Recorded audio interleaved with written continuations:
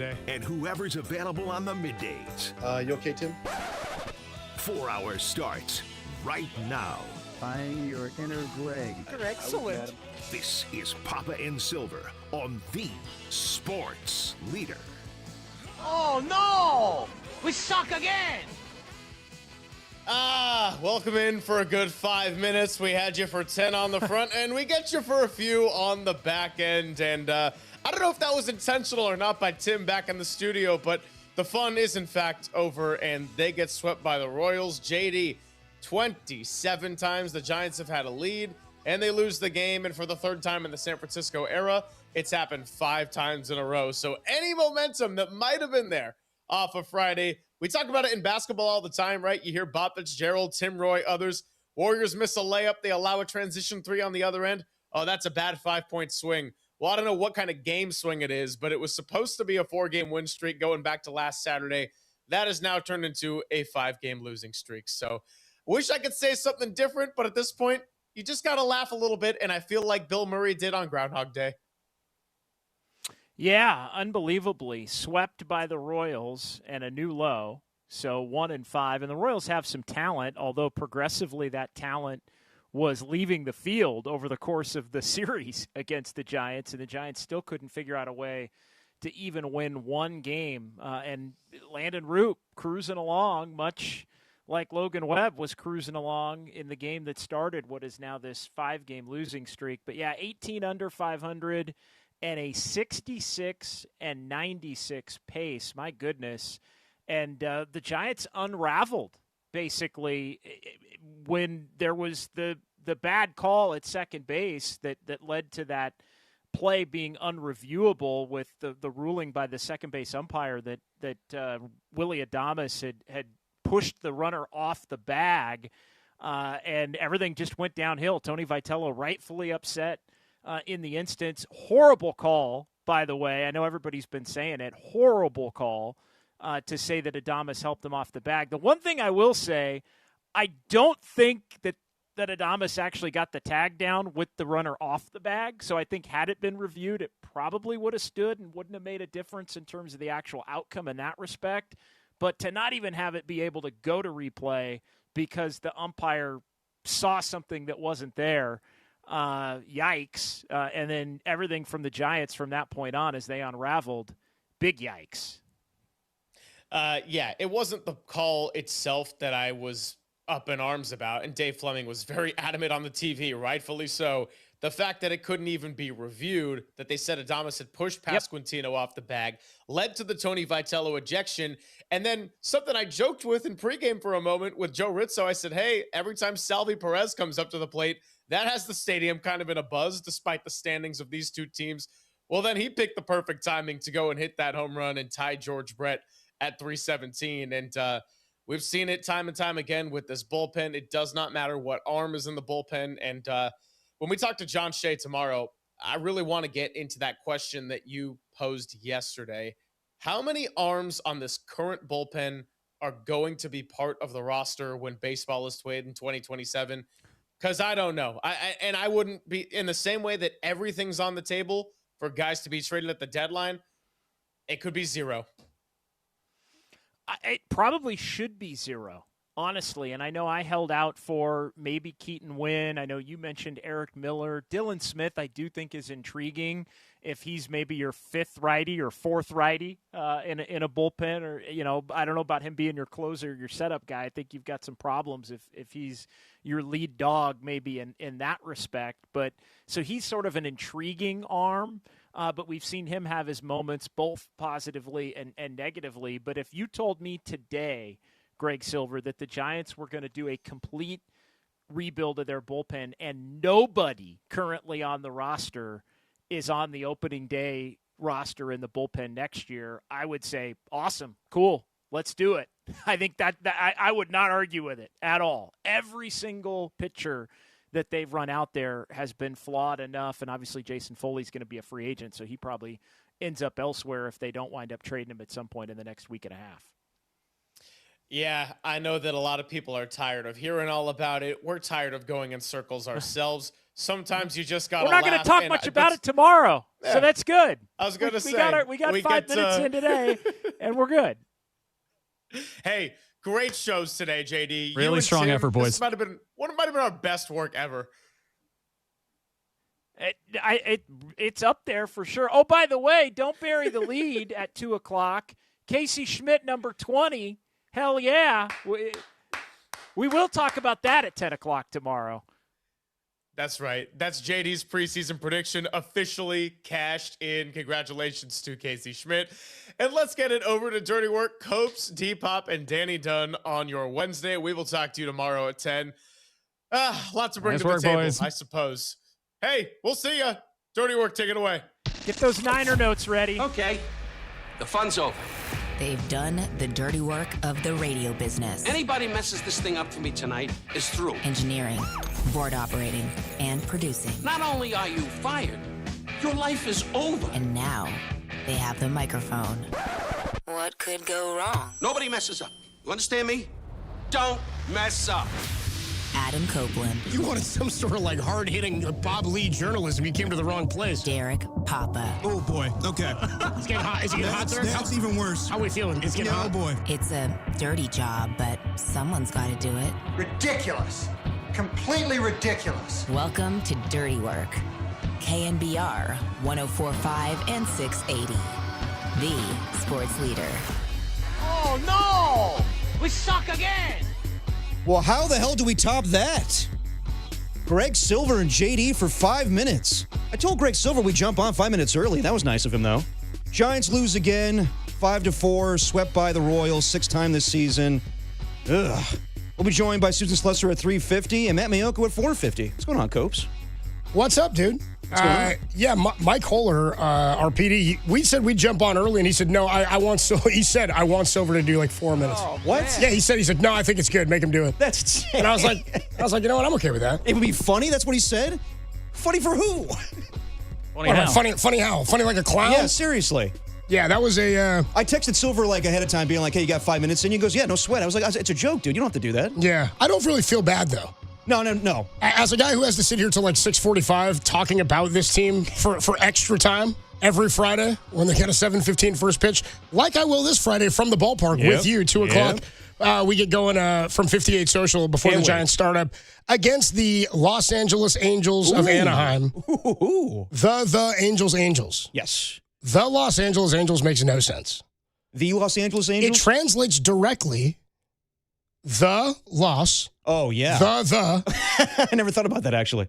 Angeles Angels. Yeah. Angels. The Angels. It's the stupidest name in sports. For the longest time, and I think Tom Tolbert would agree, their name didn't make sense forever.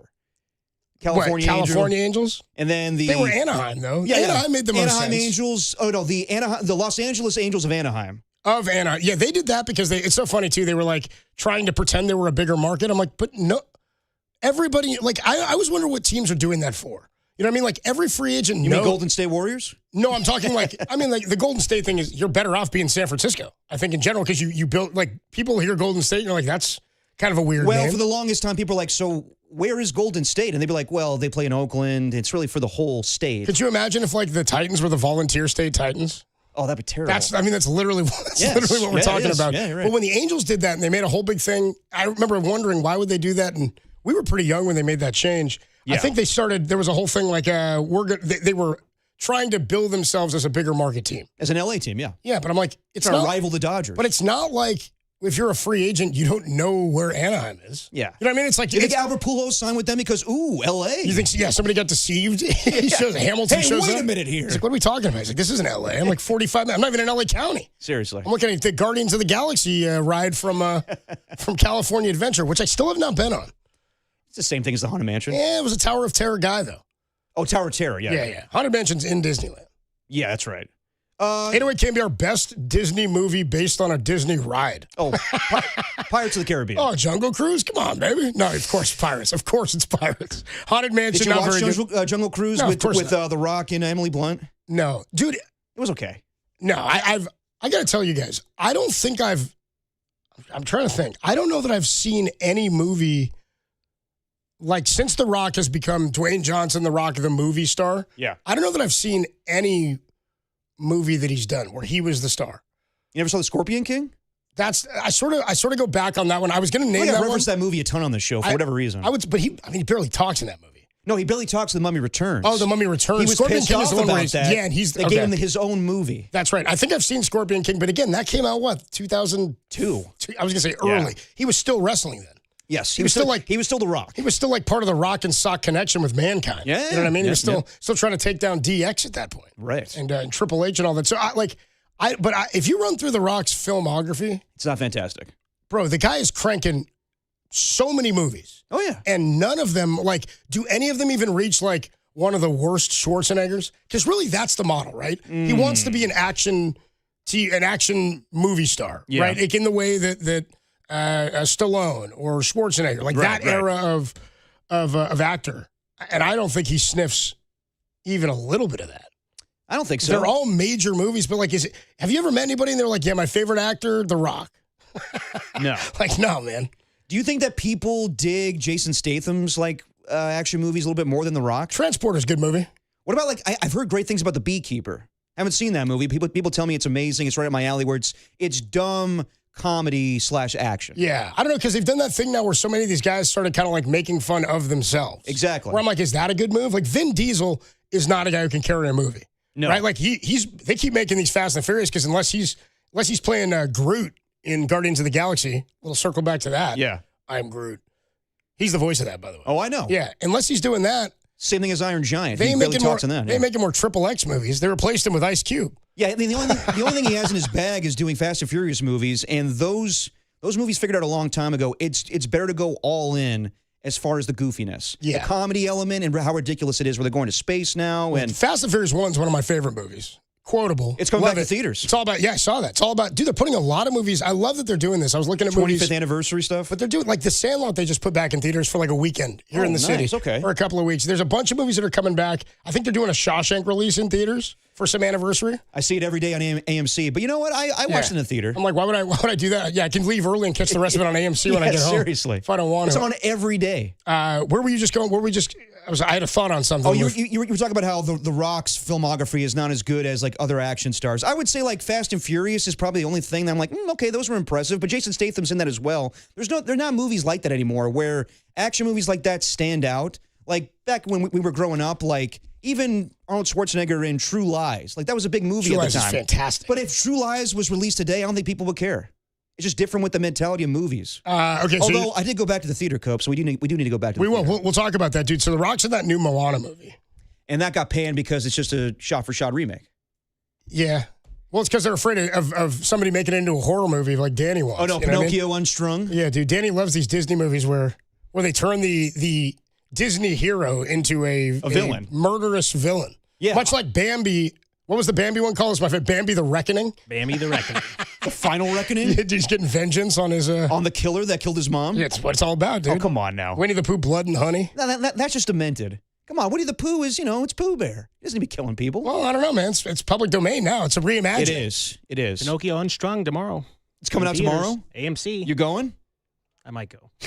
Danny, would you want to go, me and you? Not tomorrow, but Danny said it when I mentioned it to him last week. He said, that's a limited release. Well, you know what? I don't know how long it's going to be out. It might only be from Wednesday to Wednesday. I was shocked, Thursday to Wednesday. The preview is laugh out loud funny. I'm sure I would laugh at it. But I was shocked. I was at the AMC in Houston when I went to go see The Odyssey. There was a poster, a big-ass poster for Pinocchio Unstrung. Yeah, dude. And it's like I don't know, what we call an indie darling? What would you call it? Yeah, it's not it's a limited release, I guess, yeah. It's not a wide release film, but I saw the preview for it before I saw Backrooms. So they are advertising it to certain audiences. Well, they have Freddy Krueger playing Jiminy Cricket, so. Oh, the original guy that played... Freddy Krueger. I believe in the preview says, call me Cricket. Jesus Christ. And maybe they don't have the right to Jiminy. He goes, well, shit. Yeah, dude, that hasn't hit public domain yet. They gotta walk on eggshells with some of the names. Yeah, dude. We have Pooh Bear, but we don't have Eeyore. There's some where you have to make like harmless creatures the villainous things. Like Pinocchio is a doll, right? He's a marionette or something like that. Yeah. Whereas if you did Beauty and the Beast, it'd be over in 5 minutes. Belle would roll in and he'd just rip her head off. Yeah, that's true. That would be it. Yeah. A little chip would roll in and he would just smash the cup. He'd be like, have stop. They done anything with Beauty and the Beast? Why is this candlestick singing? No, they made a live action. I remember that. where please tell me John Hamm was Gaston because he looks just like him in the cartoon. I don't think one of my favorite characters. I don't think they cast Ham as Gaston. But he looks just like him, though. They got to Hermione, I think, was Belle. Okay, Emma Stone? Emma Stone, right? No. Watson? Yeah. I always mix them up. Yeah, Emma Stone, the Academy Award winner, I believe. I mix up white women as well, Coach. Yeah, okay, all right. Me too, brother. To a detriment. Adam Copeland, Depop, Danny Dunn hanging out with you on a Wednesday. I'm like, Mom, on a Wednesday afternoon. We got plenty to get to. That was nice, dude. We got through that first segment. We didn't even mention that the Giants had just a sick road trip. Oh, yeah. And by sick, I mean the opposite. Like, really bad. What's the record against Major League teams? Oh, sorry, Major League teams. The record American League teams. Record against Major League teams is not good. I'll give you that. Let me get you the Giants record. The Giants against Major League Baseball are 42-59 now this year. Oh, no, that's after yesterday. They're 42-60 now. 18 games below 500. So, of course, we're going to ask, is today the new rock bottom? Well, dude, it is mathematically. Of course it is. The Giants are now 2-2 when 17 under? Yeah. Man, it's no good. Well, no, they're... You mean it's the 16, first time they're 2-1. Well, no, they're 17. They're 18 under now. So they're 0-1 when they're 7. They're 0. This is the new season. No, they've been 2-0, so they're 2 because they'd been 17 under before, and then they wanted to get back to 16 under. I don't know. It's just sad we're keeping track of that at this point. Well, dude, they rolled in, and I was like, man, the Royals are going worse than the Giants, dude. I was like, that's incredible. They're 20 under, not anymore. Now they're 17 under, and the Giants 42-60. Amen. They're 20-35. On the road. The Giants are everybody's get-right team. Going back to the Phillies were loaded with talent, so I'm not surprised by that, but play the Giants and then you'll get right. Anyway, KMBR, what's your favorite bad road trip of this season? I'm partial to the one in Philadelphia and Tampa where they got walked off on twice in the same day. It's one of my favorites. Yeah. I would say that's the biggest one. This one's up there, though. This is bad. I did like how bad this one was. Well, it started off with a good 7-0 victory in Seattle, first game out of the All-Star break, and then since then, yikes. Well, my favorite thing about this road trip, we'll break it down. Okay. My favorite thing about this one is, don't forget, the Giants still have not won 4 games in a row, and they haven't swept anybody yet. No. They'll get swept, though, by one of the worst teams in baseball. 6 times this season. As you can hear it all right here on the Sports Leader. Twice by one team. Who was the team that swept them twice? Arizona. Oh, good. At least I don't have to see them again. So, remember I told you they won those last 2 against Colorado. Yeah. And then you went out of town. Yep. And I was like, oh, man, dude, this could be crazy. If they win the first 2 against Seattle, everybody's going to go 4-game win streak finally. But it's a week apart. No, they won that Friday game. Haven't won since. Yeah. Have not won since. Yeah. They've won 1 game since Monday the 13th of July in the last 9 days. Oh, my God. Which is incredible. 1-5 on this roadie. And here's the other note. They had the lead at some point in all 5 of these losses. You don't say. Yeah. Landon Rue pitched. He deserved better today. He did. He really did. Also the most predictable home run of all time after that ejection by Vitello and that bad play. Well, you know what? I don't blame Tony for being mad about that. No, he had the right to be. Yeah.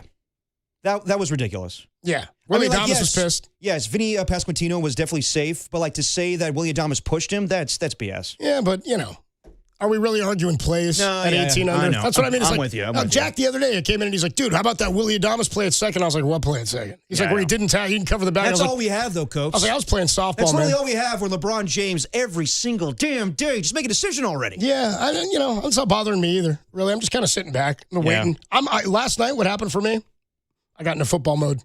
Yeah. I started getting the itch last night. That's me every day, man. I started mapping out my road to the beginning of preseason. And when you say road, you mean Tim Webb driving you to Levi's? Yeah, I mean me Ubering to Tim's and then him driving me to Levi's and back. Yeah. For a 13-hour workday. Yeah, thank you. I'm mapping out my schedule for in between these Giants games here to try to bring a little levity and joy to my life. There you go. I'm getting ready to rewatch the entire 2025 Niners season. So recap. You want to do that again? What, recap last season? Well, it kind of ended in heartbreak, obviously. Not even heartbreak. I know I was there. Kicking. I mean, it wasn't really heartbreak. Rashid Shaheed took a ball to the house 10 seconds in, and it was over. Not heartbreak, but an ass-kicking bonanza in the last game. It's more about doing my due diligence and doing prep for this coming season. I got you. But it's also about not having to deal with this crap this season as it relates to the San Francisco Giants. 808 KMBR, 415-808-5627. The opposite of love is not hate. The opposite of love is indifference. Yep. And I am teetering. We'll talk about it next, only here on The Sports Leader. Why'd you bring the Buster here? Because the Buster kept me out of handcuffs. He didn't just run back to the fort. The Buster brought me back.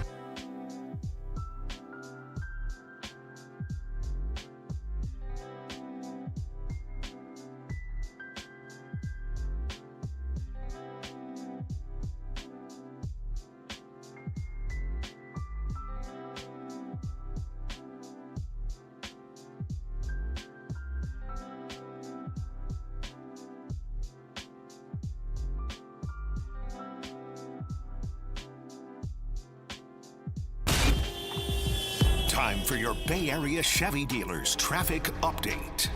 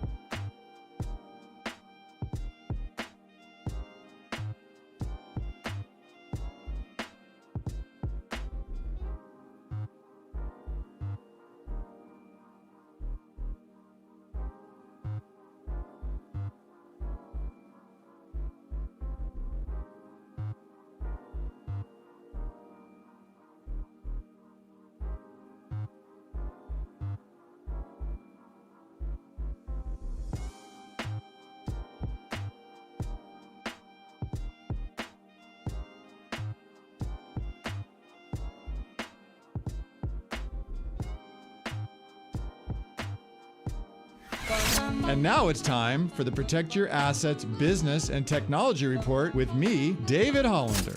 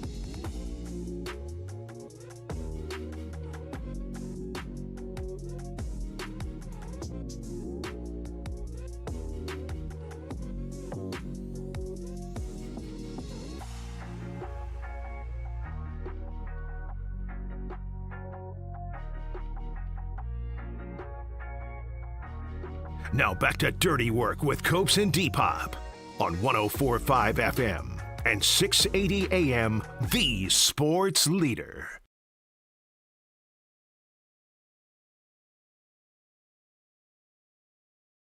Dirty Work with you on a Wednesday afternoon.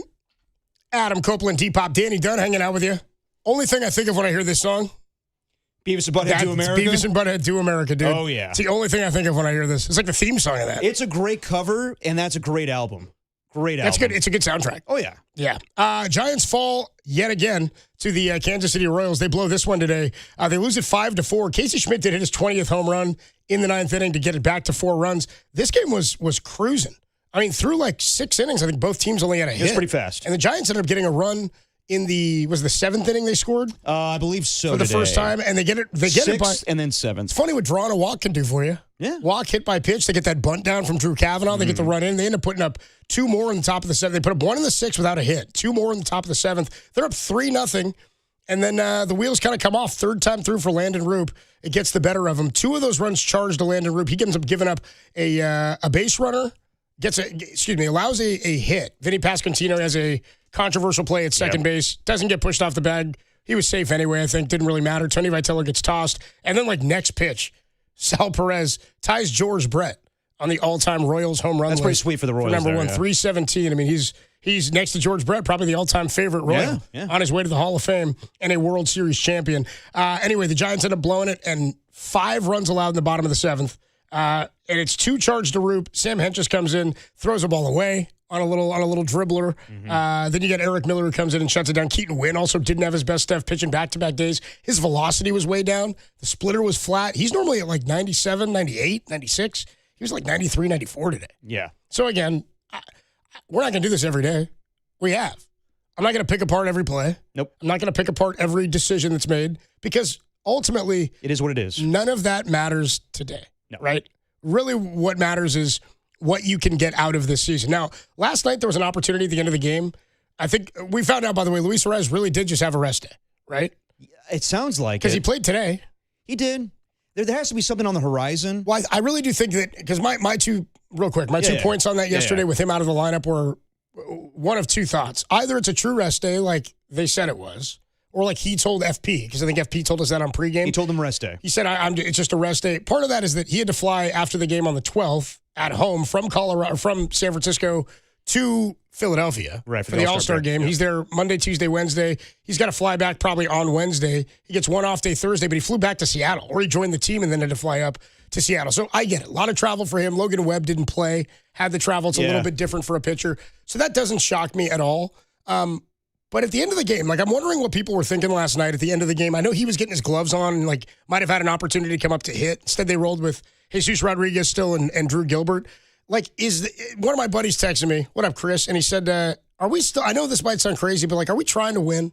He goes, shouldn't you have put Arraez in for one of those guys to hit? And I said, at this juncture, I don't really, I don't know how to phrase it to where, it's not that I don't care about Arraez at bats. It's not that I don't care about winning. I'd rather them win the rest of the games than lose the rest of the games. Of course. Of course. That would mean that you found something, right? It would mean that something was starting to click or something's going right. Nothing is clicking now.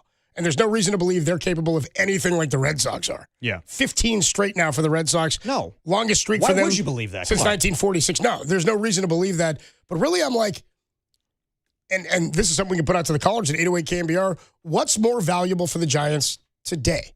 What will help them tomorrow by strategizing for tomorrow by what you do today? Meaning, is it more valuable for the Giants to have important at-bats in the 9th inning on the road given to guys like Jesus Rodriguez, like Drew Gilbert, who are not as likely to succeed as Luis Arraez, but you don't want those moments to happen like we talked about with Bryce Eldridge earlier this year. Of course. In the Grand Slam. Monday, he had that opportunity in that game. I think it was against the Nationals. Yes. And he struck out with I think he was the bases loaded or runner on third. Yep. First and third, something like that. And then he came up again 2 days later, hits the walk-off grand slam. Yes. It's about getting those guys in that mindset, in that moment of experience, so that when that moment does mean something in a playoff hunt or in a pressure situation where you got to win some games next year, the year after, that's not the first instance that they've been in that spot. Now it's all about getting guys comfortable, taking inventory for the remainder of the year, what's going to be of value. And once you move Arraez, all that's going to come anyway, right? Right. But really, last night, I'm like, I hear you. Would have been fun to win the game and have Arise come in and hit, but does that mean anything to the 2026 Giants or the 2027 Giants? Not really. No. It's a more value to put Rodriguez and Gilbert there, even though they're not as likely to succeed, and say, show me what you got. Honestly, fans don't want to hear this, but the rest of the season, wins and losses don't matter. And you're going to have a lot more losses. And what you always say, dude, is they don't hang pitchers in the standing. They don't. And I heard, I've been asking Joe Rizzo and FP the last few days on Talkback, like, what's the most important thing to you in the second half of this season post All-Star break? Is it the growth of a Bryce Eldridge and the other young players on this team? Is it to see, moves made at the trade deadline? Is it to get back in it? And honestly, everybody keeps saying, like, really? Like, even FP yesterday said, I want to see them play like the Rockies a little bit, which is like, oh, my God. Right, but the Rockies have players that are, like, giving them hope. Right? They're not like bogged down by contracts. Like, they're not ever going to have pitching because they're the Rockies, but they're developing some hitting and they've got some really young, exciting players where it's like, yeah, they're not winning games right now at the rate they need to be. And again, pitching's going to be a huge problem for them. But much like in 2007, when the Rockies flared up and became a problem, or really 06 and 07, they developed a ton of talent. Matt Holliday had come up. Yeah. You had Troy Tulowitzki came up in 2007. Garrett Atkins is over there at third base. Like, they had some real pieces that were a core for them for a number of years, and that's what they're finding right now. The Giants, the core for them is what they purchased and they're kind of stuck with until they create a new young core. Yeah, I mean, to me, it's just the growth and maturation of these young players on the team. And, I keep saying for Buster Posey, it's an evaluation process. That's what it was all last year to me. And now post, trade deadline, what's going to be for a lot of these guys that are question marks going into the offseason? I saw Jeremy Affolk go on with Susan Slusser, and she'll join us at 3:50. He went on her podcast talking about how he doesn't want them to trade Willy Adames because what's the most important thing for the Giants the rest of the season is what they do right now. When they're 18 games below 500, can it carry over to next year? And I hear Jeremy, he knows a lot more about baseball than I do, but we said that last year. I don't think anything they do right now is going to carry over to next year. So does anything ever really carry over except for just development? Exactly. Right? That's when we talk about carryover or momentum into next season, that's all just fodder. Yeah. I feel like really it's about, is there anything that you can tangibly look at, like Casey Schmidt hitting his 20th home run today, right. Bryce Eldridge getting more play at first base? Is there more opportunities you can give guys that let you think we can jump off from this point with this guy going next year? Right. With pitching, it's way more fickle, right? Like, even if you got a bunch of great success from Wisenhunt for the rest of the way, I'd still go, great. Show me you can do it again for like a full year when everybody's got a book on you. Exactly. Same as I'll feel about Randy Rodriguez coming back next year. So I don't think it's a whole, maybe they could do something at the end of the season here and it carries over to the 2027 season. It's not about that. I think Buster Posey has a large sample size, a lot of these guys. If you want to make moves, you could try your damnedest. I just don't think they're going to be able to pull anything off when it comes to Jung-Hoo Lee or maybe Elliot Ramos, but I still think it's going to be the guys that we expect to get traded. It's going to be Luis Arraez and Robbie Ray, and I don't even know if you should pitch Robbie Ray again before the trade deadline, but those are the moves that I'm looking at. I would doubt anything else happens that's monumental, but I'm not going to just wait around for some of these guys because something will carry over to next season. 808-KMBR 415, 808-5627 is the number to call and the number to text. Let's go to Hank. Hank is in the East Bay. What up, Hank? You're on the Sports Leader. Oh, hey, guys. I like baseball, and I remember when there was 2 divisions in each league, you had 2 teams go to the playoffs. So I'm used to, kind of plugging away, playing for next year. That's fun. That's fun to me because, a team like this, with this much talent, and I do believe we have talent, if we finish strong, like, let's say we have a 20-10 September, we could go into next year as a playoff, probability, a favorite to go to the playoffs. So, I'm not, freaking out, and I just think, I think the easy move, I've really thought about this a lot, and it seems like the most straightforward trade would be packaging Adames with Eldridge or packaging Chapman with Eldridge, because we've done all the PR for the guy, and I don't think middle of the order is our weakness. And the last 2 things I want to say, and you guys, whatever you find him interesting or whatever you want to talk about, but I think Brubaker will be if he's given the opportunity. I think I see our best homegrown closer since Sergio.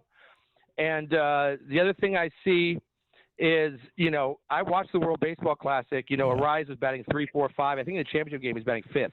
And I think that's really, where he should be because this guy's Will Clark, okay? And the last thing I'm going to say is if we trade Ramos and/or Schmitty and/or Arise, any combination, one or two or three of those, I'm done rooting for the Giants on August 4th. And I'm throwing all my jerseys in the McCovey Cove, which is one jersey because I should buy more. Wait, really quick, Hank. We got some stuff we got to circle back on. We got to circle back on some stuff. Really quick, to the beginning, when you said all of this talent that they have, what part of the team are you referencing? Like, if they have this much talent, like, they've proven they can score at times. They're also wildly inconsistent. Like, guys are playing below their career averages, most of the veterans across the field, right? Up and down the lineup. What would make you think that they could even possibly go 20-10 in any given month?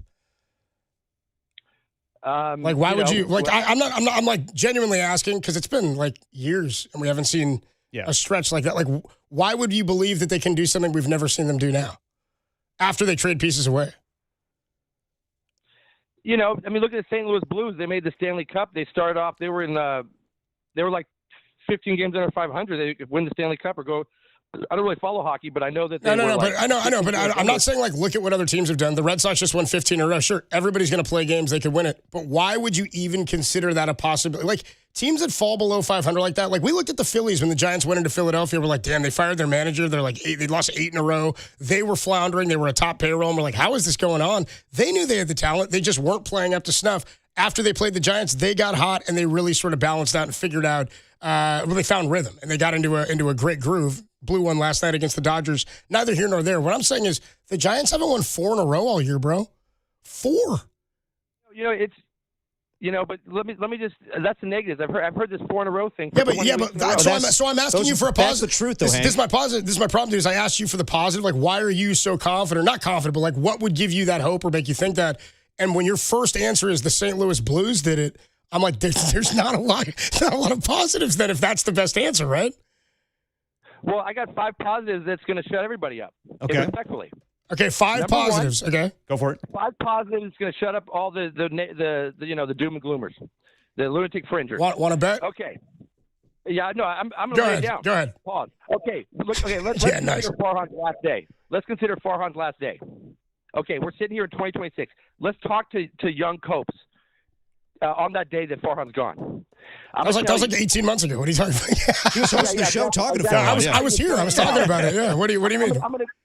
Okay, listen. Okay, if I would have told you on Farhan's last day that we're getting 35,000 a night every Tuesday night, if I would have told you on Farhan's last day that we got the batting champion like Will Clark, like actually Bonds won the batting title, but you know what I'm saying. If I would have told you, Center Buster, yeah, go ahead. Yeah, if I would have told you that we got Rookie of the Year on Farhan's last day. What if I would have told you we got our best homegrown closer since Sergio Romo? I don't know why he's not given an opportunity. Are these all part of the 5 points? Because that was one thing I was going to come back and knock down. Yeah, well, the second, then hold on. First of all, you just said best homegrown closer, which is laughable that you think anybody on the roster is a closer. Are you talking about Brubaker, who, by the way, you've said twice now, is not homegrown, dude? He's not from here. He didn't come through the system here. Well, you know what I mean. I don't. I don't know what you mean. He's been in the big since 2020. He was at Pittsburgh and the Yankees before this. He wasn't an 8th and 9th inning guy when he came here. That's what I'm saying. Okay. I appreciate the call, Hank. Thanks so much. Okay, look. I think Hank's being positive, but I don't think he's being like reasonable or really understanding about. Like you clearly have not evaluated. Like, how do you watch 4 months of it? Why are we even talking about this team like this on July 22nd? That's my problem. Is we've been doing this conversation for months. I know. It is not our job, you and I, to be Mr. Positive or Mr. Overly Negative. We're supposed to be realistic. And at this point, this team has not won 4 consecutive games. So why would we believe at one point they're going to be 20-10? Also, if you're selling me on attendance, I don't give a damn. I'd rather there be 3. That does not matter. If their win percentage is 650, I don't care if there's 3 people there. What do I care how many people are there? And why would any fan care how much? Whoa, they got 35,000 a night? To a man, does any fan give a damn about the bottom? Like, I can't believe, unless I guess the right letter for the number, like when you guess the attendance, that's the only time I care about it. I should give a damn. Why do you care that they're $35K a night? Why does that matter? It's great if it's $35K a night when the team's winning, because that's a vibe. That's fun. It's a thing. It's a great place to go see a game. Nobody's disputing that. But if if one of your 5 positives about this team is that they're filling the ballpark and Brubaker. And also the example of the St. Louis Blues. I understand what you're saying. Back in 2019, they won the Stanley Cup when they were well below 500. But again, like, if you are a fan that relies on hope, then more power to you. You should always have hope as a fan. but that's not a strategy for a front office executive. So if that's Buster Posey's strategy, post All-Star or post trade deadline, was like, well, I hope that Luis Ariz comes back and Robbie Ray. That's a bad way to go about business. So I would prepare Hank and everybody else. Don't throw your jerseys in the ocean because they are going to trade Luis Ariz and Robbie Ray. What are you, Max Muncy in the ocean? It's the Bay. Way the way. Go grab that bull out of the ocean. Remember he yelled that at Bumgarner? I know. I didn't like that. Bumgarner police. I was like, Bumgarner, just giving up home runs like that for, man. Yeah. And then barking at Muncy. Seriously. 808 KMBR 415-808-5627 is the number to call and text. I'm not saying there are no positives, but to be positive or have a positive outlook about what this team has done and think something would change, I'm like, what are you talking about? What are you talking about? Also, none of those points shut me up. We'll get to more of your calls next. 808 KMBR is the number to call and text. Hank, I do appreciate the call. We're looking at this from two completely different sidelines, especially when it comes to JT Brubaker, who will likely be traded at the deadline. We'll talk more about this with your calls. Daniel, Chris, Matt, Jeff. See all you guys waiting on the line. We'll do it next on the Sports Leader.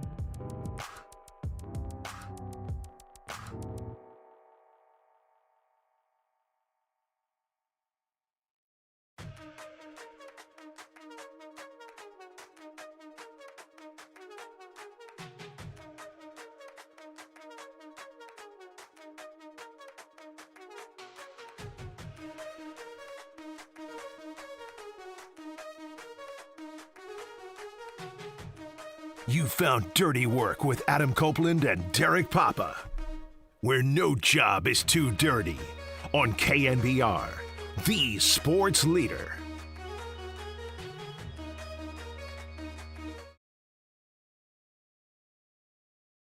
Dirty Work on a Wednesday. Adam Copeland, Derek Papa.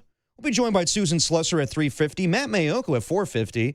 Has Matt come back in the last week? I guess he has. I've been off, but he's going to talk some football again, so we'll catch up with him as the Niners head to training camp. I think the rookies have already reported, but by Saturday we'll have some practice going down. So, yeah, looking forward to some of that. And the Giants lose again, 5-4 to the Royals, get swept by the Royals. They were at 3-0 in the seventh, gave up 5 in the bottom of the seventh.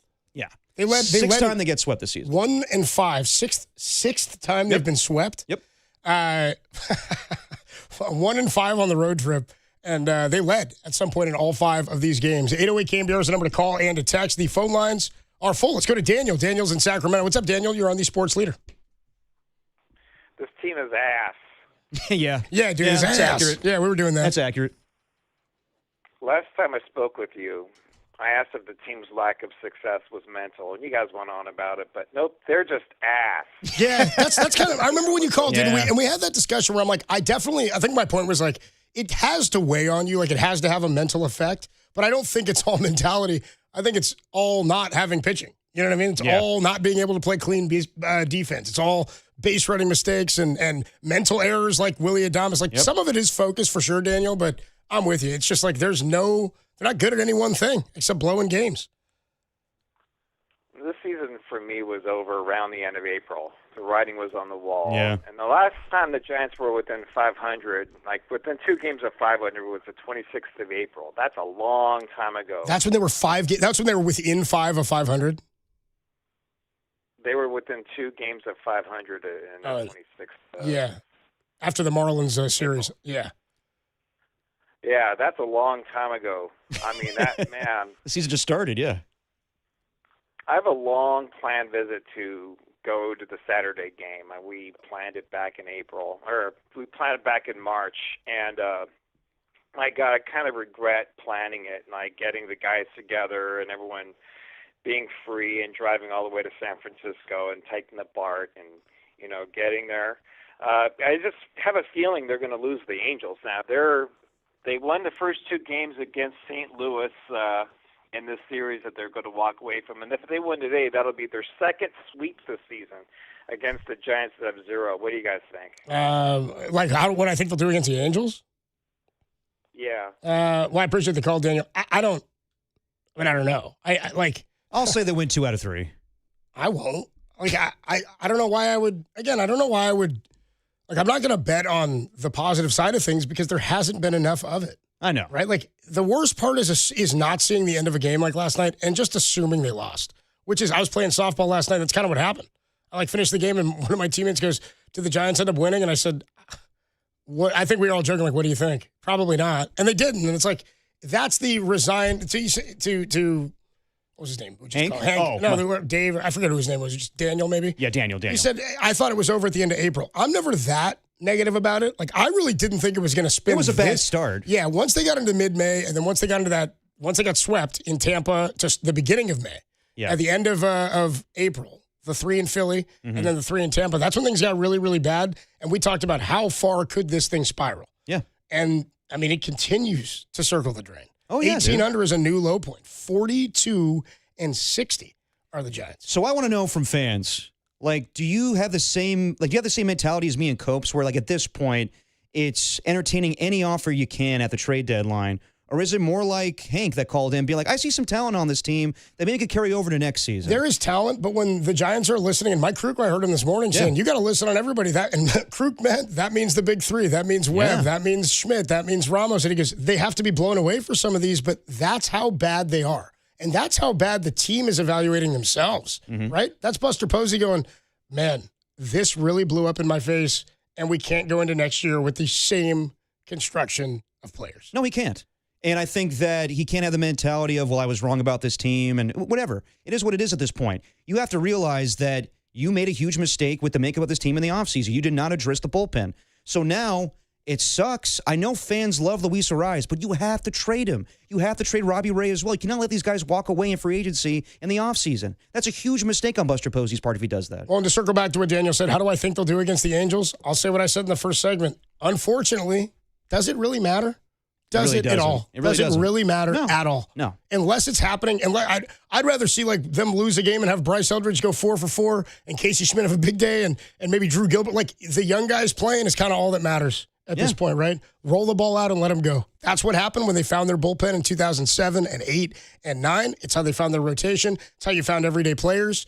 You've got to give these young guys an opportunity when you're not good enough to compete. Absolutely. And you've already paid these big salaries for this year. You're going to be paying them. You need them to play some, but you need to work in some other young guys as well. Really, the pitching is the major concern for how they'll even eat these innings for the remainder of the season. Yeah, I'm not sure. I mean, they can't get through 3 at the end of a game. How are they going to get through 63 more games once they trade Robbie Ray away and they don't have Trevor McDonald potentially? I mean, we're looking at a lot of Hauser innings. You know? So real quick, what are you anticipating the return will be for Arraez? I have no idea. I genuinely don't. I don't know what their asking price is, and that's probably why they're waiting to make a deal because the value is going to continue to stay with him. Right. That value is going to hold because he's proven to be the same player he has been for a number of years. He's the one guy. That's the thing. Luis Arraez is also the one expiring contract or veteran player that you're trading at the peak of his value. Yeah. Right? Like, Devers wouldn't be peak of his value. Adames wouldn't be. Chapman wouldn't be. Schmidt would be, of course. Ramos, fine, all that. But for the vets, like the guys who have been paid, you're trading them at their peak value. You're not trading at peak value, which is the worst time to trade a guy. Right. It's the absolute worst. You're getting the least amount out of him. So what could I expect from Luis Arraez? Genuinely, I don't know. I'd like to say I thought Buster did a good job at the last deadline, but they're fine. I was watching some of the River Cats game last night. Parks Harbor's up in AAA. Yeah. He got some at bats. Like, I'm more intrigued in that right now. I was watching last night with intent at the Horseshoe after I played softball over in Marina. I was like, dude, what's going on with this club? More intriguing. They're putting up runs, and I'm like, these are guys I can try to get excited about. I don't know how good those moves were, but they were smart in theory to get rid of some of those guys to make sure you had something for expiring contracts. I don't really know at all what to expect for Luis Arraez. I also think Buster did a really good job when he traded Patrick Bailey. Yes. I think what he got back was good. You got a starting pitcher, which is Tugboat. He's in AAA now. Guy's probably going to have an opportunity in camp next year, or maybe even at the end of this season. They may have to put him on the 40-man to get some extra innings. And they got that draft pick at the end of the first round from Cleveland. But I don't know. I don't really know what the haul looks like. Maybe you pair him with something else. Maybe it's him and a reliever. Though Brubaker is the best homegrown closer since Sergio Romo. Let's go to Chris. Chris is in Santa Clara. What up, Chris? You're on the Sports Leader. Yeah, hey guys. Hey, what's up, Chris? A couple quick questions. Is there a record that the Giants could put up the rest of the season that would actually cause Buster to have to leave? I don't think so. I can't imagine that's the case. And by the way, let me answer your question with a question of my own. If and when it ever got to that point, doesn't Buster outlast Vitello in your mind for at least a year? Well, I'm not sure. And I think it's, the September, I think, not August, but September, objectively, the Giants have the most challenging schedule in the entire U.S. Out of their 24 games, they got 21 games. So they very reasonably could go 6-18 in September. And that's, I think, if they have a good month. If you look at who they're playing, they're going to close 6 against the Dodgers, the Twins, who are going to be fighting for their lives. They're still in it right there. Pirates, Pittsburgh, Mets, right on the edge. Cardinals, Padres. Yeah, it's crazy. Oh, my God. Yeah. So September's going to be ugly. And that last weekend of the season when the Dodgers come up, it's going to be wall-to-wall blue, and they're bringing beach balls. And so, you're going to get to the end, and this could easily be a 62-100 season. So if you're, and this I'm really deferring to you guys. It really doesn't matter. They could go 15-45 the rest of the way, and Buster's job is completely guaranteed. No problem. He comes back no matter what he does. Well, then I think it becomes a whole different kind of, discussion. What comes next, right? Yeah. So then it's, so that's why I kind of just wanted to kind of steer that conversation there because, I don't think they're going to go 10-50. That's crazy. But I think 15-45, 20-25, or 20-40 rather. I think that's reasonable. What do you guys think? Yeah, I appreciate the call, Chris. It is a good question because we talked about this early in the year, but more on Vitello, where we were like, how bad would it have to get for them to move off of Vitello? And then I think both you and I came back to the thought well, how do they get there? Right? Vitello's not completely innocent or off the hook for this season. He's the manager of this team. But he gets the benefit of the doubt because he's an experienced. I think we all look at this and go, who was going to win with this? Bochy wouldn't win with his bullpen. Nobody's getting outs, right? The manager looks great when he picks a guy and he gets the outs. The problem is the makeup of the bullpen, the personnel, of course. Yeah. But I don't think anybody in management's going to look at this and go, yeah, Tony's the reason this fell off the way it did. Especially when you look at the mistakes that Buster seemingly made and then try to correct in season. I think what Chris is talking about is if they lose 95 games, or they're going to lose more than Farhan ever lost in a season. Yeah. Ever. I'm not saying everything was better, but the guys that we're hyped on right now, Farhan dudes. We're talking Casey Schmidt and Bryce Eldridge, right? Yeah, but we're talking about that was Farhan. This is Buster Posey. That was Buster. So what I'm getting at here is different way. Oh no, we knew because we said this when he took the job. How long is his leash? He gets the longest leash of anybody ever. As long as he wants it to be, honestly. And this is a perfect sort of litmus test for that. We didn't ever expect it was going to get this bad this fast for sure. And honestly, if you told me at the beginning of the season they had a chance to lose 100 games and Tony Vitello wouldn't be really at fault, I would have been like, come on. No way. Yeah, that's a great point. No, come on. Yeah. Where, yes, like he gets some of the blame here, but really this is more so on Buster Posey and Zach Manassian. But there's no chance in hell they're firing Buster Posey at the end of the year. But going back to my movie, dude, you guys got to watch this, man. What, Coach Carter? Yeah, you guys got to see I'll Coach get around Carter. to it. I've Dude, seen it. As I told you, dude, there's that scene where he goes to he's trying to talk to the principal about, he gives all the players their own contract at Richmond High. Yeah, I remember that. It says you have to have a 2.0 to play sports, but for me, you'll have a 2.5 or whatever it is. You'll sit in the front row of all the classes. And then you wear a suit? Is the suit part of it? Suit and tie on game day. Yeah. They don't own ties. You going to supply the ties? Says one of the parents. Yeah. Anyway, he's talking to the principal. Coach Carter is at one point. Sam Jackson. And the principal's like, you just got to let them play. You got to let them do their thing. She goes, for these boys, this basketball season might be the highlight of their lives. And where I'm going to this is the quote that he gives to Buster Posey. If Buster can keep his job without any sort of ramification and any sort of hot seat thought or you've decided this was the way this was going. Mm-hmm. And if you can keep your job after all that, to the point of Coach Carter, I think that's the problem. Yeah. Don't you? Like, why wouldn't there be some sort of change or some sort of altering? Oh, there should be, yeah. Would you, how about this? If Buster ended up, if they lose 100 games, my point I was making was like, I think there's a scapegoat before there's Buster. And Always. I wonder if Manassian comes into play there. Yeah, that could be. Like, that could be a situation. Yeah, I can see that. Like, if Buster's looking to be like, well, we got to make some sort of change. Or he says, this is the route I'm going. But if that happens, I think you and I would have the opinion of it's not all on Zach. I mean, I don't know how things are handled behind closed doors. Is it more Zach Manassian? Is it Buster Posey? But in my view, they're in tandem together. Like, it should be if one goes, the both of them goes. But we work in reality here. Like, this is not going to be where, well, Buster Posey lost 100 games, he'll be fired. That's not happening. He holds too much weight in this organization. So right. I just work in reality where it does not matter what happens. Buster Posey will still be the president of baseball operations in 2027. Yeah, and what does that say about leadership within the organization? I mean, what does that say about where their mindset is or where their heads are? Like, they can believe we think he's the guy to get this done. We think he can turn it around. I'm like, yeah, but he already turned it around. You guys were like around 500. He backed the car up into the garage door. He didn't even open the garage. Yeah. Didn't even get out of the driveway. You're 18 under. It's so ridiculous, dude. Yeah. I never thought this was where they'd be. And to your point, dude, if you'd told me on April 1st or whatever opening day was, March 25th against the Yankees, that at some point they'd be on pace to be a 100-loss team potentially, or 18 games under on July 22nd, and it wasn't really Tony Vitello's fault, I'd be like, what the hell happened? I'd be like, was Logan Webb out for the year? Is everybody hurt? No. It's incredible. Not even like big injuries. 808 KNBR 415-808-5627. I think that's a huge part of this is the lack of leadership or identity or a path forward. And the hope is that this deadline would give some clarity to that. But how could it when you've got those three big contracts and zero pitching? We'll talk more about it next. 808 KNBR is the number to call and text. Jeff, Kenwood Kid, Kevin J, Matt. See all guys waiting on the line. We'll do it next on The Sports Leader.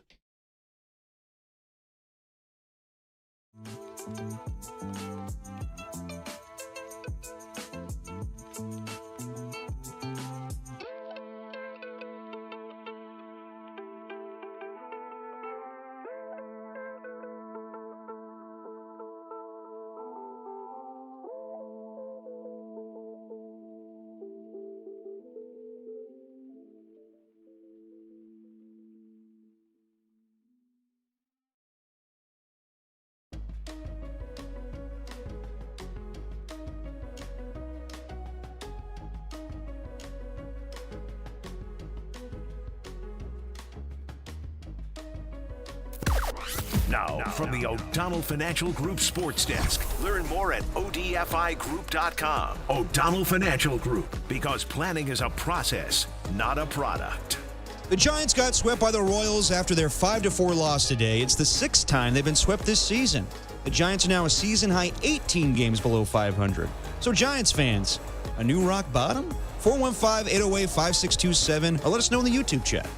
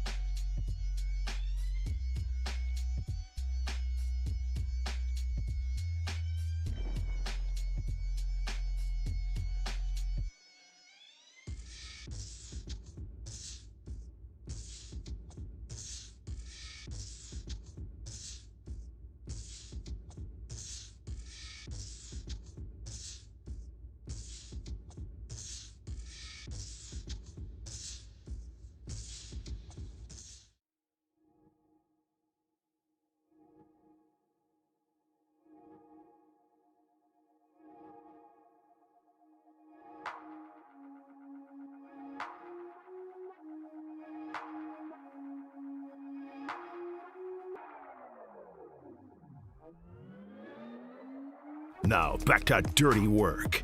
Adam Copeland and Derek Papa in the KNBR Casino Matrix Progressive Jackpot Studios. Casino Matrix Progressive Jackpots are here. Where are you? Just drop in. Please play responsibly. Call 1-800-GAMBLER. Dirty Work with you on a Wednesday afternoon. Adam Copeland, D-Pop, Danny Dunn with you. Susan Slusser joins us in just under an hour at 3:50. Matt Mayoco, 4:50. Correctamundo. Talking some Niner football. Be nice to turn the page of some Niners soon. Turn the page? I would love to. They report when? This weekend? They report on Friday, I believe, and then they will have their first practice on Saturday. That's pretty sweet. I'm looking forward to stoked. I'm ready to go. I'm ready for some football. Ready for some preseason games? Yeah, at this point, yeah. Yeah, I'll take it. Yeah, I might be. Your next Chase Lucas, your new romance of the summertime for the Niners? Yeah, dude, we'll go through my preseason crush grades once we do the 3 preseason games and I start to handicap who I like. I'm high on Connor Colby this year, man. You should be. I am. I don't have a choice. Yeah, exactly. They were kind of high on him last year. Yeah, early on, and then I think he kind of played his way out of that spot. They had some other vets. We'll get into it, but I think the biggest thing Niner fans going to bring up going into the season is the offensive line. If you have Myles Garrett and Aaron Donald on one side of the defensive line, good Lord. Because we saw how that season ended with the offensive line. And Trent Williams is Trent Williams, but did they do anything to improve the offensive line? I would say no. 808 KNBR is the number to call and to text. Text coming in here from the 281 on the Golden State Lumber and Showroom. Houston. Golden State Lumber and Showroom text line says, this is the first time in 9 years that the Giants have been threatened with 19 under 500. They first crossed the 19-game under threshold that year on June 29th, 2017, with a 6-3 loss to the Rockies, and they dropped their record to 27-46. That was way earlier in the season. Yeah. When they first fell to 19. The problem here is that they've just been puttering around 14, 15, 16 under for like 3 weeks. They're toiling toileting, really. Circling the drain is what's going on. I was going to say toiling in mediocrity, but that would toileting's pretty good, too. That'd be an insult to mediocrity. Yeah. Like, they're not mediocre. They're bad. Well, honestly, dude, we were talking about it in the break. Like, it could get worse. If the trade deadline, they just start, selling away and giving off, big pieces here, then, 20-40 the rest of the way, 60 games remaining. Is that realistic? Or could it be worse? So that's what they're at. They're 42-60 right now. They have 60 games remaining. And we just had that caller, I think it was Daniel, called in and said, if you looked at that schedule in September, I was like, yeah, dude, it's tough. They get 3 against Pittsburgh in Pittsburgh. Yeah. 3 against the Mets in New York, and Mets are terrible also. Cardinals are in it. Padres, more talented team, but that may not be huge. But then more Cardinals on the road. 6 games against the Dodgers, 3 against Minnesota. 20-40 from this point out. It feels like that's losing 2/3 of the games in the final 60 obviously would be brutal. But then you look at this stretch, you go, well, they're 18 under right now, and they're not going to get better in terms of talent when they move off of Luis Ariz and Robbie Ray and whoever else they decide. It's not like you get to expand rosters to 40 guys anymore where you can try to get through the back end of the season and really get a look at some players. And that's why I don't like the 28-player thing. I'm like, there's no way to get young guys an opportunity to come up, especially for bad teams. Like, that used to be something that I would look forward to even. You get to September, whether they were good or bad. If the Giants won the division or they clinched, you knew you were going to get to see some young guys. Some teams would use the 40-man. They started acting like, well, it's unfair. Some teams have so many guys available and other teams don't have all these dudes in AAA. That's not my problem. That's the way they managed and organized not my problem. Their roster. Why is another team being punished because this team wasn't as creative with the way they managed their 40-man? It's a totally different strategic tool now with how they operate that because you only get 26 guys. But you can't tell me they're going to be more talented after August the 3rd. Probably not. Right? And so 20-40, I don't want to say unfortunately, it's on the table. I don't know that I don't really it's realistic. I don't really think that that's where they're going, but I don't know why I don't really have a case against it. No. You know what I mean? No, why would you? And I think about the last series of the season. And Buster would be back, which makes everybody frustrated. Of course, but that's just reality. And then you're going to end the season against the Dodgers and they're playing for the 1 seed of the National League and you're maybe looking at 100 losses. This is where this franchise is going right now. We're not in the memory-making business. This is terrible. No, we're making memories, all right. 40867 says, hey, where's that caller, Papa C? Would love to see where that dude's at. Oh, he's a seer. Papa C's the dude who called in. Playoffs this year. Was that after they got swept by Arizona and then I don't know when it was. No, I remember because I was sitting in the broadcast booth at Oracle Park. It was one of my low points of the year. Was it? When Paul Sewald was thrusting. Oh, yeah, that's do you right. remember? I was like, dude. So they got swept by the D-backs, They got swept on that. Remember, they coughed it late. Right, Ryan Walker couldn't get out of it, couldn't throw a strike. Do we have that call, Danny, of Papa C back in the day? Papa C, he called in and he said, I'm a seer. Wasn't even back in the day. It was like a month ago. Month and a half ago, he calls in and he goes, he said, I'm a seer. He said the Giants are going to, didn't he say they'd make the playoffs this year? Not only would they make the playoffs this year, next year they win the World Series. Well, that's still in play. Yeah. Next year still. Papa C, next so year's far in play. he's right. I'm a seer, and I could see immediately that Hentges was going to cough this game when he came in, and it was almost instantaneous. 808 KMBR, the number to call and text. Back out to the phone lines. Jeff is in Los Angeles, the power of the flamethrower. Jeff, you're on the Sports Leader. Guys, thanks for taking my call. First of all, 3 points. First of all, on the schedule, and that gentleman who called up before about looking toward the end of the year, this is supposed to be the easy part of the schedule, remember? Yeah. And I'm looking at the schedule right now. I've watched every game. They're all a blur now. Arizona, which is like barely over 500, if I'm correct. The Rockies, who are terrible. The Blue Jays, who are under 500. Then again, another series against the Rockies in the All-Star break. Then Seattle, which is around 500 maybe, and then Kansas City. All they're doing is losing. They're losing to the worst teams in baseball right now. Yeah. Too bad they can't play themselves. That's the first thing. So guys, what does it matter who they're playing? Yeah, I'm with you. They're losing to the worst teams. So what is it? It doesn't matter who they're playing. They don't compete. Two other points I want to make quickly, guys. I know you got a lot of calls coming up. All good, Jeff. First thing I'd want to do if I were a reporter is I would ask Buster Posey this question. You were the catcher for 3 World Championship pitching staffs, from the starter all the way through the rotation, through the relief, and into the bullpen and the back of the bullpen. You decided in the off season that you would add 2 pieces of junk like Adrian Hauser and Malley to the rotation. You gave us nothing in the bullpen, and you gave us 2 guys that were coming off of injuries in Hentges and Foley. Yep. And you thought, yeah, that would work. That's the first thing I would ask is, what was going on in your brain where did you legitimately think that would work, Buster, or did you think I'll try and pull one over on the fans? That's the first point. And then my other point is this, guys, I'm looking at this roster right now. Who do you keep? Like, Coach, you were saying it, and I agree with you. I would clear out as much of this junk as you possibly can. I mean, obviously you keep Eldridge. The guy that called about Brubaker being the homegrown guy. Thank you for what up, Hank? Thank you, because my heart was palpitating when I heard that. Thank you for correcting it. That guy mentioned trading Eldridge. It doesn't make any sense. Okay? No sense. Okay, obviously we keep him. I would love to keep Casey. I would too. I would love to keep Webb.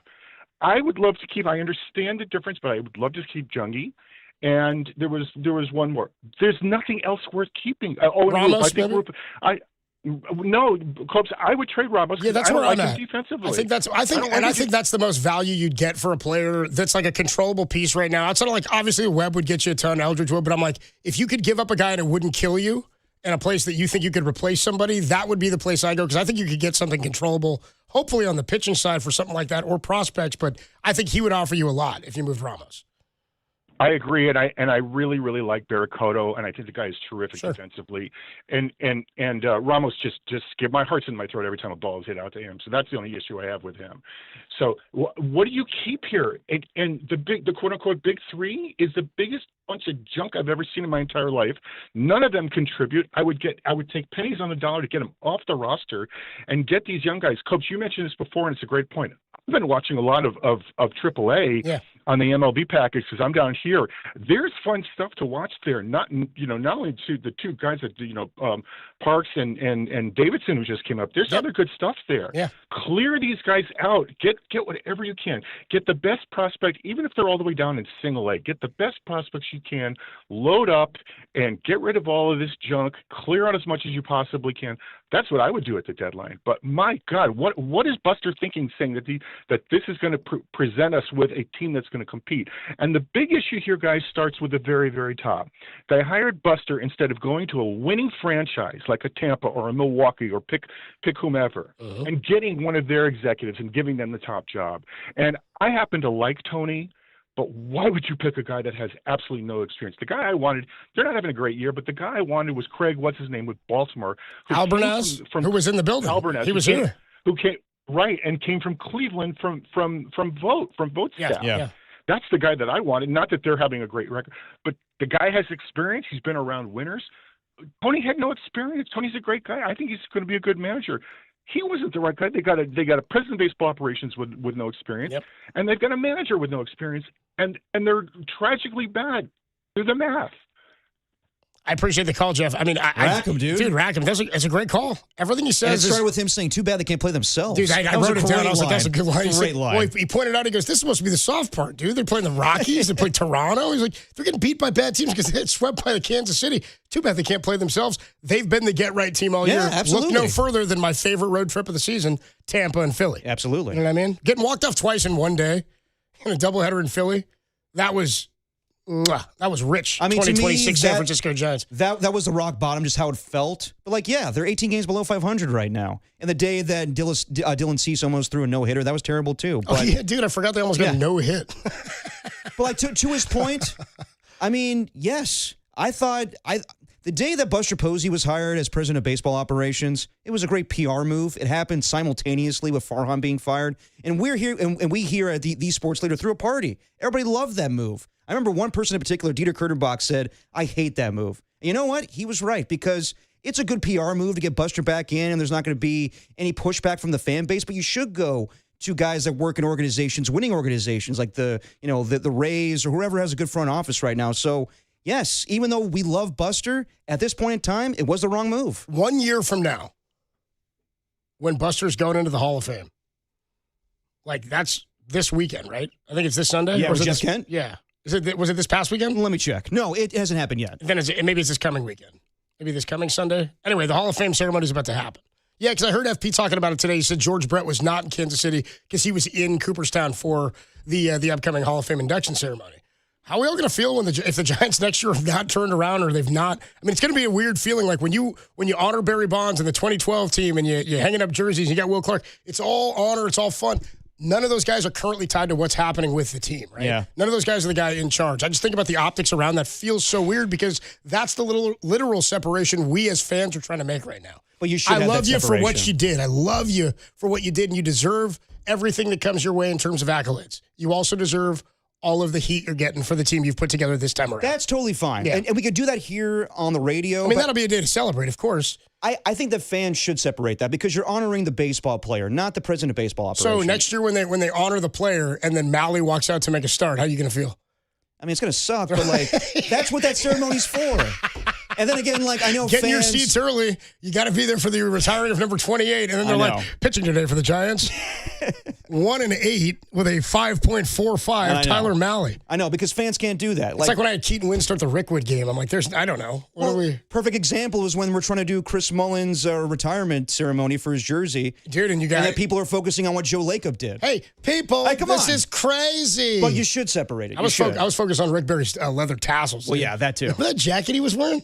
Rick's out there with the tassels. I don't remember his wardrobe that night. I think he was wearing a leather jacket, and I think it had He's always rocking a leather jacket. It was like a Hey Dude jacket. You know what I mean? Oh, a Hey Dude jacket? Hey Dude. It's out of 90s Nickelodeon. Let's go to Kevin J. in Santa Clara. Kevin, what's up, dude? You're on the Sports Leader. Yeah, so to me, you hold your winners and discard your losers, just like in poker. So I've got Eldridge at first. I'm dumping Devers for whatever you can get for him just to get him off the team. That's sunk money anyway. I'm paying Arias whatever it takes to sign a contract now. I'm holding my nose and keeping our shortstop. I'm getting rid of Chapman and putting Casey in there, which is natural position. So Ray, I'm paying him whatever it takes to keep him there. So when we're talking about dumping all these guys, there's no discussion about who are we trying to get and what do we got to give up to get them. It's all about, we got to dump this guy, we got to dump that guy, in the generic sense of maybe we get some AAA relief pitcher, but there's nothing concrete about it. It's just a dump. Well, yeah, Jay, but really quick, Jay, or Kevin, excuse me, like part of that, though, is that the Giants can't be buyers. And the pieces we're talking about them trading are pieces that are expiring. So you're just by nature are not going to get as much as you would for a player who's controllable. And when you say, like, I hear you, because I know a lot of fans are in agreement saying get rid of Devers. I know you're saying hold your nose on Adames. Some people want him moved and Chapman. But when you say dump those guys, like, are you saying just pay the money and trade them away, but pay the money to get rid of them?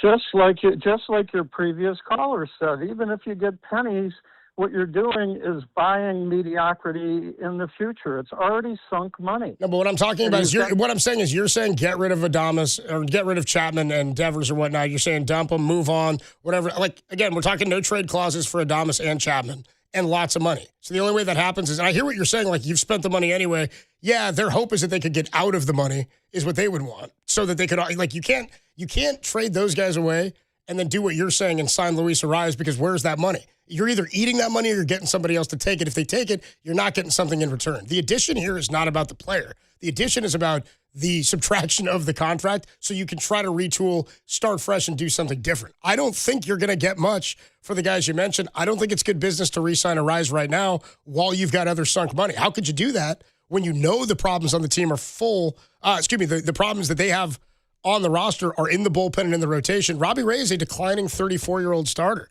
I don't think you pay him whatever it takes. I think you trade him away. If you decide this is a thing you want to do and bring him back on a small deal this offseason. But I don't think he got traded here. He didn't decide to come here anyway. I think he's happy here. But some of the stuff you're saying, I'm with you, like in principle, but I don't really know how to make that happen. And I don't think any of this deadline is about what you get in return. Unfortunately, it's about trying to set yourself up to have more flexibility later.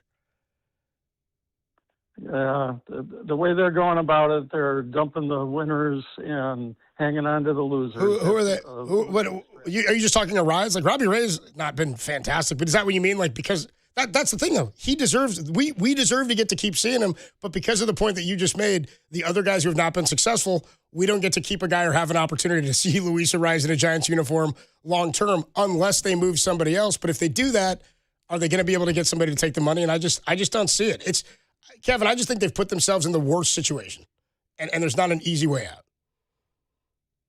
Yeah, you buy your way out. That's what it is, and they're not willing to do that. Yeah, that's exactly it. I appreciate the call, man. Thanks so much. Matt is in the city. Matt, what's up, dude? Oh, Hank, who called in earlier, who had 5 points to shut up the... He wants to come back? No. Matt wants to respond to Hank, but we should point out, because Hank called earlier, and he said, he opened the call saying, I love baseball.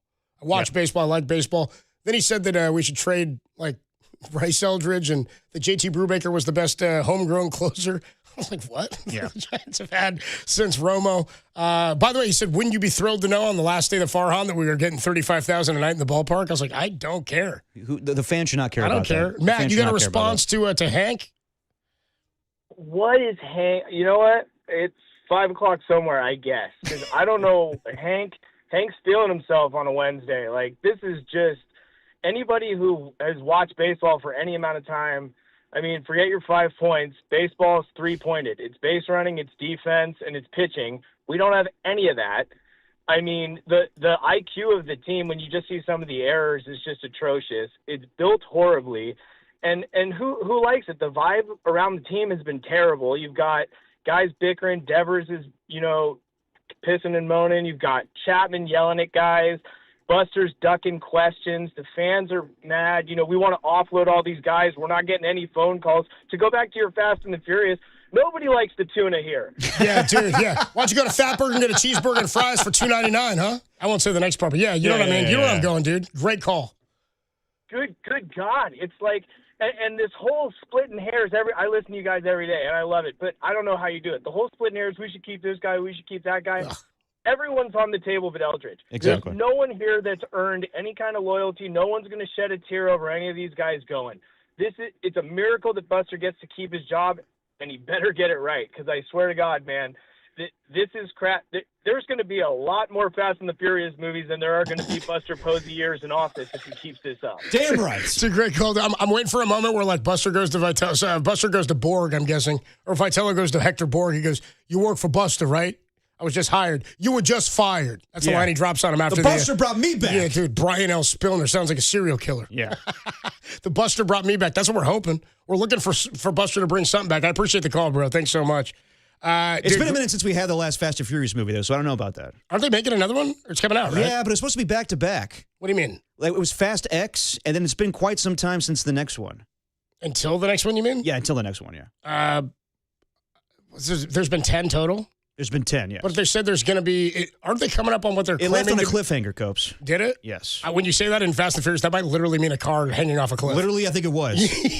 Jason Momoa is the bad guy, and Vin Diesel were into it. Jason Momoa is the bad guy. Yes, he was, yeah. Khal Drogo returns to take on Vin Diesel, dude. Yeah. By the way, that would be something Fast and Furious did. Oh, Some yeah. crossover with Game of Thrones. You got Khal Drogo facing off against Vin Diesel, breaking him out of prison. Oh, yeah. Stepping on the pavement, and it's cracking all I around want to say him. there was talk about like a Fast and Furious and Jurassic Park crossover, which I would believe at this point. Fast and Furious Jurassic Park. Yes. They keep making those movies, too. Yeah, with Scarlett Johansson now. Yeah, she took the franchise over from After Chris Pratt. Is it Chris Pratt? I always mix up the Chris's. See? Chris Evans is the other one. Chris Evans. Chris Evans, Captain America. Chris Pratt, Star-Lord. And Chris Hemsworth is Thor. That's right. Oh, Oh, there we dude, there go. are three of them, right? Yeah, exactly. Yeah, good knowledge, dude. 808 KMBR is the number to call and the number to text. It's so bad. Every day, like you said, every day we're doing this, we're split hairs. I'm like, I really am getting more to the just indifferent about the wins don't matter. Like, really, the results of these games don't matter quite as much. They don't. As where Buster steers this thing next. And that's why, like, I'd love it to all be about the on-field. I'd love it to all be about baseball. But it can't be because the business behind it or the operation behind it isn't allowing that team to find success. I mean, to the previous caller's point where he's saying you're putting more value in the losers than the winners, I mean, honestly, like, that's just a trade deadline thing. Like, yes, you're going to have more value in Luis Arraez, and it's debatable with Robbie Ray, but of course you're going to trade a Luis Arraez. It's also contract-based. It is, and he's appealing to a lot of teams out there. So I understand that. I think some people just think of things like, like they're robots. Like Luis Arraez signed a contract. He's a person with feelings. Why would he sign a contract right now? It makes no sense. 707 says, this is the worst Giants bullpen of all time? Maybe. Shout out Alex Hinshaw. He says, I liked Hinshaw. He didn't end up being a stud, but he had some stuff. And Kiichi Yabu. Yabu was old. Yabu came over. He had to be like close to 40. Did start a triple play one time, though. Oh. For the Giants. 808 KMBR is the number to call and text. We got to take a quick break. You want to talk about something else? Do you want to talk about LeBron?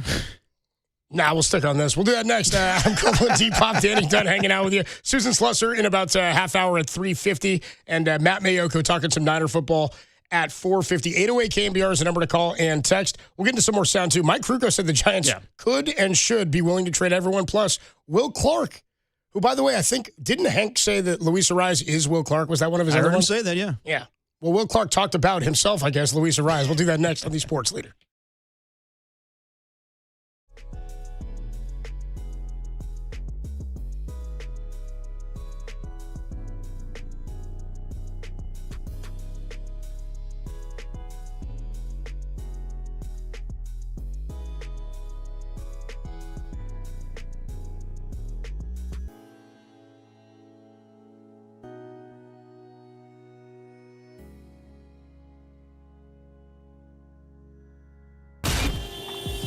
Time for your Bay Area Chevy dealers traffic update.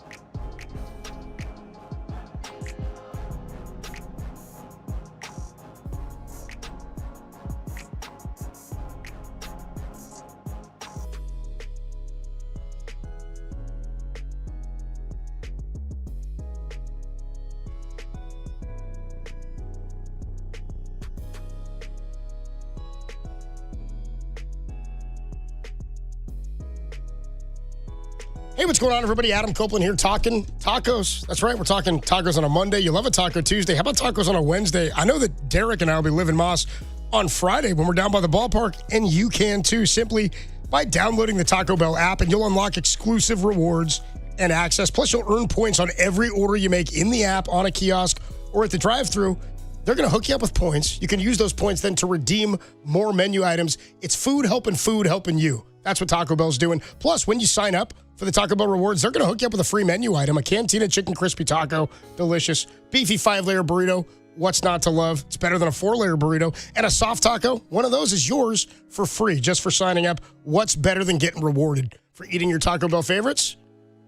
Nothing. That's it. That's the best. Plus, you'll be the first to hear about new menu launches insider access to limited time offers and drops. Plus, is there a better place to redeem those points than the Taco Bell Cantina downtown? There is not. Just off 3rd and Townsend. Perfect spot for a pregame bite and drink before going over to the yard. Or they're open until 3 a.m. down there. You can get out of the game, go by for another beer, a taco, and keep the good times rolling. Also, you got to check out the brand new Taco Bell Cantina in Fisherman's Wharf for a cold drink and good food. And your taste buds will thank you. And as Danny Dunn always likes to remind you, don't forget to live Moss.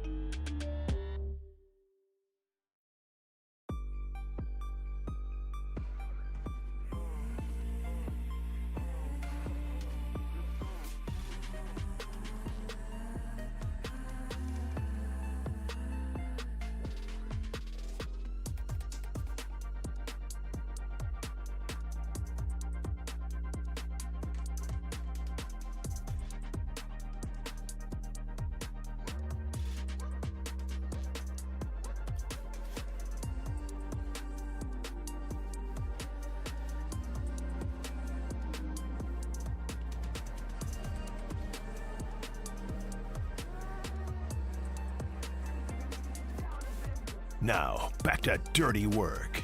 Adam Copeland and Derek Papa on KNBR 104.5 and 680 AM. The Sports Leader. What, we going Kanye here? Ugh.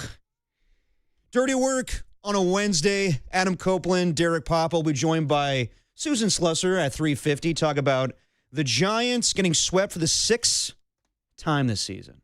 Good Lord. And they have not looked any better since the All-Star break. They looked pretty good that Friday night against the Mariners, winning 7-0. Since then, it's been all downhill. Terrible. Is it all downhill? Yeah, it's an uphill battle. Yeah. They're pushing that rock up the hill, but somebody's pushing back. Yeah. And this week it was the Royals. 808 KNBR is the number to call and text. We got some calls on the text line, on the phone lines here. Let's go to Roy. Roy's in Martinez. What up, Roy? You're on the Sports Leader, man. Hey, man. Listen, first, my hopes and prayers go out to Greg for his quick recovery and his quick return. I really miss him. Thanks, Roy. Roy from Martinez says hi. Now, I'm really tired of yelling at the radio at the 7th inning every time they pull the great pitcher out and they put in somebody that they know doesn't have it. And I guess they don't have anybody. That's my first thing. And my second thing is, everybody's talking about who they want to get rid of. I want to know the decision-making that goes into who they're going to get, because right now we haven't seen any really good decision-making, not from putting in bad pitchers and not from putting, picking good players. So I'll take my opinion off the air. But anyways, I'm tired of screaming at the radio. Appreciate the call, Roy. Much like the caller in the last segment or 2 segments ago said, like, what's the return for these guys? What are you even going to get? Like, can you get – he's like, it's just more mediocrity in the future. I mean, we don't know that. We also don't know – You can't let that stop you from making moves, right, though. but to that caller's point, like, he wants to know what the philosophy is on what they're doing, and I hear that because I'm like, if you're trading Arise and Ray, you're doing it because it's good baseball business, you should do it based on where you are now. But the return is probably not going to be as big. So where are you setting the bar on those guys? Where are you saying, okay, this is the best return we're going to get? You got to feel the market out, see who gets desperate, see what happens in the next week or so with these teams who are really going to try to make a push. I mean, the Giants, really, you got, 4 more series? Anaheim, Milwaukee, 3 until that trade deadline. Yeah, you got 9 games between now and the deadline, and just about the same for everybody else across baseball, right? You're looking between, 7 and 9 games or something, or 7 and 10 before you get to August the 3rd. So, if they were going to move Elliot Ramos, for example, what would they be asking for? I think that's the good question. Is what's the philosophy on the move? We knew when moving Camilo Doval, they thought they were getting value. They wanted more guys they could put on the 40-man. They needed more catching. They added Jesus Rodriguez. They got another a reliever in Jose Buto in the trade for Tyler Rogers. They got a guy who was a defensive outfielder in Drew Gilbert. You got Tidwell. You got some pieces back, and I thought those were pretty good considering what you gave up. I don't know what it looks like for Arise and Ray versus where their mindset is for what level of prospect or major league player they'd want for anybody else. The asking price is different for everyone. Of course. Right? For Webb, it's astronomical because he's not really willing to talk about it seemingly. For Casey Schmidt, it would also be huge because he's controllable and because he plays all over the diamond now. If somebody wanted Casey Schmidt, I'd be asking an awful lot. But that's also why I wouldn't want to give him up because he's the one who allows you flexibility this offseason to decide, do we want second base? Do we want him in left? We want to see if he can play some right field. We put Jung-Hoo Lee back in center. Yeah. He's the guy who sort of gives you the opportunity to keep a 20-homer bat in the middle of the lineup and play pretty phenomenal defense wherever he's at. But if it's third base, it's elite. So I don't know what the return looks like, but his thought, that caller's thought on what's the philosophy, where's the direction, that's what I'm hoping comes out of this. But unless they can move Devers, Adames, or Chapman, I don't see that happening. No. I haven't. I don't know that we'll have any better idea of the direction. Because that means that these 3 guys will be more than likely entrenched in this lineup in the same spot next year. No, we were not going to see any sort of signs of the direction. I think it's just going to be, can you make moves at the trade deadline? Can you move off of some of these contracts? And as far as guys that are untouchable, there is nobody that's untouchable. But the names that are going to have to, you have to move heaven and earth for me to think, okay, then you can trade away a Bryce Eldridge or a Casey Schmidt or a Jung-Hoo Lee or an Elliot Ramos. The return has to be worth my while. For everybody else, I don't know what you get for Luis Arraez. I don't really know because it's different in baseball. You're not giving away draft picks. So what are you trying to get? You're trying to get starting pitching? You're trying to get a reliever? It all depends on what you need right now. So does Buster Posey say, ooh, that's enticing enough for me right now or for the future to get that arm, and then we could trade away Luis Arraez? If you're comfortable with that, that's fine. He's also an expiring contract, so it won't be the same as trading away an Elliot Ramos or a Jung-Hoo Lee. So it all depends on what Buster Posey thinks is going to be worth his while. But at the same time, I don't think we're getting any indication of what Buster Posey's thought process is as far as moving in the right direction for this team. Back out to the phone lines. Let's go to Gail in Willow Glen. What's up, Gail? You're on the Sports Leader. Oh, hey, it's Dale. D-A-L-E. Sorry. Shorto! All right, what you got, Gail? It doesn't matter what your name is. Thank you, Dale. What you got, bro? It's all good. So first of all, I just want to say whatever Hank was smoking, I want some of that. Yeah, I'll take some. Yeah. That's the good. That's the good. Secondly, just from a frustration standpoint, I can't remember being this down on the team and on the org. Honestly, I feel to make things even worse from a fan standpoint, I feel that I'm having a hard time even rooting for any of our players. I think the optics in general, from Buster to the Pride Night fiasco, all the homophobe BS, all this stuff, I feel there's just been so many things optically that have been kind of toxic and just lame. And when you add in the level of play and the fact that this team, this organization is profiting insanely, like the market value of this team, the amount of money, whatever theaters they're buying, I have no idea what the F they're doing with their money, but like whatever they're doing does not translate to anything as far as the quality product on the field at all. And so, like, I basically just tuned out. It's like now it's just a car crash. I checked the score to see how bad they screwed up at the end of the night. I don't even bother watching the game anymore. Like, I don't know what to do with it. I hear you, dude. Because I think what you're saying, Dale, is like what I was saying this last week. I think, or maybe it was 2 weeks ago when Derek was here. I said, dude, because you just said everything. Like, I think I've talked about several of those things, but it's the vibe around the team. I don't know how old you are, but like, growing up, it doesn't feel like they operate in the way they used to operate. I say feel like because it's seemingly true, right? They don't go about it the way they did as recently as the World Series years, as recently as the Bonds years, even before that. Like, they don't feel that they operate in the same, I don't know. It doesn't feel like winning's the most important thing. Yeah. And that's a really hard thing to accept as a fan. And I get it. Their business model's operating well and it's working, and more power to them. But I'd like it to work for the fans who are the reason that you have the business working the way it is anyway. The people who are showing up in the World Series years, the people who will be there when you're losing 100 games a year and are still going to be frustrated, but we're frustrated because we care. They risk happening or have happening what you're saying, Dale, and that's that you don't care right now. The difference. Well, yeah, and for lack of a better way of putting it, I know like things like spirit and mojo are really kind of used. It's kind of trite, but like right. In general, though, like everything about the team, I think just kind of stinks. And what I find, and this is like what I find kind of insane when you read the message boards and you read the comment threads, is that they've actually even gotten people to internalize financial concern about this team. Like, I think that's the biggest scam that like these teams have basically been able to pull, is to make the average fan care about how multimillionaires are basically forced to spend their profits. I don't care. Yeah. I don't care. Like, you put a quality product in a team, I'm just not going to go. And like, I've just reached the end of my tether, kind of. I don't know what to do with it. Yeah, I hear you, man. I think a lot of fans share your sentiment, dude. I totally, I agree with a lot of what you said, and I think you're speaking for a lot of people who can't put it into those exact words, but it's frustrating, man, because it is something you care about, and yet, I mean, it's a great way to put it. Like, why do I care if you're spending your profits on something that I'm coming to the game to spend my profits? Exactly. Right? I'm spending my money on the MLB package or on YouTube TV or on tickets at the game or hat. Like, it goes both ways. So it's like you spend, we spend, you raise prices, but you keep getting worse. It's a frustrating thing for fans. I hear you. I think you're speaking for a lot of people. He mentioned Hank. Hank is called back in. Hank's back? Hank's back, dude. Hank called with several points earlier he wanted to get over, and we didn't agree with many of them, but I think it was all in good spirit, though, Hank. What's going on, dude? You're on the Sports Leader again. Hey, guys. Thanks for giving me another opportunity. Yeah, man. I kind of crashed out on my list, but I smoked a heater, and I really meditated like a Buddhist, and I got my 5 points. It's really going to shut everybody up. Okay. Okay. Yeah, dude, let's hear. Okay, let's go. First point, let's lay them out. Number one. Okay, number one.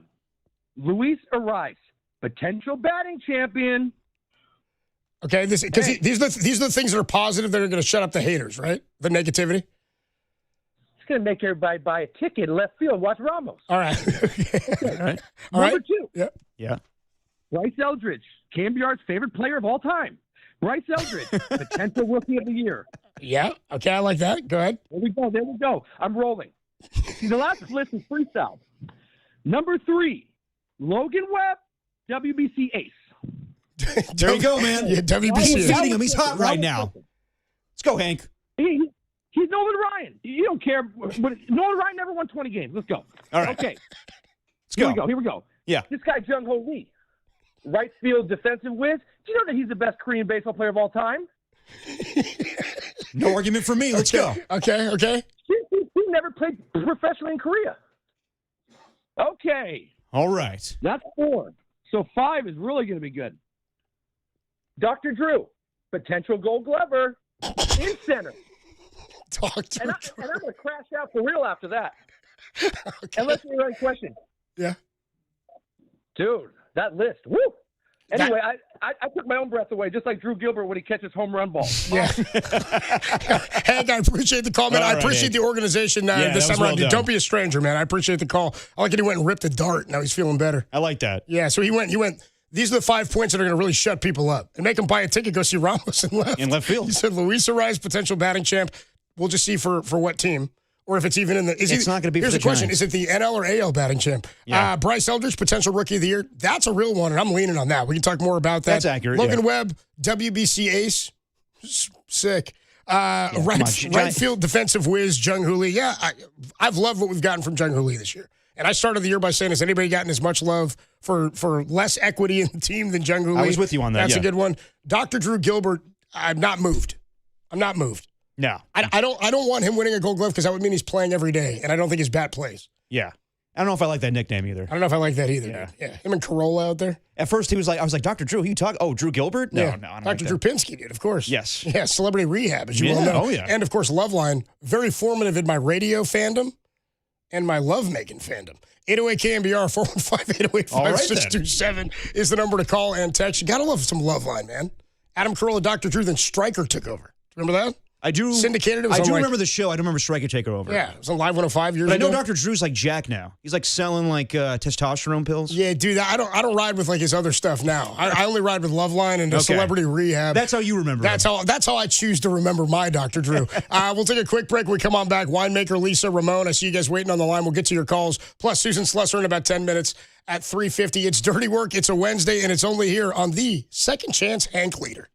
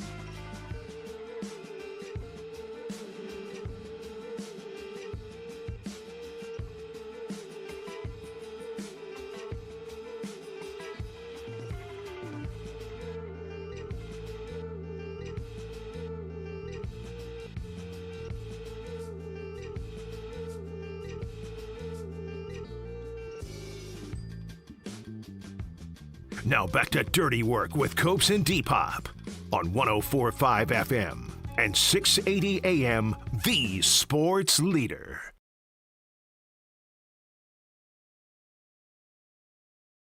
Dirty Work with you on a Wednesday afternoon. Adam Copeland, Danny Dunn hanging out with you. Oh, yeah, Depop's here, too. I don't know why I went to Danny before you that time. It's all good. How you doing, Danny? We haven't heard from you today, man. I'm all right. Just the Giants game.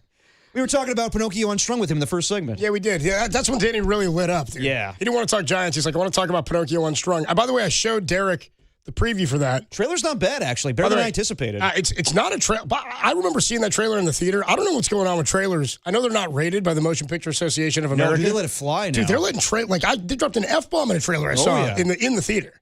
Yeah, it used to be like Red Band back in the day when you knew like the Motion Picture Association of America, and they put like a red, like R-rated on there. Like, ooh, this is gonna be a good trailer. And now they just like things It's pop gonna be a up. raunchy trailer. Derek was looking for a nip in that trailer. Yeah, Damn right I was Pinocchio. But yeah, now they just let it fly in every trailer because it's all on YouTube. But then you watch in the theater, it may be edited a little bit. Like there is some gore, so maybe not for kids. Pinocchio Unstrung. Yeah. But show your friends at work for sure.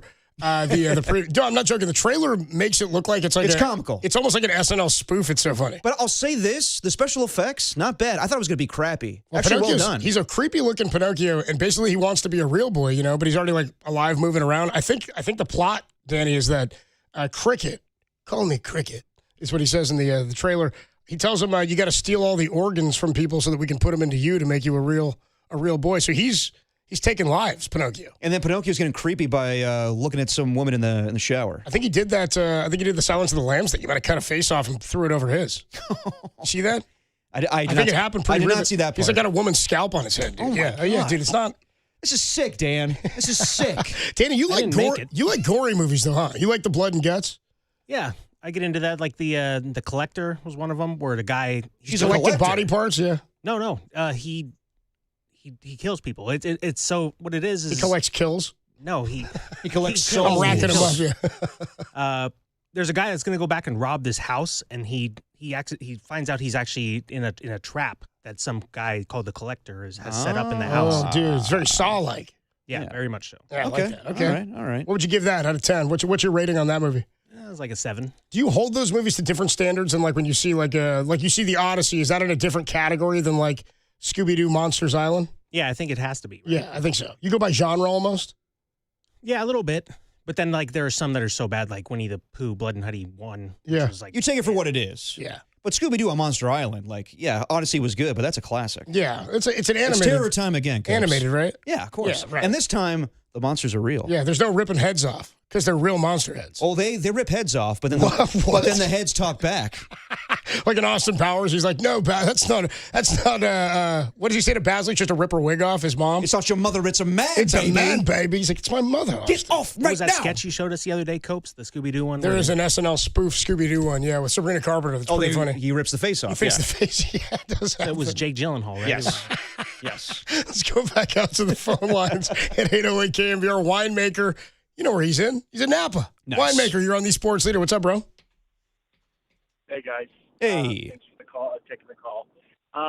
So if you can look at bad businesses, organization, teams, it's always from the top down. It's consistent in every avenue, bad organizations. And, we've lost our way ever since Brian Sabian left, in my opinion.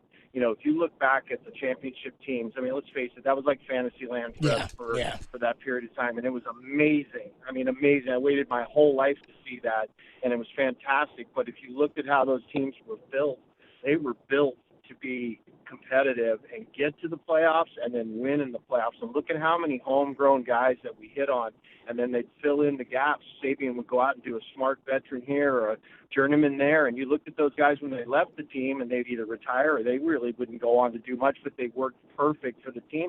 We've got no direction. I don't know. I mean, I don't have anything against Tony Vitello. I mean, I don't know him. He seems like a good guy, but yeah. How would you come into this season thinking that you've got this team that's going to compete with the Dodgers and at the top? We're so far behind them. They need to bring in somebody that can build an organization, not try to be competitive, because we're not competitive at all. And Bryce Eldridge, I'm happy with. I let that kid play. Let him. He's developing a great eye.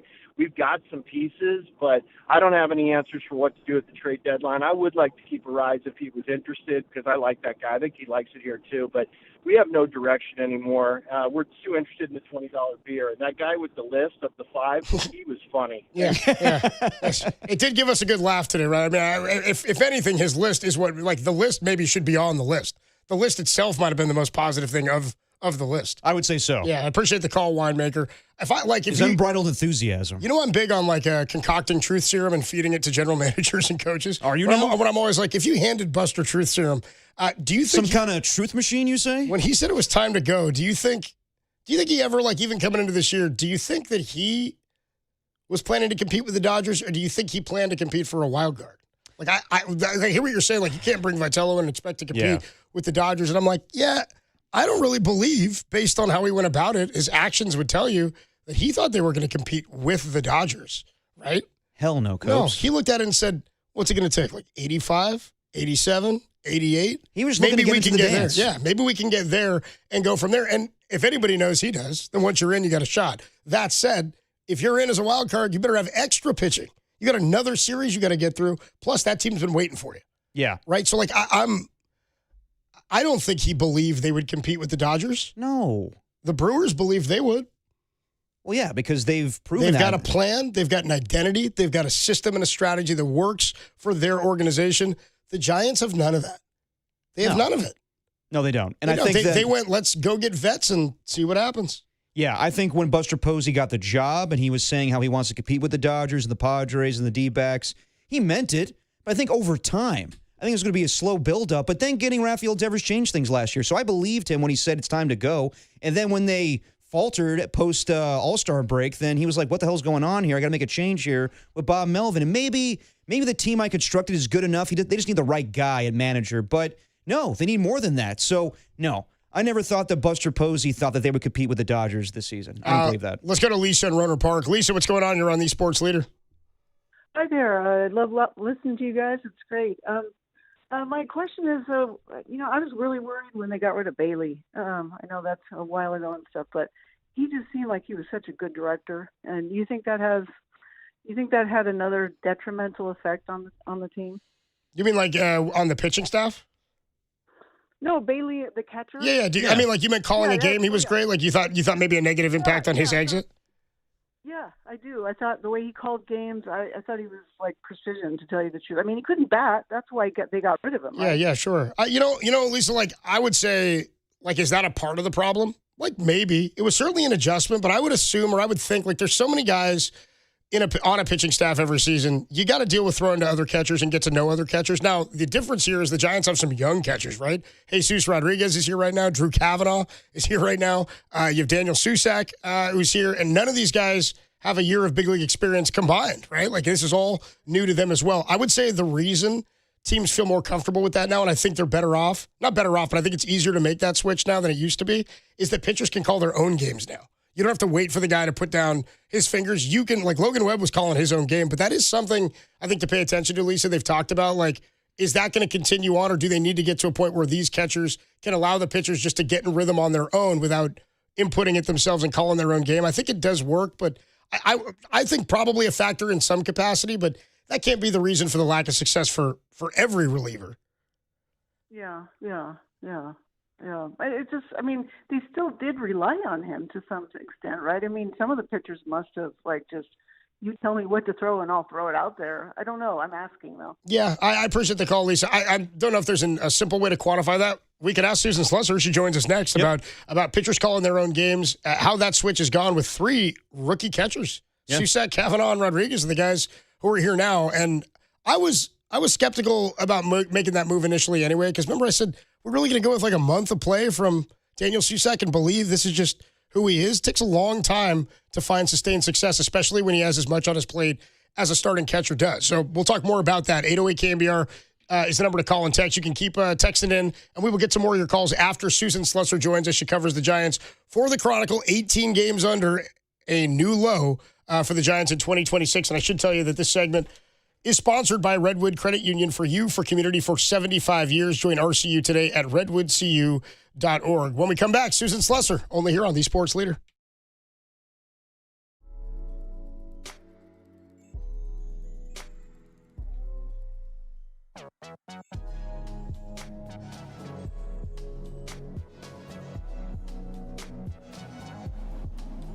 Hey, what's going on, everybody? Adam Copeland here for Mancini's Sleep World. That's right. We're talking about getting rest. You need good rest. You need great rest. You need Mancini's Sleep World. It's because they offer the Rest Easy Promise. That means you're going to bed, you're relaxed, you're chilling, but also you get the entire bed set up and the whole shopping situation done the right way. The 365-night comfort guarantee is what sets Mancini's Sleep World apart. One of their most unique benefits that they offer. Customers have a full year to make sure that they love their mattress. You sleep through every season before deciding if it's the right fit. That means what works for you in the winter might not be what's best for you in the summertime. You get a whole year to figure that out. They help remove the stress and the uncertainty of purchasing that new mattress, plus gives customers confidence in making a major purchase. By the way, did we talk about the delivery? That's right, they're dropping it off to you. Free next-day delivery available on qualifying purchases. Start sleeping better sooner. I'm talking like tomorrow. You buy that bed today, it's there tomorrow. Convenient delivery. By the way, they'll take away that old mattress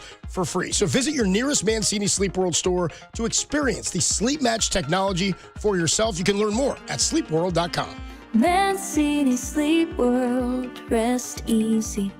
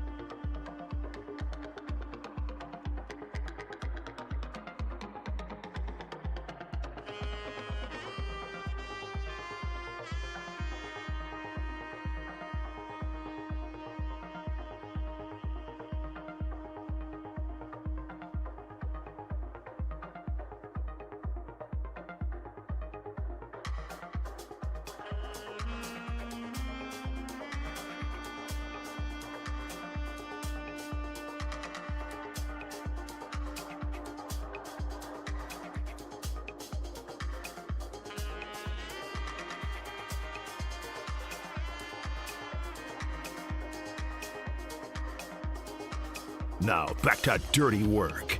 Adam Copeland and Derek Papa in the KNBR Casino Matrix Progressive Jackpot Studios. Casino Matrix Progressive Jackpots are here. Where are you? Just drop in. Please play responsibly. Call 1-800-GAMBLER.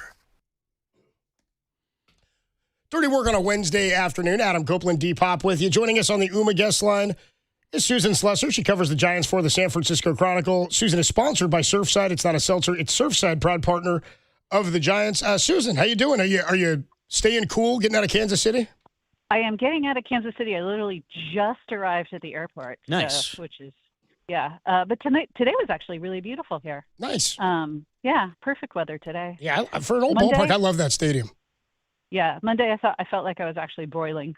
Yeah, it was like 107 or something on the heat index. Unbelievable. Slow cooker or something. Yeah, it was brutal. How hot that was. I mean, it's really frustrating right now, I think, for everybody because it's.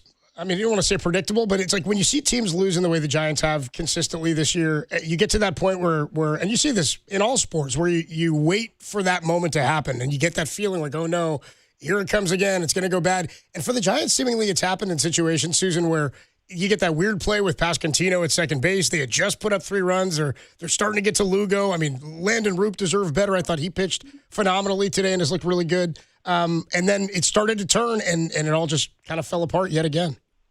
Yeah, I mean, that's really their season in a nutshell. We saw a lot of that in Kansas City, like a lot of things where you go like, Yeah. yep, of course.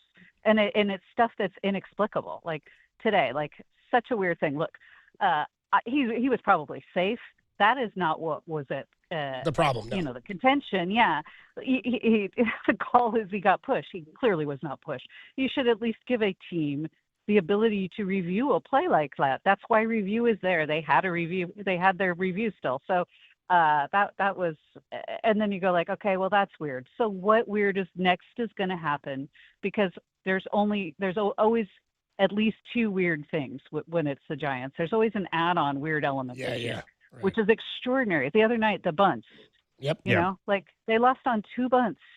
Of course they did. And it's like some of it's not even of their own making. Like today, you just go like, okay, well, that's just what happens. So I don't know. I don't know what to think of this team, but you're right. It's almost predictable at this point. Yeah. No, it's been like that's the whole season right now. And yesterday when we saw the lineup and Luis Arraez is not, and me and Copes were thinking automatically like that may mean a trade is on the horizon. And then he's in the lineup again today. Tony Vitello says it really was because of the matchup and the weather. So should we read too much into yesterday, or it really was just an off day? Well, it clearly was an off day, but I was right there with you. I think that's the first thing this time of year you think when it's somebody who's clearly, one of the best potential guys that teams are looking at. The first thing I do when I go into the clubhouse every day is check to see if his shoes are in his locker. He's got the best shoes. Like he's always got some sort of sparkly sneakers or like something. So I check to see the sparkles are there, and if the sparkles are there, I'm like, okay, he's still here. Yeah. But the fact he didn't use them to pinch hit last night, he said he was gonna if Koss made it up. I was like, oh, because sometimes when you get close to a deal, teams will go like, hey, just don't use them. We're still hammering this out, so don't use them while we're hammering it out. And that's last night. I was like, oh, okay, he's not using them in a pinch hit situation. That was my thought, yeah. Yeah, somebody's requested that they just kind of keep him bubble wrapped for the night. But yeah, no, there he was today. So I'm gonna miss him. He's just a delight to watch, a delight to cover.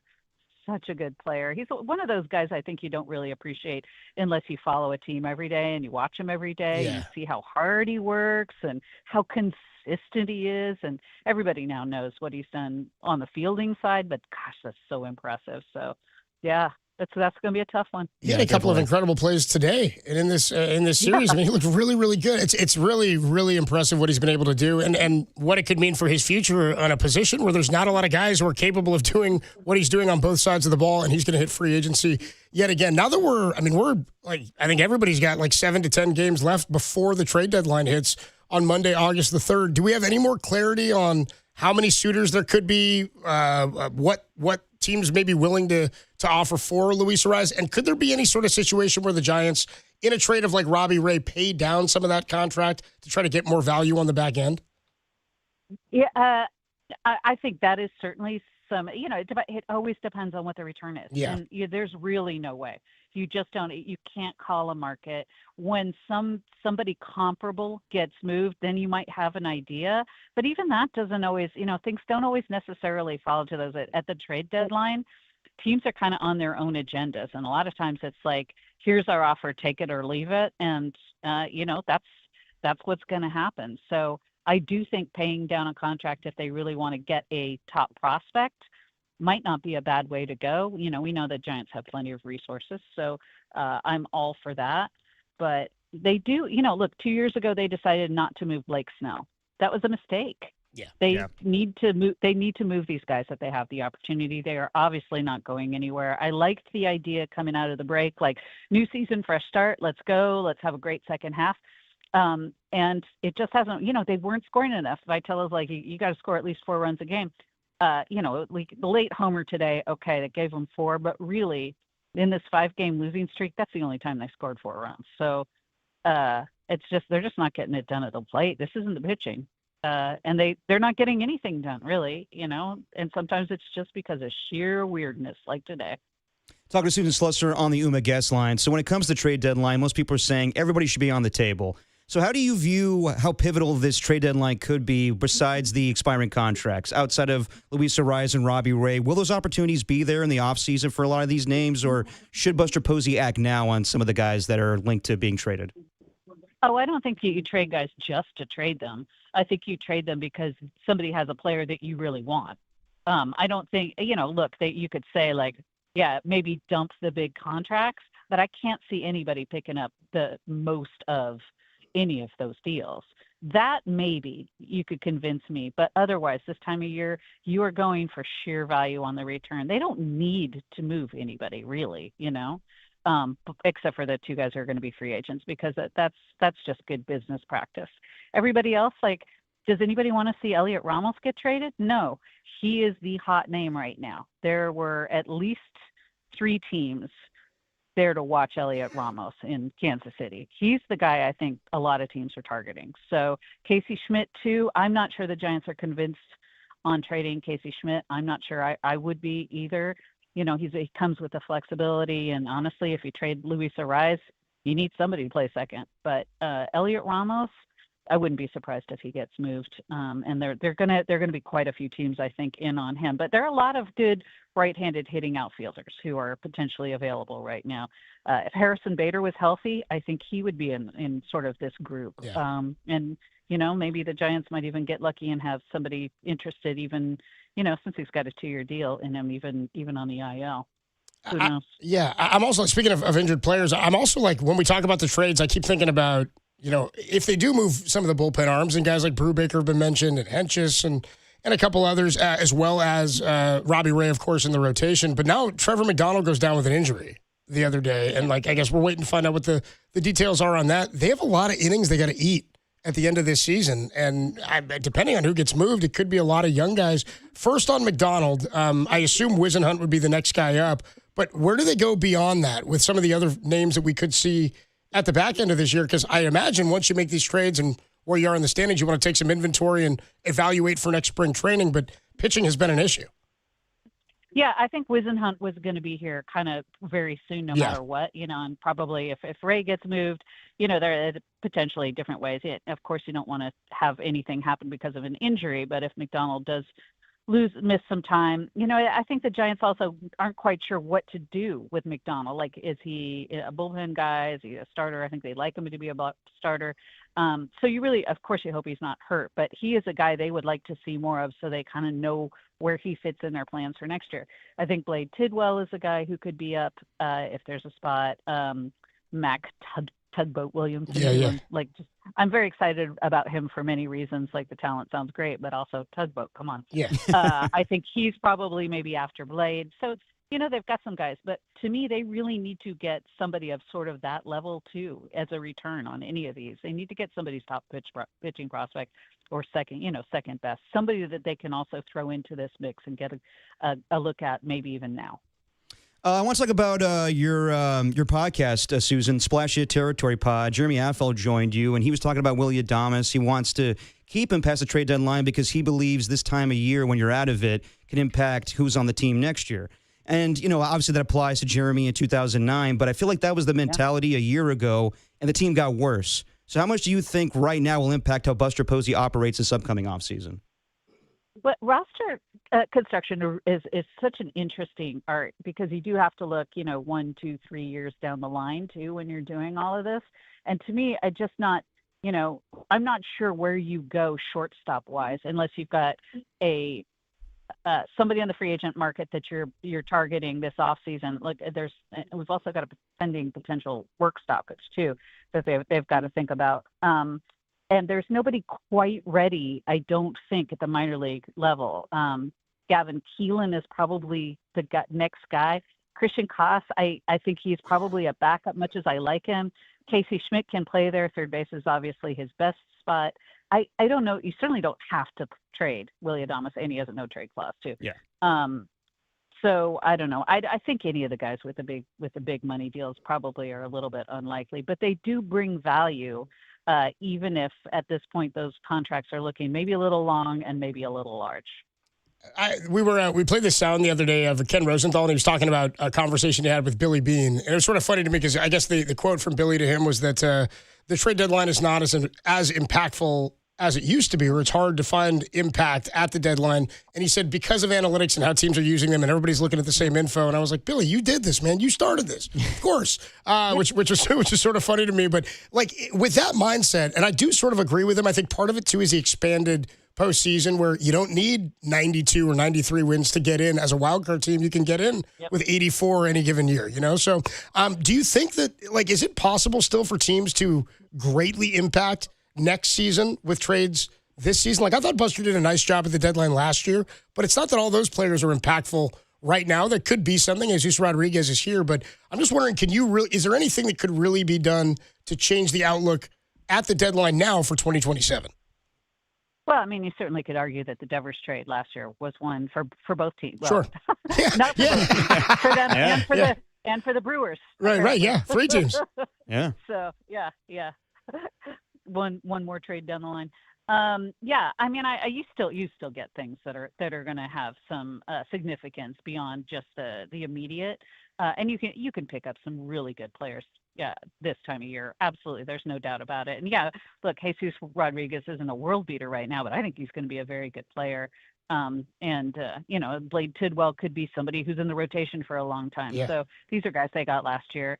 It's just going to, when you're getting guys who are that young, sometimes it's just going to take a little longer. Yeah, I hear you. It's all a process with this stuff. And I mean, I really did think Buster did a great job last year and what he got. I imagine Jose Buto will be back. I mean, he was a big league reliever that he got that was supposed to be in the bullpen. And that was a big loss early in the year. You'd be getting back Randy Rodriguez, presumably, to pick it at the back end. So it could look a little different. Exactly. And Tidwell's a guy we could see at the end of this year. Susan, have a safe trip back, and we will see you at the ballpark. Thanks, Susan. Thank you, guys. Thanks so much. Thanks, Huff. There you go. Susan Slusser covers the Giants for the San Francisco Chronicle.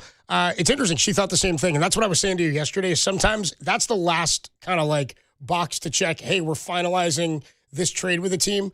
Could you please not play the player tonight that we're going to pick up? Yep. But, it also, looking at the schedule, matchup maybe was a thing, sure, like Tony said, but also could have been trade and why not give him a little breather?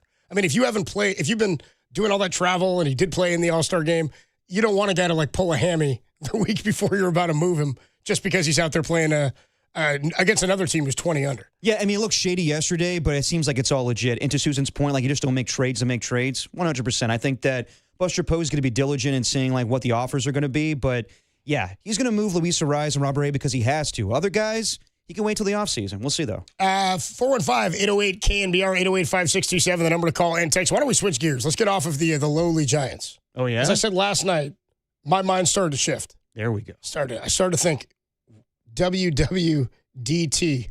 What would Derek think? Not only me, man. You see Gruden? He's like, I'm thinking about football today. Like tweeted out like every day while I was off, and I was like, I'm with you, Gruden. Dude, by the way, when you were gone, he threw out a ceremonial first pitch in Tampa. I saw that, at a Rays game. He goes right down the middle? Dude, well, did you see what he did?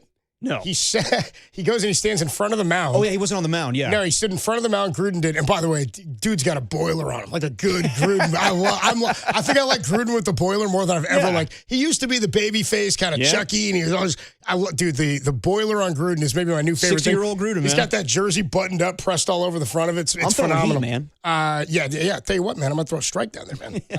And he did a little video where he goes, hey, the Rays are playing good ball, man. I like these Tampa Bay Rays, man.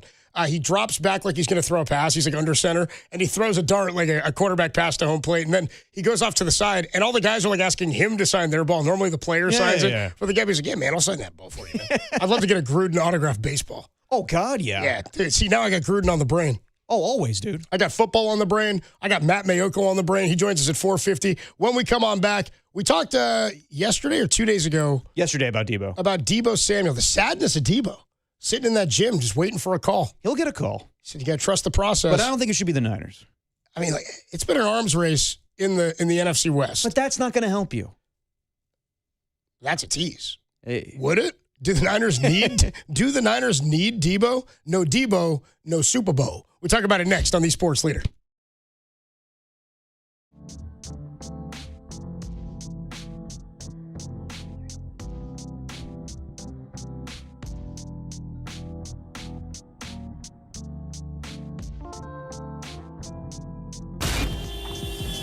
Time for your Bay Area Chevy dealers traffic update.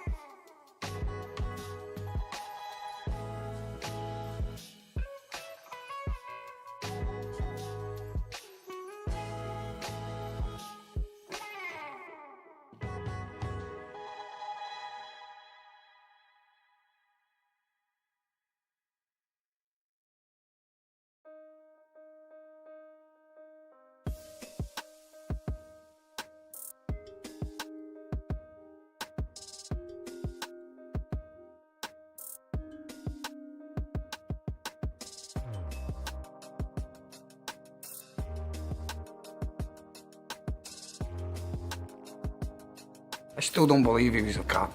I don't believe it. The cops are saying he's a cop, so I won't look for the cop. And you saw Fitz? When I tell you to dump a body in the marsh, you dump them in the marsh. Not where some guy from John Hancock goes every Thursday to get a fucking job. Don't laugh! This ain't reality TV! You found Dirty Work with Adam Copeland and Derek Papa, where no job is too dirty, on KNBR, the sports leader. One of the great films. Underrated Scorsese movie, I would say. I don't think it's The Departed. People don't put it like as far as like one of his classics. Well, because Goodfellas and Casino are so great. The Departed's better than Casino. Yeah, I like Casino a lot. Casino's good, but it's basically Goodfellas 2. It tries to be Goodfellas 2. It moves a little faster, I think, than Goodfellas at times. Goodfellas starts off with a long movie. But there's a big lull in the middle of Goodfellas? Near the end, I guess. It kind of drags, I feel like. I don't think so at all. I think it does a bit. By the way, this is me, like, I'm not trying to crap on Goodfellas at all. I know. The Departed, though, I think what you're saying, though, is like, to me, it's like, yeah, it's phenomenal. But it's almost like Denzel was great in Training Day, but shouldn't he have won before that? That's kind of where I'm at. He did for he did. He went for Glory. Was he for supporting though? Yes. Yeah, for Talking best about lead. Yeah, for leads. Yeah. I'm like Scorsese, same thing. Like he won for director, but probably not his best movie. Is the point you're making? One of my favorite Oscar moments is Jon Stewart hosting. I think Scorsese didn't win at the time yet, but he goes 3-6 Mafia wins best song for It's Hard Out Here for a Pimp. Scorsese still winless, huh? Yes. That's hysterical. Well, it's kind of like I was saying to you about Ryan Coogler. Yeah. Who did, of course, just won for Best Original Screenplay for Sinners. Yeah. Won Sundance with Fruitvale Station. Better movie. Did not even get nominated for Best Picture. Yes. Didn't even get nominated, yet 6 years later, 5 years, whatever it is, he's got Black Panther now. He's like, this is the one that did it? Because Fruitvale Station was like an indie darling. And should have been nominated. It should have been. It won Sundance. I mean, there's a lot of movies that are like indie darlings that become, win multiple Oscars. So, yeah, that was overlooked, honestly. Wednesday afternoon here, 4:20, for those who celebrate. Hey. We will be joined by Matt Mayoko, our 49ers insider from NBC Sports Bay Area at 4:50. It's been too long. I liked it. I liked that Matt had a little vacation and time away from us because, as I told you last night, dude, I got a pang. You're Josen? Something happened, and I was like, I think I'm in football mode. I think I'm getting hyped. Because it should be this time. Like, this time last year, everybody was at training camp. It's pushed back a week. So the Niners, the Rams, the Panthers, is that the it? Cardinals. My internal clock is off? Yeah. I feel like I should be getting ball now. Dude, I mean, get ready, man. We're having the Super Bowl on Valentine's Day. So everything's pushed back a week this year. Yeah. So, Super Bowl's on Valentine's Day? It is. And you know what?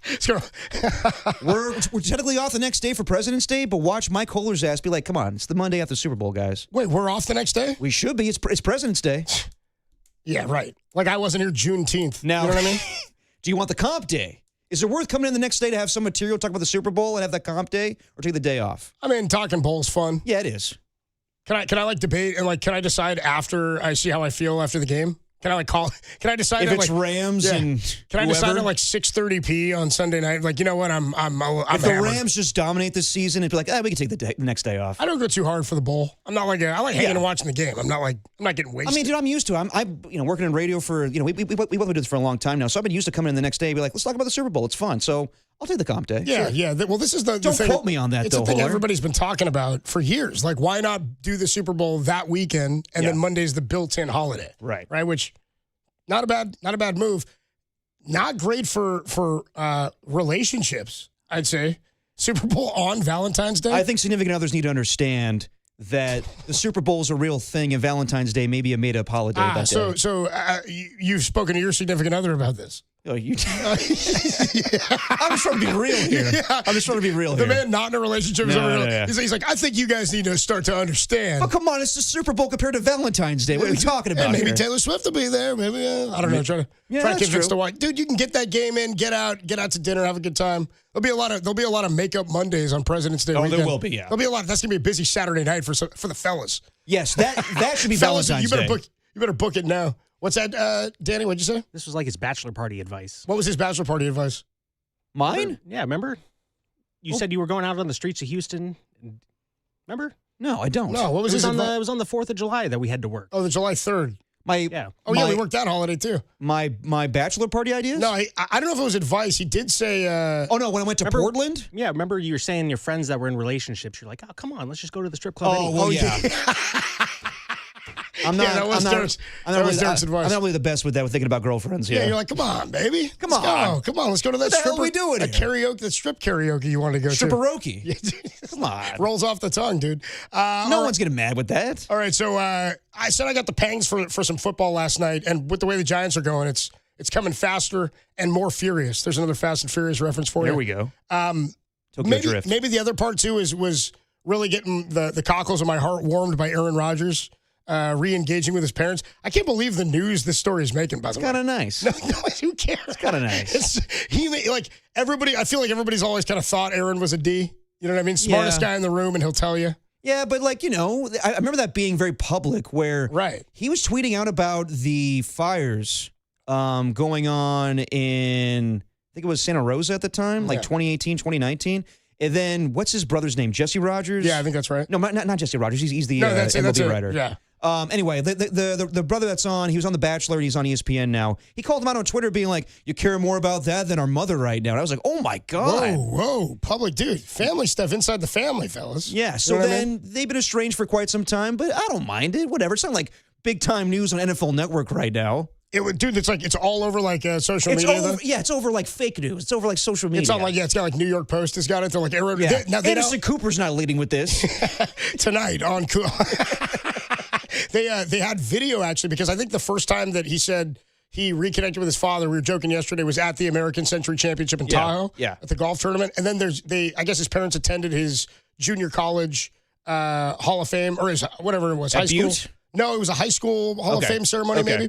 And now there's video of Rodgers giving a speech at this ceremony for him, and his parents are there, and no sign of the wife. I'm just saying. Nobody's pointing out. Well, you know what? If Aaron Rodgers is making amends with everybody, then I want to see him with Greg Silver in a pregame interview at Cal this year. That'd be sweet, dude. Yes. That'd be awesome. If he's making amends with everybody? Yeah, come on. You need to make amends. Dude, we got Greg Silver, Mike Silver, and Rodgers there. Dude. Yeah, I want that. Rodgers, how's your mom doing? Mike Silver talking to Rodgers like, are you really married? How's it going? I need to text Mike and get to the bottom of it to see if maybe Mike would know too. I'm telling you, dude. I know you think that Aaron Rodgers' wife is real. I mean, come on. Why not? I just don't know what reason we have to believe that. Why would you lie about that? That's insane. I don't know. It's Aaron, dude. My whole thing is I don't know the guy. Yeah. But I followed him forever. I loved him at Cal. I wanted the Niners to draft him so badly. Yeah. And then he falls to the Packers, and then he goes on the run. Like he's one of the greatest artists. He's like an artist when he was in his prime. Oh God, the touch he would have on the ball. The last couple of years that he was in Green Bay, where he threw like a total of 4 interceptions or 5 over 2 years, he was unbelievable. The way he would like glide to the left and he could hit Devontae. And honestly, dude, no better connection ever for a guy on a broken play where like Devontae knew exactly where to go and Rodgers knew where to put it. My favorite quarterback to watch ever. He's one of the absolute like. It was incredible. Brady was so special and fun, but didn't have the same grace. He did that not have the Rodgers skill set. Neither did Manning. It's different with him. Smartest ever. It was beautiful. Like the way Aaron Rodgers was in his prime was unbelievable. I don't think you meant to say skill set. They had the skill set, of course. You're saying they didn't look as pretty. I'm with you because it's like Will Clark's swing. Was he a better hitter than Bonds? No, but his swing was like the prettiest swing ever. They didn't have his skill set though. The equal parts of the deep ball accuracy and the mobility. Like the mobility, yeah. Yeah, Peyton Manning had an unbelievable arm, but he could not run. Same thing with Tom Brady. So those guys were unbelievable in the playoff success, much better than Aaron Rodgers. But the way Rodgers looked, like I think it probably would be the same thing if people that watch in the 80s would talk about Dan Marino. Like, yes. That's how Tom would talk about Dan exactly, Marino. Yeah. Exactly. So that's the way that when I watched Aaron Rodgers, and I know that the 49ers kicked his ass routinely in the postseason, I get that. But just as far as watching a quarterback, he was my favorite to watch. Yeah, so like I'm a fan of Rodgers, the football player for sure. I think he's he doesn't annoy me or anything off the field. I just think he's a weirdo. Yeah, he is. I think he's kind of weird, and I'm like, He's weird. I don't think, again, I don't try to psychoanalyze just the way he operates, the stuff he says, his cadence when he talks about stuff, how he gets very it's almost like Harbaugh trying to be metaphysical or not metaphysical. Yeah. He's trying to be worldly in his talking. But Harbaugh, it's so funny and honest. With Rodgers, it seems like he's trying to be smart. And of course he is. And I know more about this than you do. Well, I'll be honest, in the last few years when he's gone on his high horse about things outside of football, I'm like, I don't care about this, man. Let's talk about football. I mean, dude, Jessica Soar, the swimsuit model, Olivia Munn, Shailene Woodley. Oh, this is his resume? Kelly Rohrbach, Danica Patrick. These are all women he's dated publicly 4 years. Did you say Olivia Munn? Yeah. Okay. And now you're telling me that just Brittany with an I is a real person? Yeah, man, because he's trying to keep a low level here. So they don't even call her Brittany Rodgers. Well, are you going to assume she's taking his last name? You're telling me in 2026, nobody's got footage of this. She stays at home. We got footage of him at his high school induction ceremony for the Hall of Fame. What if Brittany is like Harmony? That's kind of where I'm going. What if she's an AI robot? I'm telling you, I full on expected like 2 years or whenever Rodgers retires, him to be doing something on McAfee and bring up what idiots we all are. I can't believe people are so obsessed with whether or not. No, man, he says he's going away, man. Fake, yeah. In the darkness, he's just going to fly away. Yeah, dude, that's real convenient. My wife's already there. I'm meeting her there. She's already gone, but I'm going to meet her there when I'm done with football. Yeah. I'm not buying it. I mean, it's a little shady, but like I think it's ridiculous to think that he made up a wife. Think about what you're saying. Think about what you're saying out loud right now. I am, dude. I've been putting a lot of thought into this. I was actually I was reading up on this yesterday, dude. I was like, looking. I was like, dude, there's got to be something on this woman. No. I was like, I got to be the fool here, right? No, there's one fake photo that was circulating on the internet where she looks like a hippy dippy chick. Yeah. And I was like, that looks like her, maybe, but it wasn't. It was fake. There's no way, dude. In the circles he was running in with all these people, I'm not buying it, dude. You know who's with you on that? My little brother too. My little brother Nick, who blew up the bathroom at his work. He texts me. He texts me all the time, just being like, "I'm not buying it either, man. I don't see it. I think Aaron Rodgers is lying about his wife." I got to get on a call with Nick.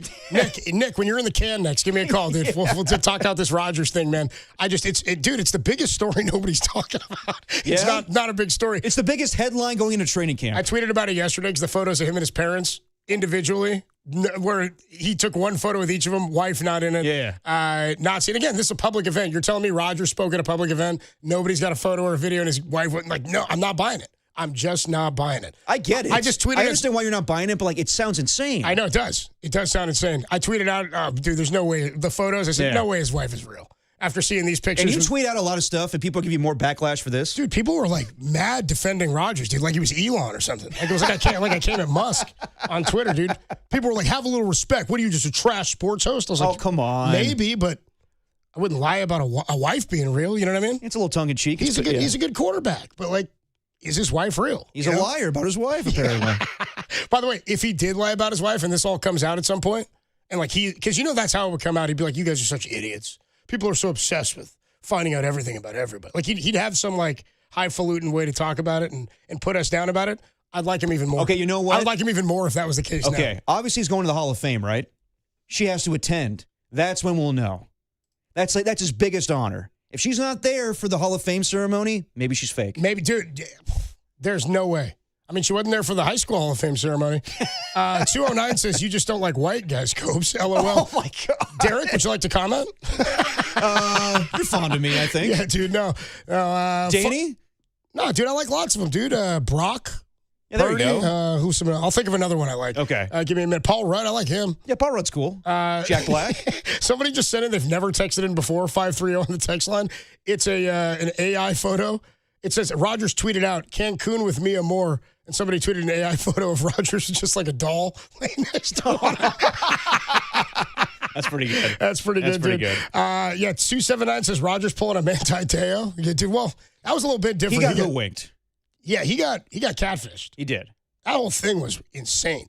Yeah. What an insane. Watching that documentary and getting all the details after it had, because it came out, that all happened when I was in college, I think. Oh, yeah, that's 2012. Yeah, so after I was in college then. Yeah. But like the way that played out, and you find the behind-the-scenes stuff and what he was going through, that was terrible. That was a telling documentary. But I will say this, Manti Te'o, I don't watch every day, but it landed on his feet doing Good Morning Football now. With your guy Dante. With Dante, yeah. Dante's out there putting Manti. Yep. He's like, no, Manti, I know what I'm talking about. The 49ers are going to win the Super Bowl. I'm not as gullible as you, Manti. You imagine if he drops that on him. 408 says, the Papas have an inordinate amount of toilet stories. You did tell that one about the time you and Greg were in the airport and he ate. What did he have? He had a Cinnabon. He had a Cinnabon, and didn't he wash it down with something? He had a Cinnabon. I don't know if he washed it down with anything. Like but an Orange Julius? Yes. But it doesn't matter what he ate. The bottom line is the Dallas airport had a bad toilet and it blew up on him. 408 checks in and says, Copes has convinced me Rodgers is full of S. Okay. You guys coming around? All right. You guys coming around? 707 says, guys, you can Google Aaron Rodgers' wife. Supposedly there's pictures of him and her. Her name is Brittany Starlight something. Just Google it. Dude, there are no photos. Starlight? Dude, 707, do you think as a seasoned radio host, I didn't Google this for an hour yesterday. Oh, my God. I didn't do it for an hour, but I have tried to look up. This is part of your dirty work laundry? Yeah, it's part of my laundry. It's spelling Brittany 40 different ways. Give me something. By the way, she's Brittany with an I. Okay. 530 says, fun fact, Aaron Rodgers' high school mascot was the Vikings. Oh. All right. He played for the Packers. How about that? The dude? irony. Tough deal. 408 checks in, says, Niners have won 3 rings. Has beaten Rodgers 3 times in the postseason. Beaten Rodgers 3 times. Yeah. Oh, I know. I'm well aware. Rodgers got 1. He got 1 ring, yeah. He won more recently than the Niners did, all to say, but yeah. 530 says Paradise fires were right near Chico. That's what right. they're saying. Oh, That's Chico. when he was tweeting about that because he was up at Butte. That's right. Up that way. Anyway, 808 Cambear 415-808-5627 is the number to call. 209 says his wife is real, but she's an extra dimensional being living in a spiritual place only accessed through ayahuasca. See, like, it's going to be some S like that. It's going to be some S like that. 808 Cambear, do you guys agree? Is Rodgers lying? And also, do the Niners need Debo?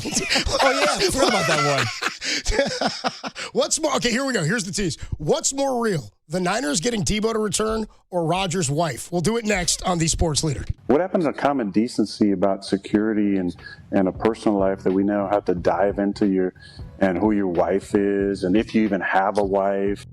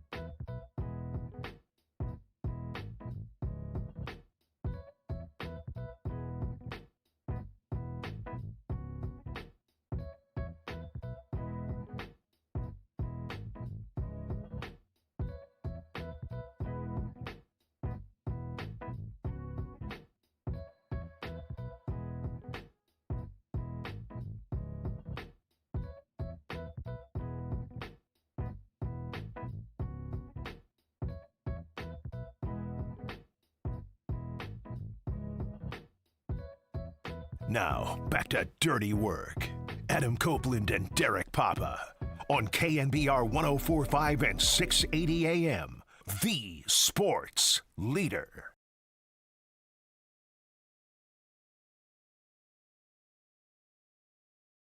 Dirty Work on a Wednesday afternoon.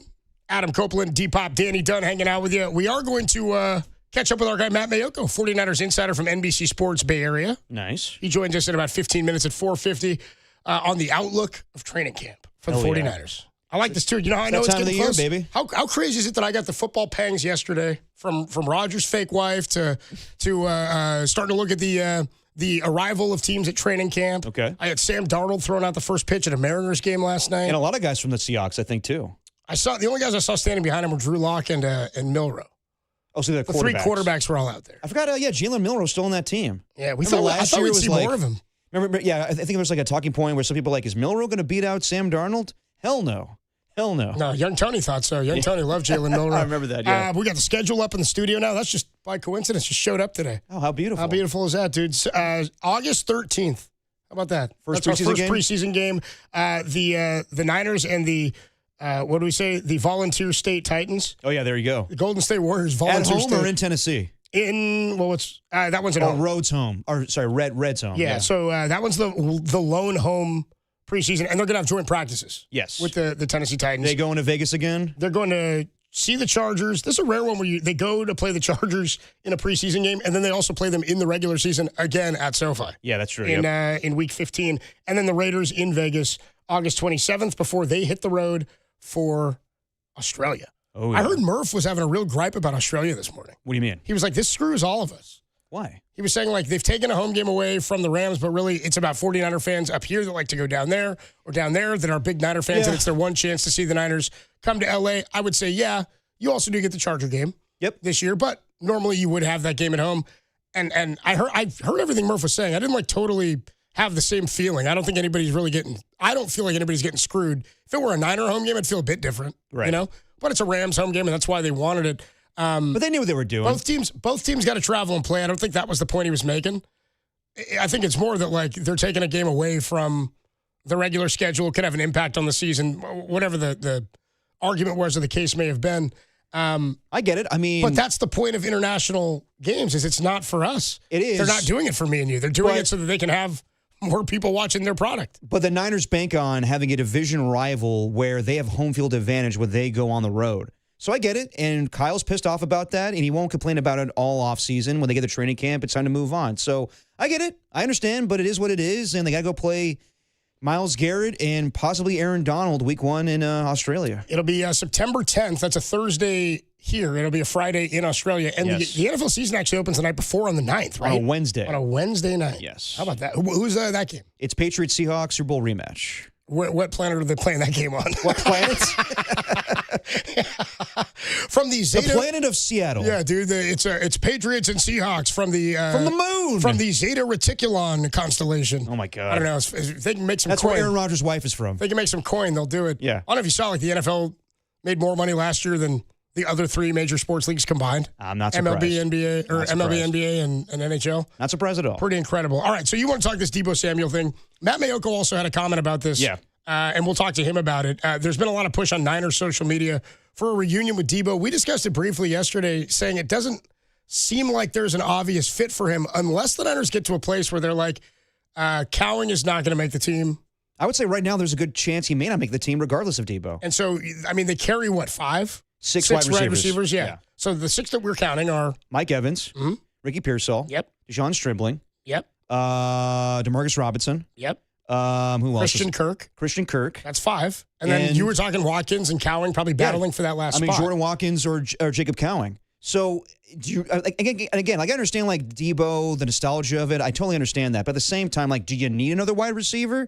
Wouldn't you want that money to go towards Joey Bosa coming back? And I'll talk to Matt because we've talked about that a good deal this offseason. We're getting closer to the point where veterans should sign with teams. There's maybe a thought out there that Joey Bosa is just not going to play football this year. Wouldn't you rather have more pass rush? Like, that's the whole point of what happened last year. Their defense fell apart with injuries. And right now, like, yes, they addressed some positions. You know, they got better at wide receiver and defensive line with Osa Digizua, but is the pass rush there? I would say no. So I would rather save that money for a Joey Bosa. If you're trying to compete with the Rams or the Seahawks, it's not about getting more wide receivers. Like, if you really wanted to do that, you go out and get younger wide receivers. And yes, Mike Evans is a good, deep threat and red zone target this year. But if we're talking about beating those 2 teams, I'm sorry, Deebo Samuel is not going to help you. He's not the same guy. Like, last year, he had his moments with the Commanders, but really, he is a 3rd or 4th wide receiver on your depth chart. So I see him going to, like, a Chargers team or a Colts team. I don't think the Niners need Deebo Samuel back. Well, here's what Matt Mayoko said. I read this to you yesterday. He said, quote, "Here's what I know about it. I do think Deebo had an interest in returning to the 49ers and was maybe even a little miffed the Niners miffed that the Niners so quickly signed Mike Evans as a free agent." I want to ask Matt about that because that would be like, maybe, like, he would know better than we would, but that's interesting from Deebo's perspective. Like, Mike Evans is better than Deebo. Did he think that he's in the, like, that's a totally different asset, right? Yes. He says, I do think Deebo would have liked the opportunity to come back and be a 49er. The 49ers moved on without him, and I think he and Kyle Shanahan spoke about that after the fact. Yeah. What does he mean by spoke about it after the fact? I guess after the fact where I guess Deebo inquired about maybe coming back, and he was upset that they moved on so quickly to Mike Evans. So we'll talk about it with Matt, but I mean, they always were going to upgrade at the wide receiver position. And again, Mike Evans, how old is he? 34 years old. So we'll see how long he's going to play with the Niners. But that's an upgrade over Deebo Samuel, the way he's currently at, or where his career's at right now. Where, I mean, let's think about it last year. Like, he was traded for a 5th-round pick, and the impact he made on the Commanders, it's hard to say because Jaden Daniels was out for the majority of the season, but he's not the same wide receiver anymore. And honestly, you drafted Deshaun Stribling to be Deebo Samuel, to be Juwan Jennings. So I think it's redundant to go get Deebo Samuel. He may have a better option that's younger right now. And I just don't think it makes sense. I get the feels like, does it make sense for the Warriors to go get Klay Thompson? If you're doing the whole nostalgia thing, absolutely. Are they going to win with him? No. Nostalgia's undefeated until reality checks in. Dude. Exactly. That's exactly. I mean, so if the Niners are playing for something this season, which they are, I want to get Deebo Samuel. Here's the thing. If Kyle has you on the roster, it's because he has a plan for the style that he's going to play and how he's going to game plan and use you. And that could mean one game, that could mean one package, that could mean a red zone attack, whatever the case may be. If you are active on game day or you're on this roster, it's for a very specific reason because Kyle plans to use you or have your depth in a specific role. Right. The question I would ask is, what role would that be for Deebo Samuel? If he made the team, what? Because as one of the texters says here, 510 says, it wouldn't be the same as when he left. Of course not. Absolutely not. You've got a better receiving room now than when he left. Yeah. It's a much stronger and deeper room than when he left. I just, outside of being depth, you'd use him as a kick returner. Like, I don't know. And he wouldn't want that role. Yeah, so I'm like, I don't really know what role honestly, he would fit into, and I don't really see that happening. And here's what I would say is if they did sign him, it would mean that Kyle thinks very differently about somebody else on the roster than we previously thought, and that he had some ideas specifically in mind for Deebo. Well, if you're signing Deebo Samuel, you were thinking that he's going to take a spot away from one of the veteran wide receivers. So is he going to beat out a Christian Kirk or DeMarcus Robinson? Like, DeMarcus Robinson looked great against the Colts and the Philadelphia Eagles. He was going after Quinyon Mitchell in that playoff game.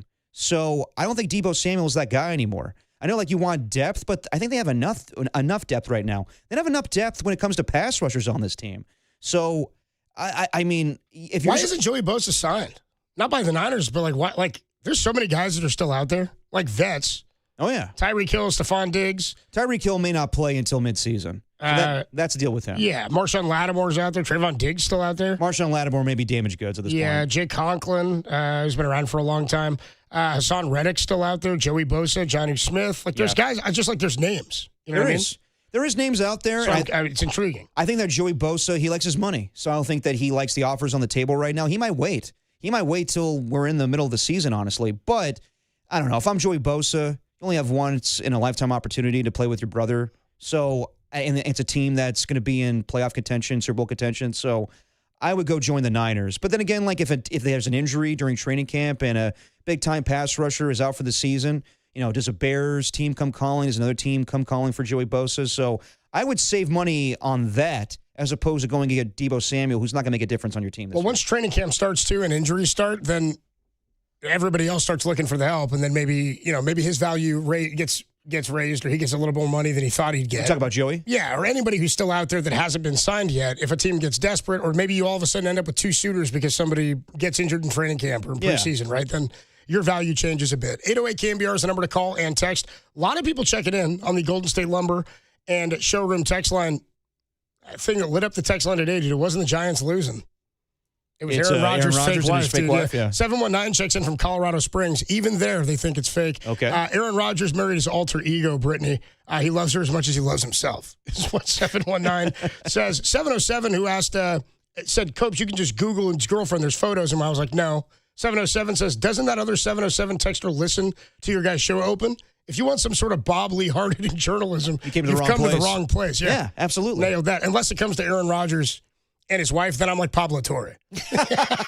That's gonna be Pablo's next thing that he brings up. I just want one. I don't even need the Pulitzer. I just want to be right. This is being right's overrated, but not here. Can you imagine if Pablo does like a whole thing with like Katie Nolan's usually on that podcast? Like, I got information that tells me she's fake. No, dude, that'd be incredible, dude. I guarantee if it comes out, oh man, I don't know.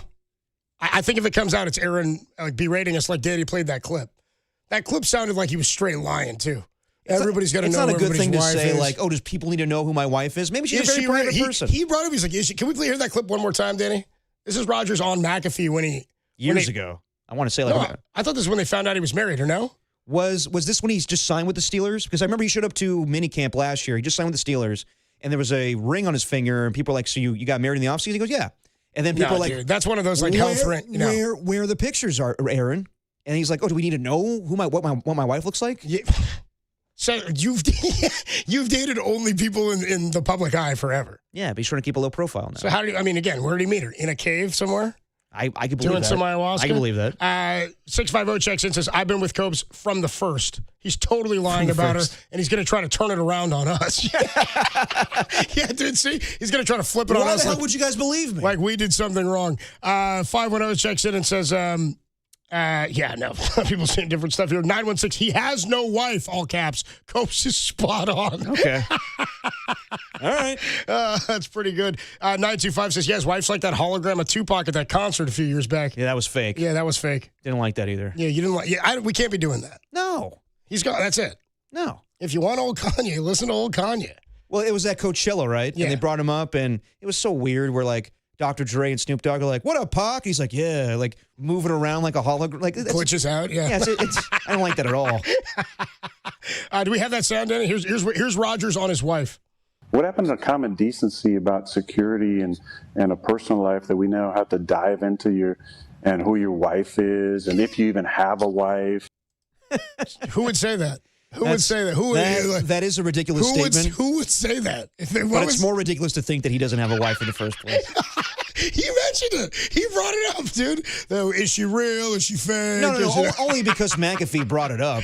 McAfee's like, so is she real, Aaron? By the way, how about J.J. Watt yesterday being like, look at you, man, getting a new contract. Oh, we didn't throw that in the and story. Everybody gets fired because of you. And he's like, oh, hang on. Yeah, dude. Then they also, like, it's funny that all of his buddies, they're kind of started ripping the company, too. Yeah. They're, like, making fun of Avengers and, like, other Moana and whatnot. And Disney? And McAfee's like, yeah, we're not doing that. I'm like, yeah, you just got cashed out. Carl Ravitch is like, you did what? Yeah, seriously. You're keeping who? And now he's making a country album. I don't need that. I need Aaron Rodgers' wife to play be it fake on the show more than I need that. 808 KMBR 415-808-5627 is the number to call and the number to text. When we come on back, we'll catch up with Matt Mayoko, our 49ers insider from NBC Sports Bay Area. Who would say that, dude? Who would say the fake thing about his wife? Yeah, it is kind of weird. On the Sports Leader.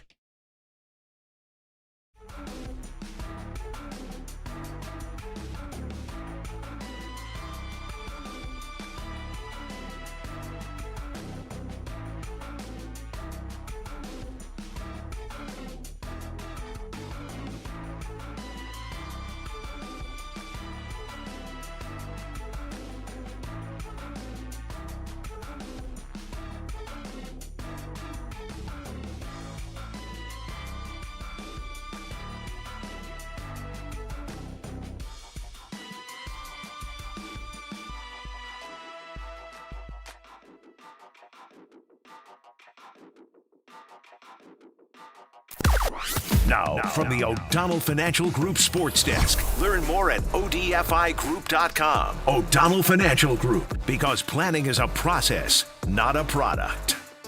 Anthony Slater spoke about the Warriors' chances to land LeBron James and said they've always been pessimistic about their chances. Well, that's the case. What the hell are we waiting for? You tired of the Warriors waiting on LeBron James? 415-808-5627. Let us know in the YouTube chat.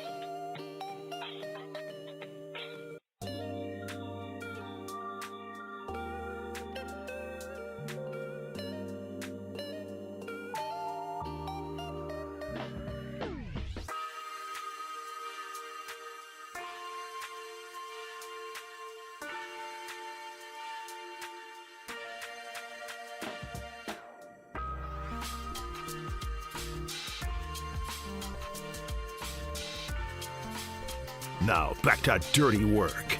Adam Copeland and Derek Papa in the KNBR Casino Matrix Progressive Jackpot Studios.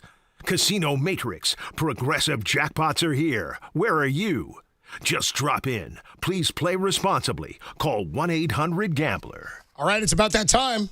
Almost football time. Joining us, as he does every week on the UMA guest line, Matt Mayoko, our 49ers insider from NBC Sports Bay Area. Matt, I was saying to Derek, I always like having you on. It's great to talk to you all season long, and in the offseason, football's always a topic. But I said it kind of got me even more excited to have Matt away for a while. I'm like, ooh, Matt's back, and the Niners are getting back to the facility. It's been too long, It's been too long, dude. How are you, man?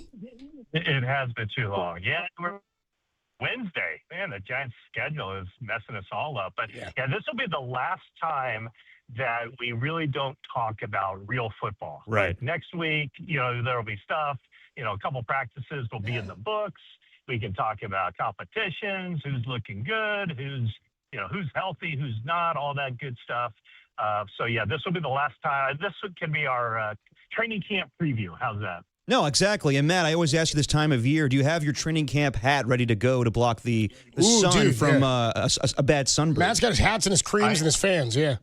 Yes, I not only have the training camp hat, I have the first day of camp shirt, the University of Pacific shirt that I've worn. I think this will be the 24th year in a row, something like that, where I'm wearing the same shirt at opening a training camp.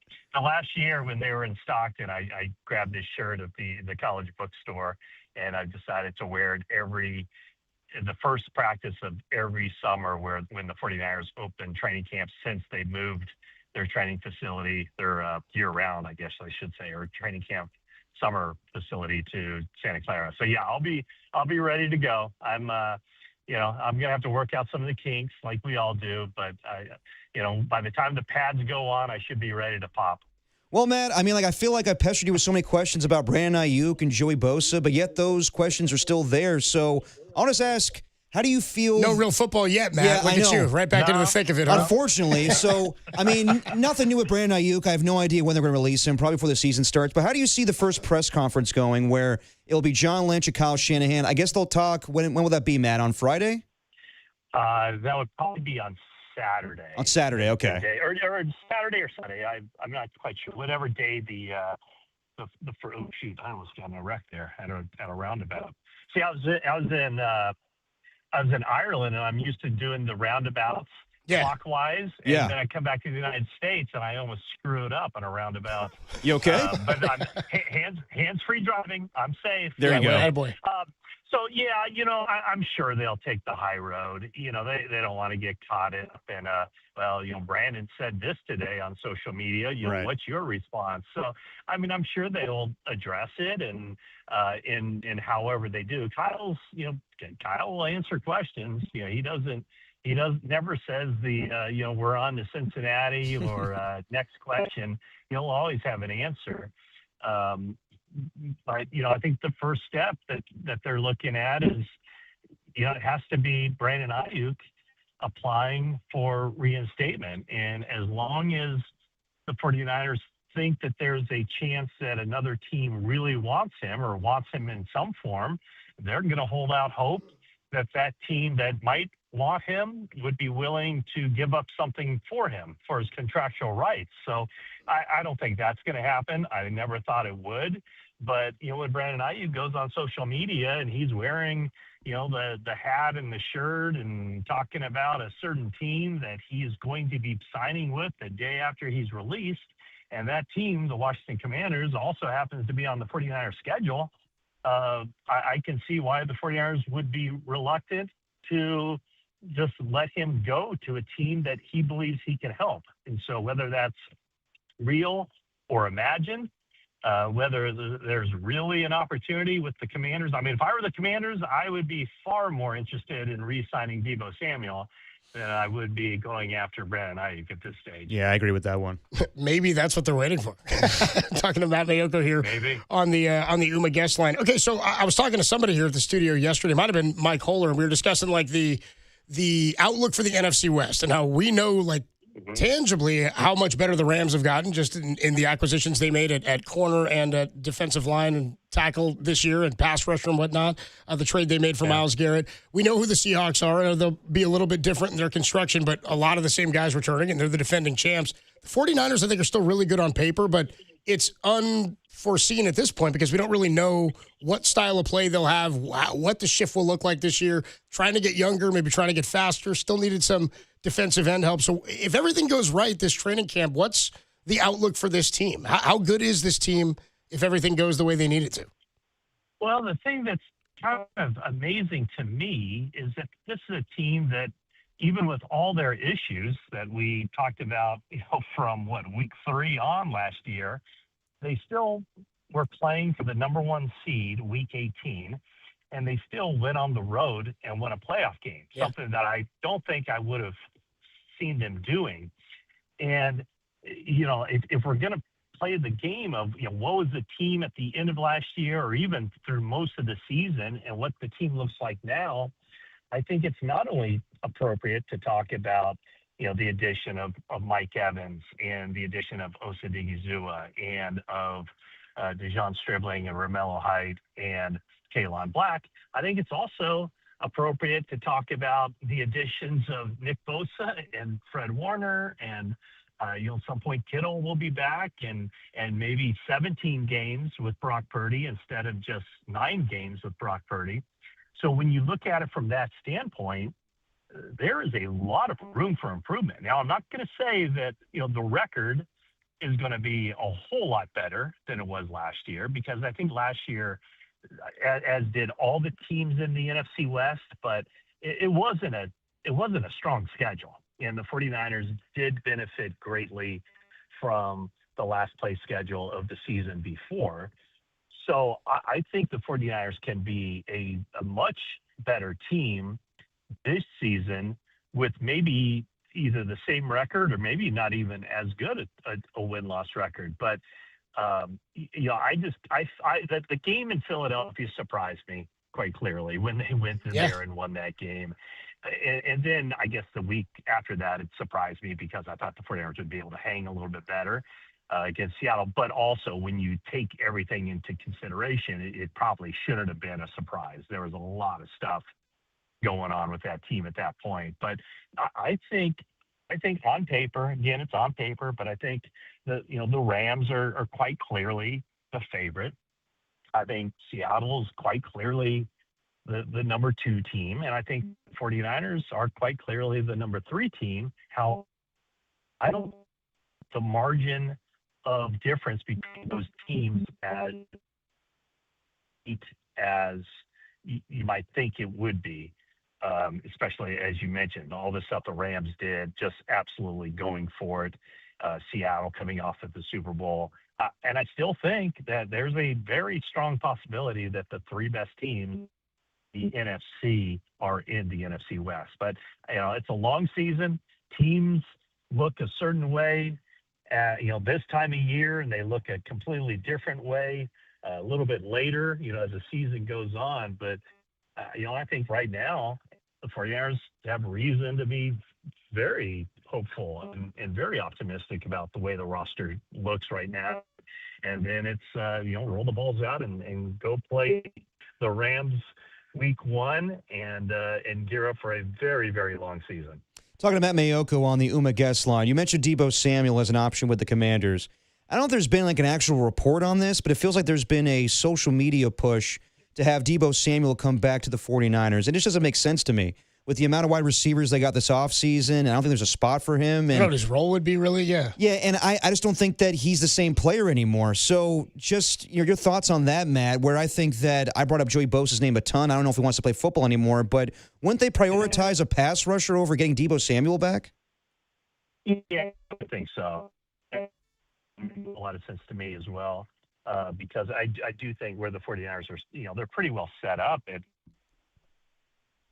I think we're going to try to reconnect. Danny, we're trying to reconnect with Matt. He was cutting out a little bit. I thought I might have stabilized there. I mean, I think I'll answer for Matt. It doesn't make sense. Yeah, I mean, we just sort of ran through. I think they're carrying 12 guys right now into camp. 12 wide receivers. They'll probably cut it down to 6, and then they'll carry 6 on game day. Yes. So I get the whole nostalgia of it, but at the same time, like, it doesn't make a lot of sense to me. Like, do you want to go compete with the Rams or the Seahawks? I don't think Deebo Samuel's going to help you in that regard. Yeah, I'm more interested, like you said, in pass rush. I'm also like, is there, because the position battles we could talk about, I think, is there a safety battle we could discuss? I have to look into it more, but Malik Mustafa or Malik Mustafa, and Jair Brown. We've been the reconnection with Matt Mayoko. Matt, you were just talking Deebo, and you cut out a little bit there.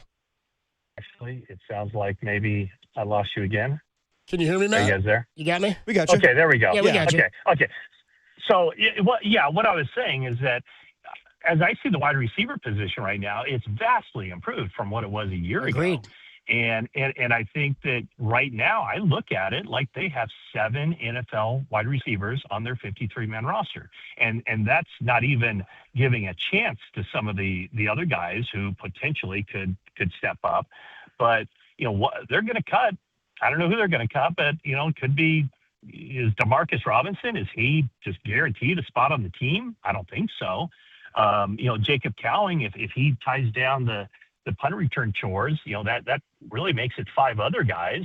So I don't see it. And I, with the way they signed Mike Evans, they have Stribling, they have Ricky Pearsall, right? There's your 3 top guys. I would be surprised if it's not, and I think it'd be a huge disappointment if those aren't the team's top 3 guys. So I do think that if they have money to spend or resources to shell out to improve a position, I don't think it would be a wide receiver at this point, unless, maybe down the road if there's some injuries and they run low on depth like they did a year ago heading into the season when they went out and got Kendrick Bourne.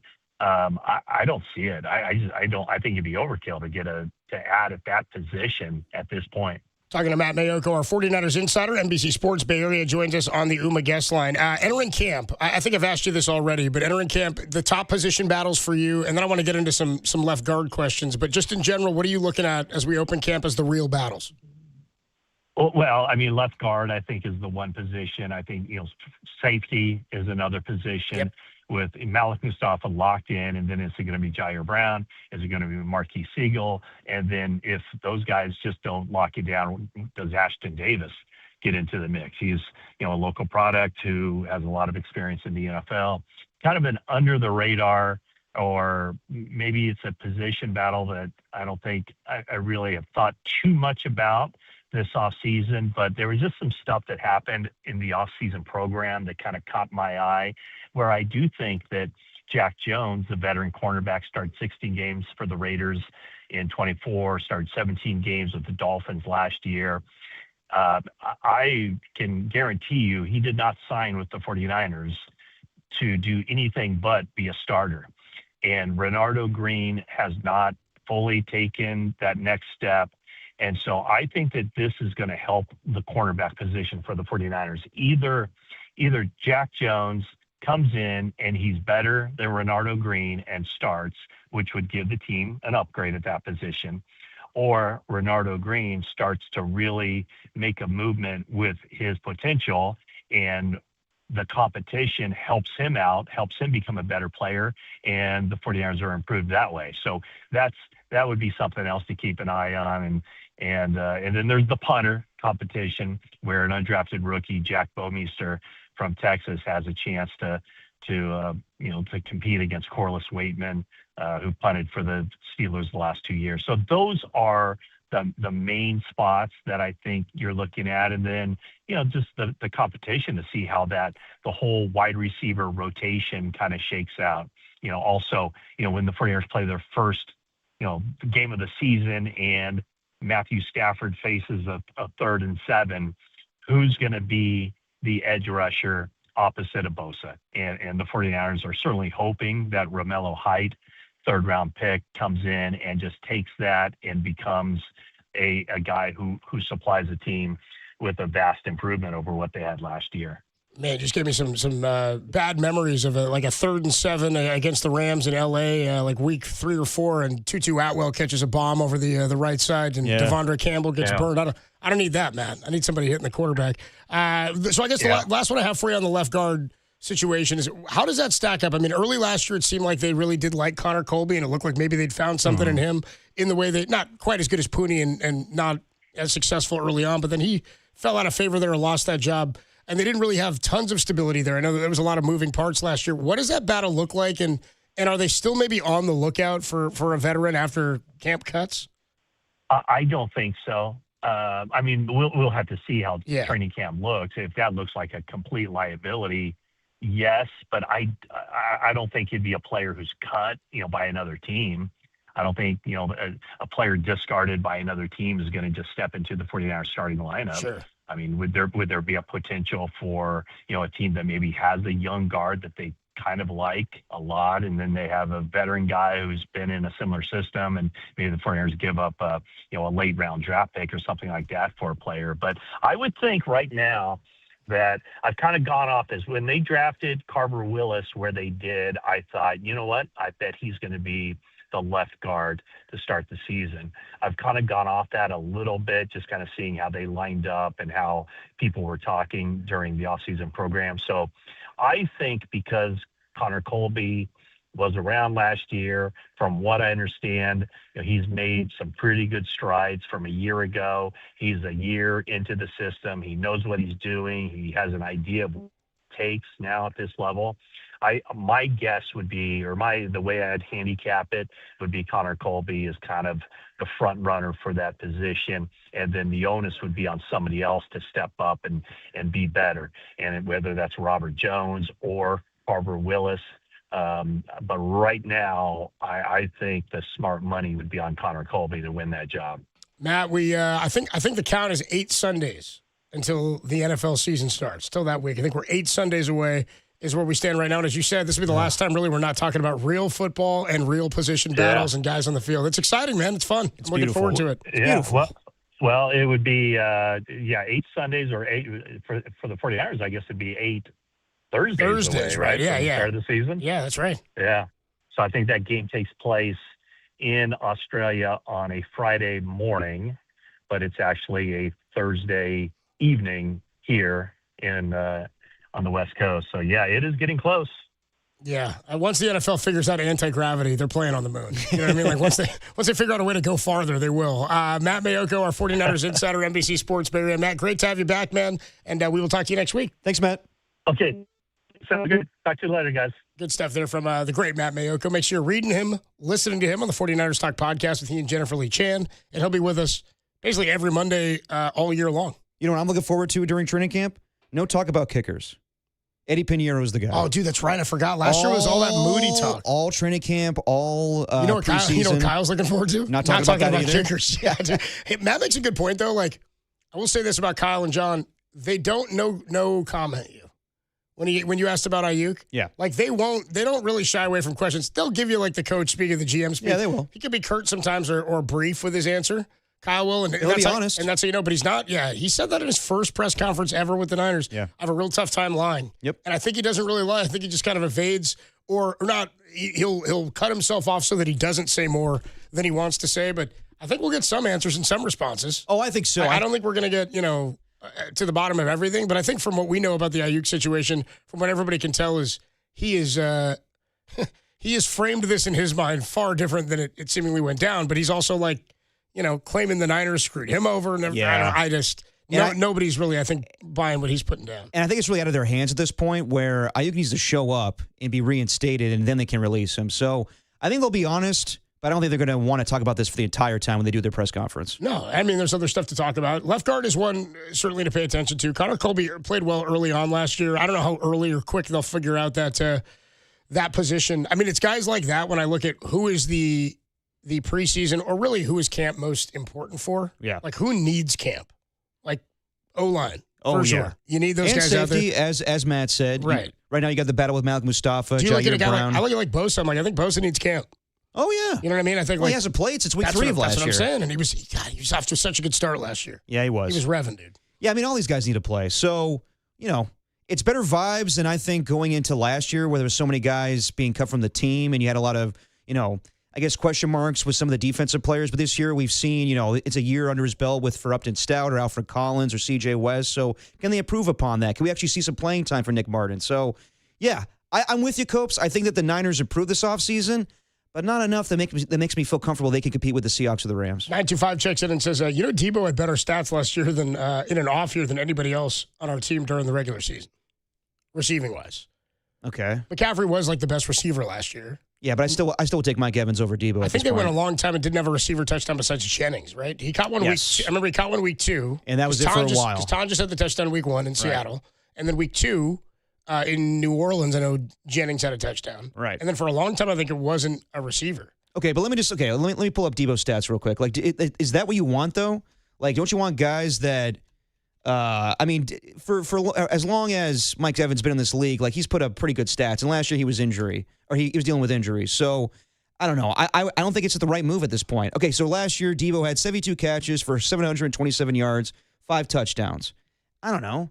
Like that doesn't scream to me like I need him on my team to be the 3rd or 4th wide receiver. No, I mean it is also a low bar for the receiving core last year. Exactly. Again, they had a revolving door of those guys for a lot of last season, right? I mean, they had back-to-back games, I think. Was it back-to-back weeks that Ken Bourne had 140 yards receiving? Yeah, it was in week 4 and week 5. Yeah, in LA against the Rams, and the next week against the Bucs. Yeah. At Tampa.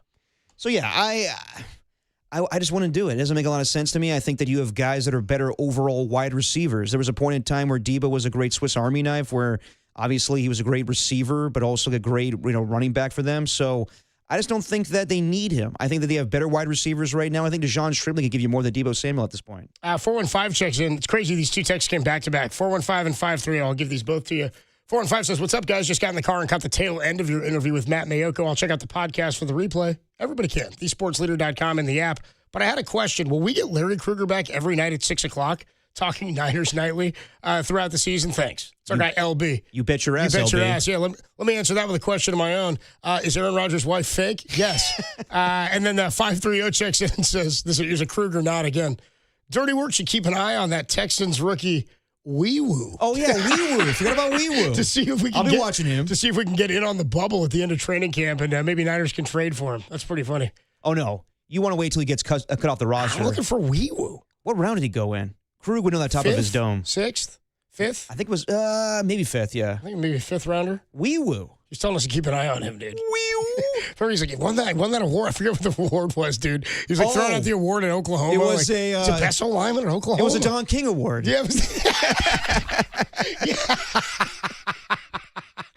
It's pretty good. I like both those texts coming in. 530 says Debo is a dog, though, guys. I'd take him back if the price was right. Kick returner, a few other places. I mean, maybe. But he doesn't just want to be a kick returner, guys. No, I don't think so. 808 KMBR is the number to call and text. You can get in on any of what we've talked about today, from Dwayne The Rock Johnson to Buster Posey's trade acumen. Pinocchio Unstrung. Pinocchio, Fast and the Furious. As our caller said earlier, to paraphrase or quote the first movie about the Giants, nobody likes the tuna here. Yes. Yeah, nobody likes the 5-game losing streak here that they led in all 5 of these games. Nobody. But nice to get away from it. We got away from Giants, but when Derek was off last week, he got back to the movies. You're damn right. How about that, dude? The guy who's been telling us for 2 years, we got to get back to the movies, man, who didn't see a movie since Marty Supreme came out. It's been a minute. You waited until July of this year. And what got you back? The Odyssey. Toy Story 5. Well, that do too, yes. We'll do it next. Derek returns to the silver screen on the Sports Leader. Let's all go to the lobby.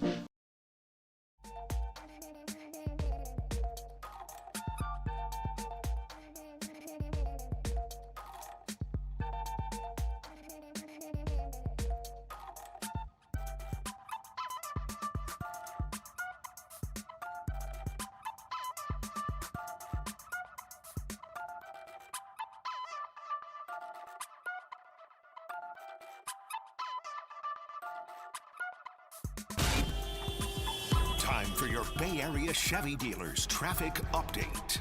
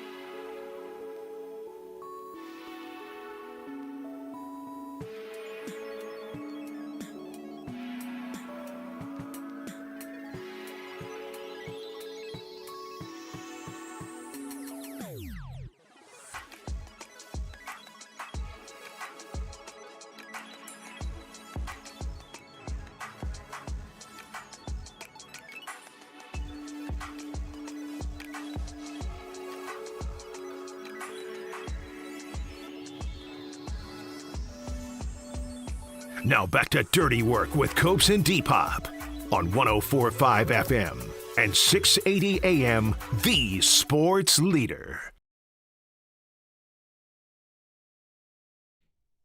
Dirty Work on a Wednesday evening. Adam Copeland, Depop, Danny Dunn hanging out with you. Somebody texted in a little bit ago and said, is Krug still coming up with Niners Nightly? Yeah, of course. By the way, the only reason you don't get Krug on Niners Nightly like during baseball season every night is because the Giants are playing. Yeah. But if there's no Giants ball, you're getting Krug. Oh, yeah. And I wouldn't have it any other way. Your birthday, Jesus' birthday, Krug. I was paraphrasing Cat Williams. Cat Williams talking Krug would be funny.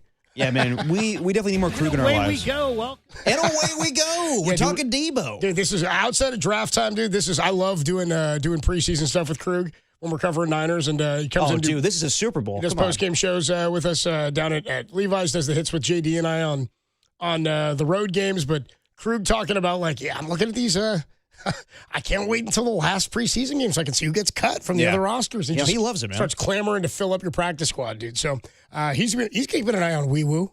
Oh, we all It's will. a guy to watch. So look, dude, this is if like you could give Derek a catchphrase, it would be I need more. It would be I need more. Or we got to get back. Hold on, Danny. Or we got to get back Let's to build this up more. Or we got to get back to the movies. Yes, we have to get back to the movies. Yeah. You've been saying that because me included. But what you meant by that is you really started that after COVID. You didn't start here until after COVID, 2022. But you've been saying that for a while. You're like, we got to get back to the movies. And for a long time, movie theaters were struggling. Things are closing. Yep. You got everything going to stream now and all that. They go so quickly to home video or home streaming that you were afraid the movie theaters were going to close. But last year, you got really excited. The Naked Gun came out. You were hyped about that. Yep. You had a couple other movies you were excited about last year, Marty Supreme. But you've been a big get back to the movies guy. I love the movie-going experience. For a guy who doesn't go to, you have a weird way of showing it. For a guy who never goes. Well, the movies have to interest me. I just like going. It depends on the flick. Okay, go ahead. Tell us about your trip back to the movies. How was it? Well, so I went back to see my mom in Houston. Was it the same as you remembered? Any big changes? Nah, same old thing. Oh, yeah. But as far as going to the movies, Copes, like, yes, I haven't gone to the movies prior to this since Marty Supreme came out. There wasn't a movie that interested me. Yes, I heard that Project Hail Mary was fantastic, but I'm not a big sci-fi guy, so not up my alley. There were other movies out there. I just didn't go back to the theater, but I will more after what I experienced with The Odyssey. It's something I like to call Derek Gets Back to the Movies. Hit it, Danny. All right. What are we doing? What is this? So, you want a rating system for how I'm going to go forward with this? Because I know last year I did F1. I kind of did like a half-assed review of the movie where I said there was cars in it, good shots, vroom, vroom, was a good movie. Yeah, Derek put it on our rundown last year. He saw F1 and he was like, and he put that as like a segment. It was like Derek reviews F1. I was like, okay.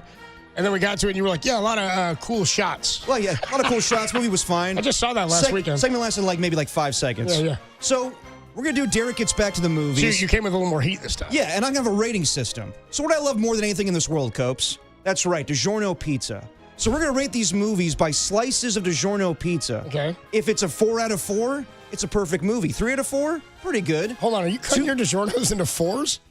They're that big. You're cutting. Hold on. You're just slicing once and then slicing twice. Yeah, and you gotta, why not? What? I don't know. How many slices am I do for this rating system? I don't know. Okay, 1 out of 4 is pretty bad. Half a slice, it's not even worth seeing in the theater.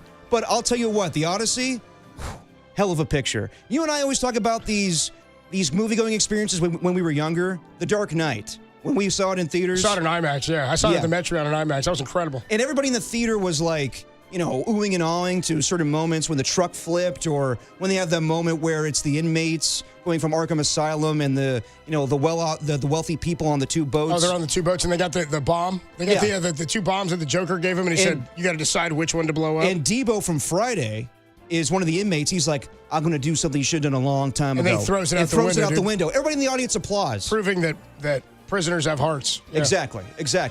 Especially in Arkham. Yeah. The Odyssey had many of those moments when I saw it in IMAX. So you have to see it in IMAX. This movie was filmed with IMAX cameras. So, you can't see it in standard definition where their heads are going to get cut off. You have to see it for the whole thing. Wait, standard def? You mean like it's like a regular movie theater?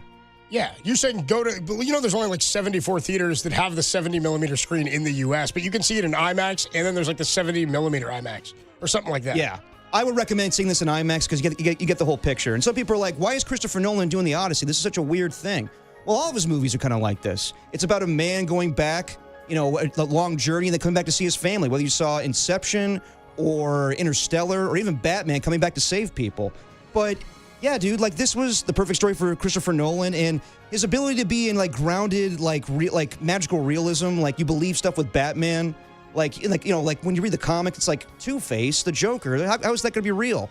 With Christopher Nolan, he makes you believe there's a Cyclops, or giants, or witches, or Charlize Theron having to convince a man to stay on a deserted island to have sex with her every day. Well, it wouldn't take much for me. Exactly. Yeah. And the performances in this movie, Matt Damon, a lot of people were like, Matt Damon as God, what's his name?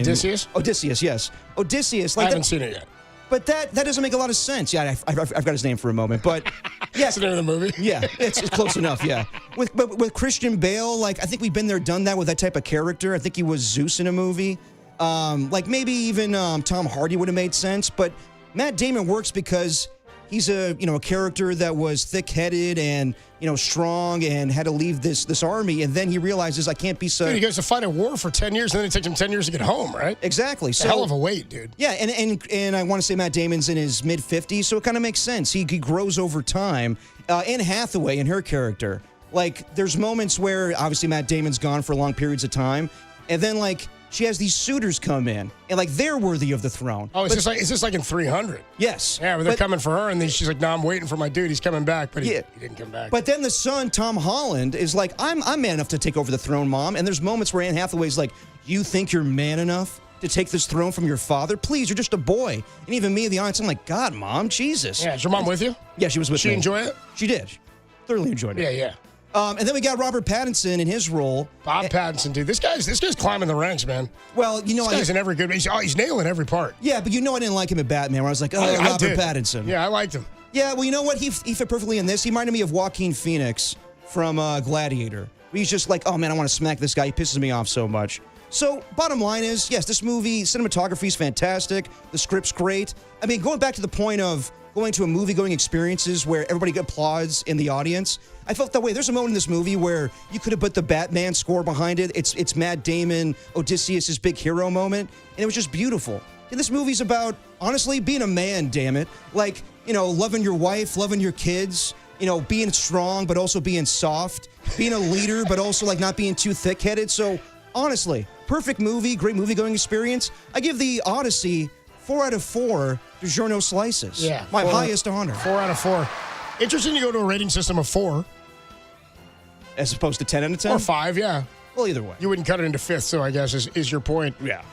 Yeah, I mean, I guess I plan to see it. Somebody on the text line 4 and 5 says, I don't think you guys have ever seen a good movie before. What? What do you mean? We talked about the Scorpion King today. Yeah. It's a great was film. breaking down The Mummy Returns at the 2 o'clock hour. Yeah, I mean, there's some criticism with this movie, like some of the casting, and I'm like, just get over yourselves. Did you see, your boy Mel Gibson? He wants to make his own Odyssey? Well, yeah, dude, Musk was like, dude, I'll give you $100 million to make one that's historically accurate. Now, historically accurate? It's a poem. Dude, it's Greek mythology. I was like, you mean that white guy he's got in Passion of the Christ 2? That historical accuracy? Is that seriously? What we're looking for? It's hysterical. And my little brother showed me Troy afterwards. He was like, now this is kind of like what I'm used to. And I'm like, yeah, but Troy was okay. You hadn't watched Troy before? I haven't. Brad Pitt in his British accent. Yeah. I wasn't buying it. Yeah. Yelling Hector and all that? Yeah. And by the way, some people are hung up on the fact that they don't speak with English accents in this movie. It's not the King's English. Well, I'm sorry, but that's not how they spoke in those times to begin with. So why is it a big deal? Yeah, I guess he wrote it to be more digestible. Like he rewrote the script, rewrote the story. 408 says Cope's a literary. He hasn't seen the movie, but he knows all the facts. I mean, it's like a 1,500-year-old piece of writing. Yeah, isn't exactly. It's like a poem. It's like one of the oldest pieces of human literature I think we have. Yeah.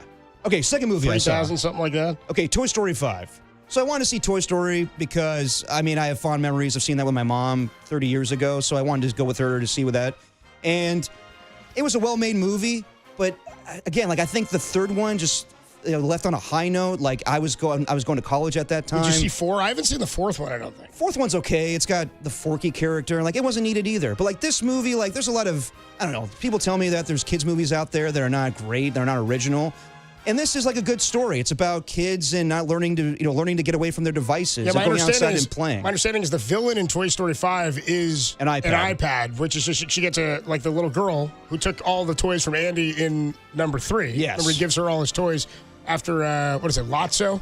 The yeah, bear? Lotso. Yeah, the bear. He's the bad guy in that one. He Anyway, was such an a-hole. In 5, my understanding is that it's like an iPad screen, and that's got its own little life too, just like the toys. Yes. But the girl's spending all the time with the screen and not with the toys, and it's kind of a real thing that we deal with. And she's Growing being up, judged by moving these on. other kids in her class, saying like, "Oh, you play with toys still?" So Yeah, hell yeah. It's a good story. Not a lot of Woody and Buzz. Not a lot of Randy Newman. No, you got a friend of me in the movie. But like the story's about Jessie, and it's a well-made movie. Wasn't needed for Jessie me. the cowgirl? Jessie the cowgirl. Yes. Are she and Buzz still? No, I won't give that away. You gotta see the movie, man. You won't give away if there's still a thing? Or was that part of the movie? That's part of the plot. Oh, It's part dude, of the plot. little tension with there you go. Little trouble in Trouble in Toy Box Paradise. Yeah, exactly.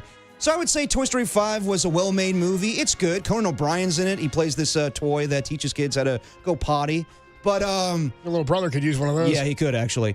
But in the end, I don't know. I still think Toy Story 3 is so fantastic. It should have ended the series. It doesn't even feel like Toy Story to me. It just feels like a good storyline with toys, but they bring back the memories of Toy Story in a way. But yeah, it was fine. Just not something that I think was needed. Okay. How So many there you pizza go. slices? Oh, I give it 3 out of 5 pizza slices. DiGiorno slices to be specific. Yeah, nice. Now it's out of 5? Now it's out of 5? Oh, sorry, Mike. 2 out of 4. I forget my own rating system. 408 says 1,500, try 3,000. Yeah, it's like a 3,000-year-old piece of writing. Well, either way. I said 1,500. I said, or 3. Whatever. Yeah, whatever. I'm a literary, not a mathematician. You know what I mean? No, dude, I've never read it, The Odyssey itself. But no, I plan to see it. I got to get back to the movies. Yeah, I reference everything when it comes to the Odyssey based on the Simpsons episode, where it's Homer's Odyssey, literally. Oh, really? They do. Oh, Yeah. it is Homer's Odyssey. Yeah. Homer wrote it. Yeah, I got exactly. you. 650 says, can we have a new bit happen every so often? Like the pile of crap and call it Beer in a Movie by Depop, where Depop has a beer before going to see a movie and he reviews it. You're killing 2 birds with 1 stone, having a beer and getting back to the movies more often. I kind of like that, It actually. would also make reviews exciting and entertaining. Okay, I'm down for that. Yeah, I want in on that. I think we go together. All right, let's go with me. We review it. Danny down? Pinocchio Unstrung. Yeah, dude, maybe that should be the next one. I don't know. Why won't you go to see that? You know me. You wouldn't go to laugh at that with us? He's like, after football season. We got to take a quick break. Adam Copeland, Depop, Danny Dunn. I'm busy. I got football.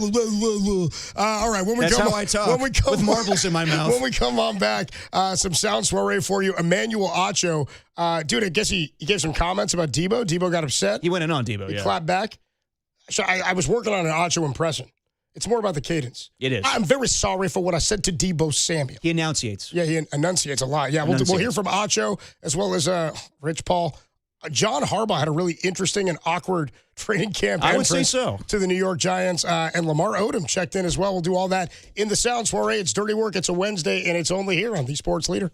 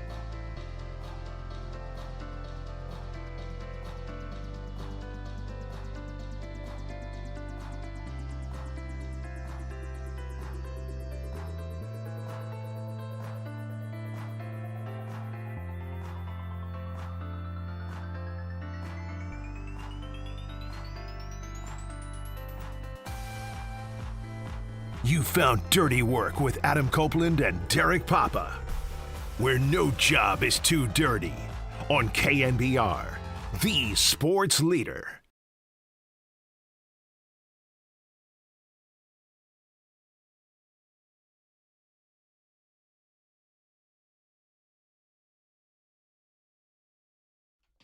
Dirty Work on a Wednesday evening. Adam Copeland, T-Pop, Danny Dunn with you. By the way, 530 checks in on the Golden State Lumber and Showroom text line, says, dude, the Odyssey was 2,700 years ago, not in the Middle Ages. Okay. If you'd asked me when the Middle Ages were, I'd have been like, Yeah, me too. I'd have been like, save that for Tim's trivia.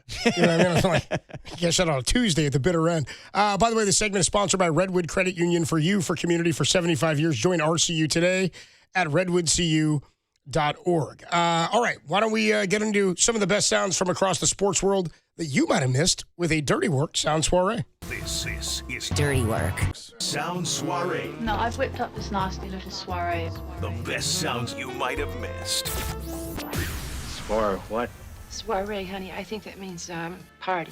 On the sports leader. Your Sound Soiree for Wednesday, July 22nd, 2026. By the way, right in the middle of that, of your movie review of The Odyssey and Toy Story 5, somebody on the text line was like, is anybody else concerned about Casey Schmidt's on base percentage? I was like, concerned is a strong word. We moved on. I'm legit more concerned about the legitimacy of Aaron Rodgers' nuptials. You know what I mean? Well, I know you're concerned with that, yes. Somebody else texted earlier, made me laugh. They said, you can identify as anything nowadays, even married, apparently. In reference to Aaron Rodgers. That made me That's laugh. not bad. I'm sorry I forgot your area code. You deserve credit, though. That made me laugh. You do, yes. All right, let's get into the Sound Soiree.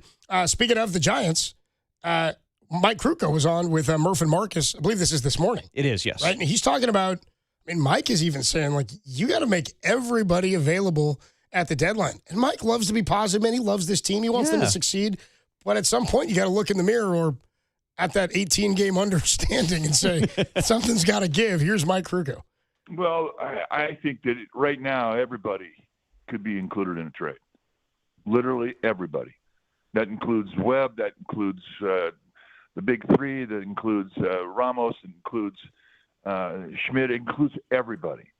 But in order to get those guys, you're going to have to be overwhelmed. And if the Giants get overwhelmed with talent and then they have hard decisions to make. And believe me, from my perspective, it would be a very, very hard decision to move Ramos and Schmidt because of their youth and because of how they've developed. I do think both these guys are going to be really, really good players, and it's happened for them this year. Agree 100%, and it's the same thing that Dave Fleming said yesterday. We got to be a little cold-hearted, be open to everything.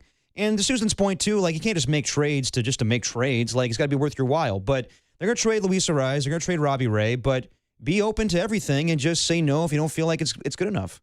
Just say no. Just say no. Yeah, like keeping kids off drugs, too. Just say no. Just say no. Also, yeah, like you got to be willing to listen. And you've got to have a line where you say, if you want somebody like this who we're not shopping, but we're just listening, you've just got to have a line and say, it's going to cost your top two prospects. You know what I mean? Like, we're going to give you somebody controllable who is a developed piece right now. Yeah. And then there'd be questions about that, too. I mean, if they traded away Ramos and or Schmidt, and it was a player who wasn't like ready for the big leagues, there'd be you'd be like, well, so we're just going to pay the big player guys right now, or the high price guys, and move on from dudes who are young and controllable and developable. Yeah, that'd be tough. That'd be tough to deal with unless you were actually filling another void. Right. All right, moving on here in the Sound Soiree. How about Will Clark? He's on the Deuces Wild show, right?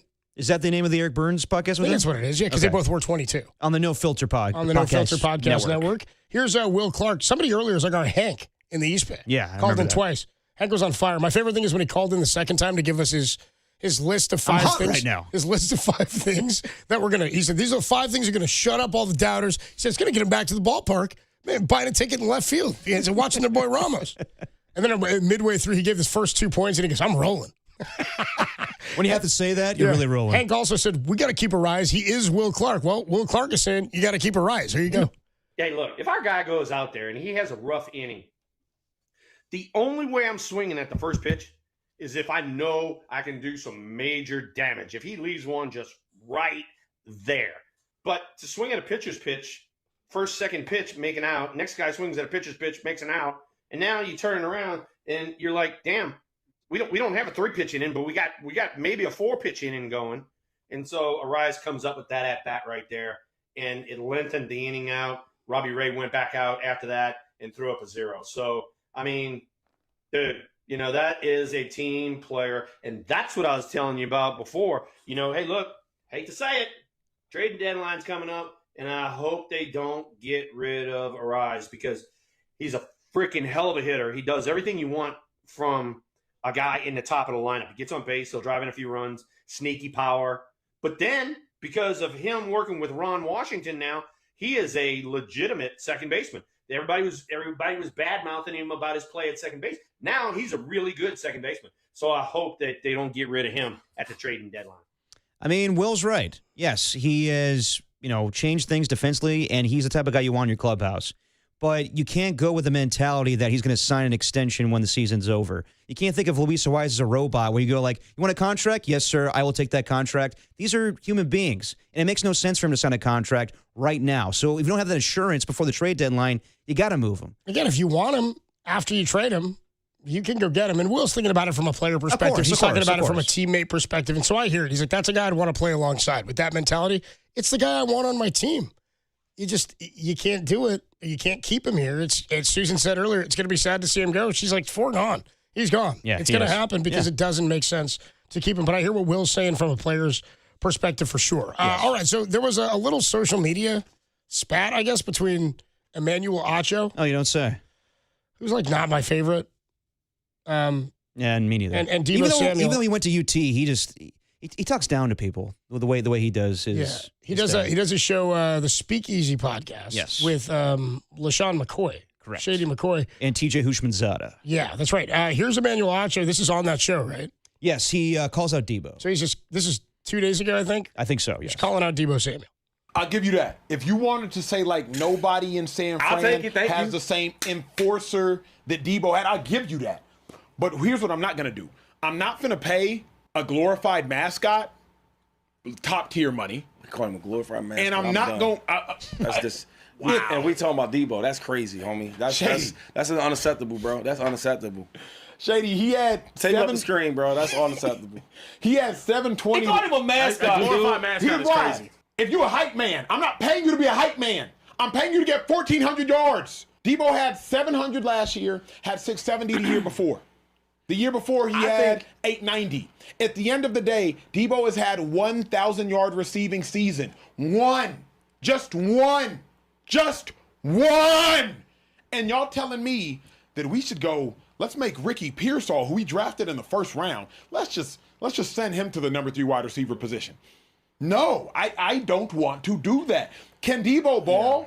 Duh. We know Deebo can ball. But Kieran, 1,400 yards, 1,400 yards, 600 yards, 890 yards, 600 yards, 700 yards. What direction is he going in? Y'all tell me. But why are you yelling? That's the way he gets his point across. Why are you hollering? I don't disagree with most of what he said besides calling him a glorified mascot. That's rude. Just bottom line, that's rude, and I'm glad LaShawn McCoy called him out for that because Deebo Samuel has proven a ton in this league. And to call him a glorified mascot, that's just disrespectful. Also, he's not a guy who's like problematic. Almost, I don't like remember him being problematic in any way. Like publicly for sure now. Like I think he's a dude who loves football. He plays super hard. He's a fun guy to watch play. I loved him as a 49er. He's one of my favorite Niners in the era that he was here. Right. If he came back, and I don't see it happening. I don't know if it makes sense. But like Kyle Shanahan doesn't bring anybody back because it feels good. I'll tell you that. No, he's not a guy based off of feels. Kyle Allen bringing you in because it feels nice to have you around. You're here because you need to do a job. And if you can't do that job, you're not here. Case in point, Dre Greenlaw. They brought him back because they have a needed linebacker. They didn't bring him back because, remember those times with Dre Greenlaw? He's not about that. Kyle could care less about that. Yeah. It's about, can he help us right now to improve that defense? Deebo Samuel, again, it's disrespectful to call him a glorified mascot, but can he help this team out this season to beat the Rams and Seahawks? I don't think so. Well, Deebo responded to Emmanuel Acho. I was trying to find the actual tweet because he tweeted something out, and he kind of clapped back at Acho with a line, but it wasn't like he was kind of quick in what he said. And I think he noted that he played for 4 seasons in the NFL. He said something like that. Not a long career. Like Deebo sort of mocked his career. You got something, Danny? Yeah, he said glorified mascot and the laughing emojis. Who is bruh? Who gave him a voice? You play 3 years, gang, 3 different teams. Ain't coming at you, but stop trying me, bruh.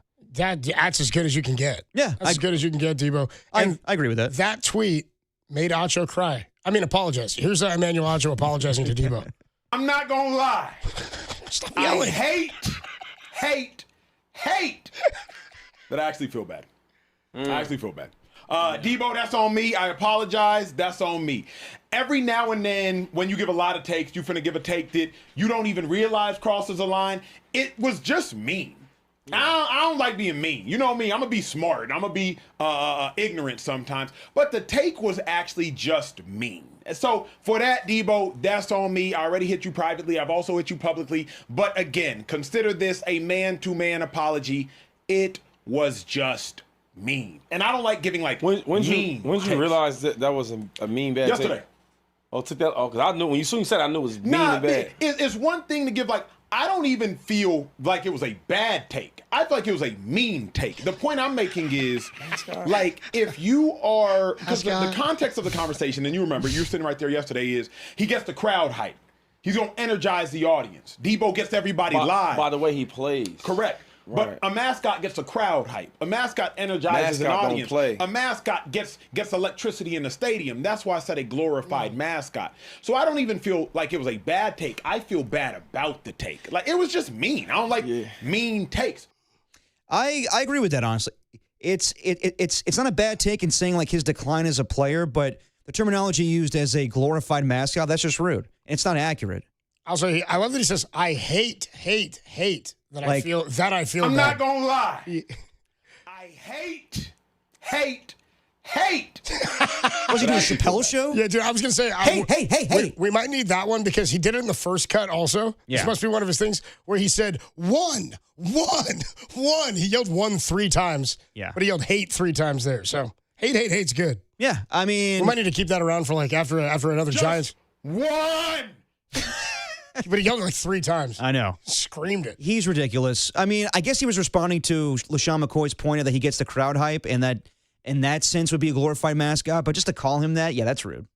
It's rude. You think we forgot about that whole thing with Troy Taylor? I didn't. 808 KMBR is the number to call, and the number it happened. No, I remember. I didn't forget. People don't forget it, man. I remember. Yeah, I remember. I can be mean too, man. We can take a quick break. I can be real mean. When we come back, we'll put the show to bed, hand it over to Krug, little Niners Nightly. Hell yeah. And Diners Nightly returns to your airwaves at the top of the hour. It's Dirty Work. It's a Wednesday. It's the greatest show in America, and it's only here on the Sports Leader.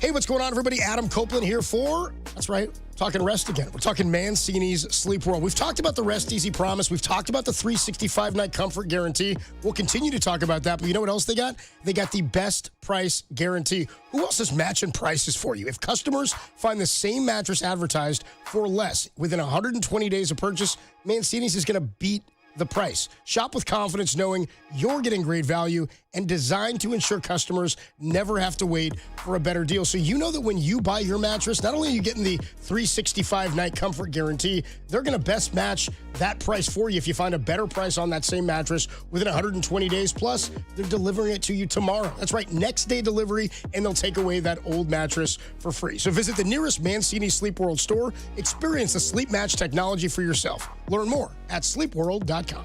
Mancini Sleep World, rest easy.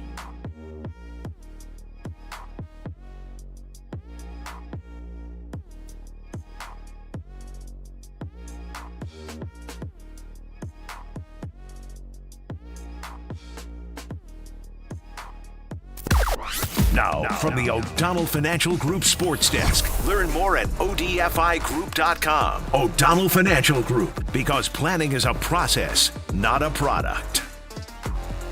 Anthony Slater spoke about the Warriors' chances to land LeBron James and said they've always been pessimistic about their chances. Well, if that's the case, what the hell are we waiting for? You tired of the Warriors waiting on LeBron James? 415-808-5627. Let us know in the YouTube chat.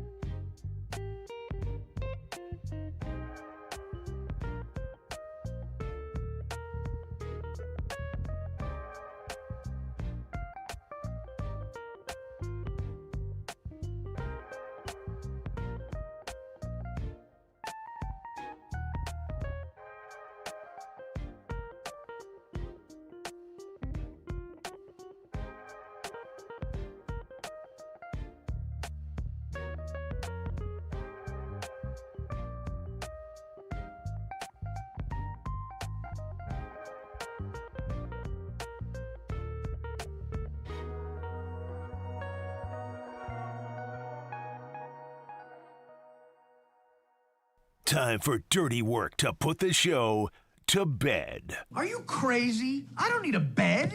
On the sports leader. Now you will go to sleep, or I will put you to sleep.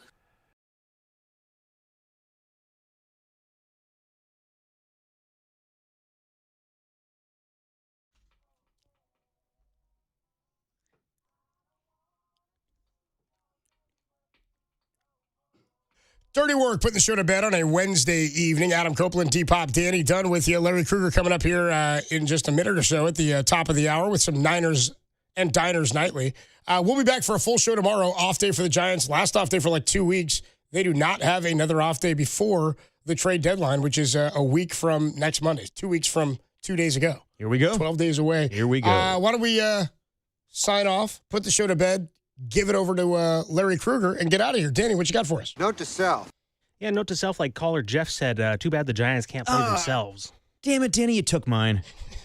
That was a great line. It was a great line. It was a good line. Note to self. Note to self. I guess JT Brubaker's the next Sergio Romo? Yeah, he said, Hank in the East Bay said, is JT Brubaker the best homegrown closer since Romo? I was like, what? I don't even know. What that sentence doesn't make any sense to me. All right, note to self. Note to self. Nobody likes the tuna here. Yeah. That's where I'm going. There you go. Thanks to our guest today, Matt Mayoko. Great to have Matt back. Check out the full podcast, thesportsleader.com and the Sports Leader app. And Susan Slesser joined us earlier talking some trade deadline. You can hear all that up on the podcast page on the website. Thanks to all the filth hanging out on the YouTube chat today. Sorry I didn't get a chance to check in with you guys. Thanks to everybody who texted in and called in today. We'll have a fun show for you tomorrow as Derek returns to the double dip floor Oh, I'm ready. You ready to go? Are you ready, Dan? I'm on a 2-game losing streak. Yeah, you missing it might have cost you a point. How's that fair? Hey, missing it. You never know what the rules You're of the pissing me dance off do. already, Dan. I swear to God. We got to get out of here. And for anybody that needs to hear it, it gets easier. Every day it gets a little easier. You just got to do it every day. That's the dirty work. But it does get easier. You're listening to KNBR and KNBR FM San Francisco, the sports leader, a Cumulus media station. Larry Krueger talking wee-woo next on the sports leader. I'm a fool to do your dirty work. Go, yeah. I don't want to do your dirty work no more. It's time to bring the 49ers to the forefront. It's go time. This is the best team that they can put on the field this year. Welcome to Niners Nightly. You guys are going to hear it. The latest from the locker room, the latest from the podium, the latest scuttle from the players. On your proud home of 49ers football. KNBR, the sports leader. Your faithful fix with your host, Larry Krueger, begins. We'll take phone calls. We'll talk Niners for a full hour. Fired up. Really excited. Now. And away we go. Welcome, Larry Krueger, back with you for another edition of Niners Nightly. We're getting to that time of the year. You always know when when you get to a certain point in the summer, usually the fall, you look at your Major League Baseball standings, and when your Giants are 20 games out, it's almost football season. So they're 22 out. So let's put that in the proper perspective. Wow, what a rough one for the Giants, getting swept in hot Kansas City, and it looked hot. It looked really hot. And the Giants' pen is just bad, really bad. So we're going to be a diversion, hopefully a pleasant diversion from Giants baseball, as this has just not been our year as Giants fans. 42-60, 20-35 on the road. Probably going to sell off 3 or 4 pieces that we like. God, if they trade Casey Schmidt and Elliot Ramos, we riot. We absolutely riot. But we will be a diversion tonight. We will say, you know what? Giant storm clouds, let's just move them aside because training camp in the NFL opens on Sunday, and the 49ers have their sights set on winning the Super Bowl at SoFi. Can they do it? Can they do it is the question. And we can take some calls tonight. 808-KNBR is the phone number. There's really 3 main questions. The first question we're going to get into, who is the most important newcomer for the 49ers? 808-KNBR. Who is the most important, the most valuable of the new additions? And I know Mike Evans got the most headlines, but if it was me, I would say it's Raheem Morris. I think Raheem Morris is going to be a very, very, very good addition. I'm kind of hoping, and it is a hope, because Niners have had 5 defensive coordinators in the last 5 years. I'm looking for a little continuity, and they should as well. Andy Reid's a great offensive coach, but then all of a sudden he fell into Spags, and the two of them made beautiful music together. Kyle Shanahan's a great offensive coach, but, they've had Sorensen. They've had changes. They've had issues. Robert Saleh did a pretty good job last year, but could Raheem Morris be like Kyle's version of Spags? Possibly. Maybe a little, dare to dream, a little continuity, maybe not just a one and done kind of a situation. Maybe he sticks around. I think that's what I'd be hoping for if I were the 49ers, that Raheem Morris is to Kyle Shanahan what Steve Spagnuolo has been for Andy Reid, just kind of the head coach of the defense. So Andy can just pay attention to the O. Where if Shanahan ducks his head in 3 defensive meeting rooms this year, I'd be surprised. I think Raheem Morris is the de facto defensive head coach, which makes this next training camp juicy as hell. Why? Because Raheem was hired February 1st, and he was part of the draft plans, but he's a team player. So he's listening to scouts and Lynch and Tariq Ahmad and Josh Williams and R.J. Gillen and all their lieutenants and road scouts and regional scouts. It's a big process. It's an organizational deal across the board. So I don't think Raheem walked in and just said, all you guys shut the hell up. We're going with this guy. I think he was a team player. And I'm not saying that he doesn't like who they drafted. I'm sure he does. But he may not have been every player that he wanted. And he inherited an awful lot of young defensive players. And we're going to kind of find out who thrives under Raheem, who thrives of the new guys on the defensive side of the ball, but who thrives of the first and second and third year players, of which this roster is comprised of many, many guys like that. Guys that he inherited: Alfred Collins, Mikael Williams, Nick Martin. We can go on and on. Upton Stout, Renardo Green, Jair Brown, Marquise Siegel. How are those players going to play? Is it like a new teacher? It's like, we've all had that. You had a bad grade, maybe about a year you didn't do that great in school, and then you felt like the teacher kind of had it out for you by the end of the year. Well, guess what? It's September and you got a whole new teacher, whole new lease on life. And maybe this teacher will really think you're funny. Maybe this teacher will think you're great. Maybe this teacher, you'll really connect. And that's the same thing that happens in coaching. New coach comes in, some guys connect, some guys don't. He brings in his own guys. It's almost a little bit like political regimes, though. It's like you see teams kind of part ways with guys, sometimes out of the blue. You're like, what? Why? And then you realize, what? That was a Sorensen guy. That was Robert Saleh's guy. That was never Raheem's guy. And it's not the kind of player he likes. So that's what's going to be really interesting, because the draft was a group project. The free agent market in March, very much a group project. But guess what? There's a passing of the baton right around training camp where Kyle Shanahan is not going to, not that he's not holding, the personnel department's feet to the fire, but it's the Raheem Morris show. He's the head coach of the defense. It's his show. And if he likes a player, that player's staying. If he likes a player, that player maybe is getting an extension. If he has no use for a player, that player is getting traded or cut, released, DFA'd, whatever you want to say. They're parting ways. So this is going to be the most interesting, I think, training camp in a while, because I expect somebody that was part of the Saleh regime to really not fit with Raheem, and somebody that we're not thinking of that maybe wasn't all that big under Robert Saleh may thrive. Like, I think there's a chance Nick Martin could thrive under Raheem. He likes five-man fronts. He likes blitzing linebackers. He likes guys who can hunt quarterbacks. Nick Martin can hunt quarterbacks from his linebacker spot on that second level.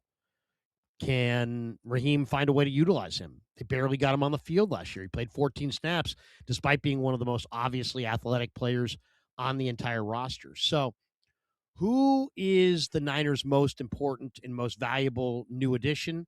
I'm going to say it's Raheem Morris. Now, if I have to go with somebody number two, it's easy to go with Evans, but I'm going to go with Osa Odigizua. Evans is going into his age 33 season. Odigizua is in his prime. He's 27, and he's never made the Pro Bowl. I think this is the year he probably makes the Pro Bowl. If I had to go with a third guy, I'll go with Kalon Black, the running back from Indiana. I just think he's dynamic in every way imaginable. He's exactly what the doctor ordered. Every good football person that I've talked to this offseason, talked to Greg Cosell the other day, man, watched film on this guy, loved him. It's like almost everybody that I talked to that I really respect their opinion on football and personnel evaluation, they love Kalon Black. They don't like him. They don't kind of like him. They love him. Why do they love him?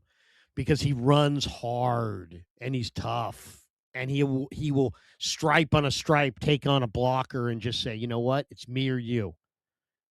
He will block, to the death, and the guy can catch the ball to the backfield. Even though Indiana didn't throw it to him, Cignetti didn't utilize him that way because they had receivers, they had other guys, they had Hemby. This guy can catch. He showed it in the minicamp. So I think most important acquisition of the offseason, I'm going Raheem Morris. Number 2, I'm going to Osa Odigizua. Number 3, I'm going Kalon Black. I'm going to go with number 4. I think Dre Greenlaw was an incredibly important new addition. It's obviously the Niners reacquired him. So he was already a Niner. He was grown and drafted originally out of Arkansas by the Niners. But this guy plays for keeps. We all know it. You saw it in the playoffs. I don't know how many games he can play without getting hurt. You know, I don't know. If you if I had to wager on it, I'd probably say 4, 5, maybe 6. It's probably not a full season before Dre goes down. But you know what? I'll take an example like Dre Greenlaw. It means a ton to Dre Greenlaw, and he plays with his hair on fire. And you saw it in the playoffs against New England for the Broncos. This guy is flying all over the place. I mean, he plays with reckless abandon. He plays the way you want all your guys to play on defense. There's a lot of young talent in that camp, a lot of young linebackers.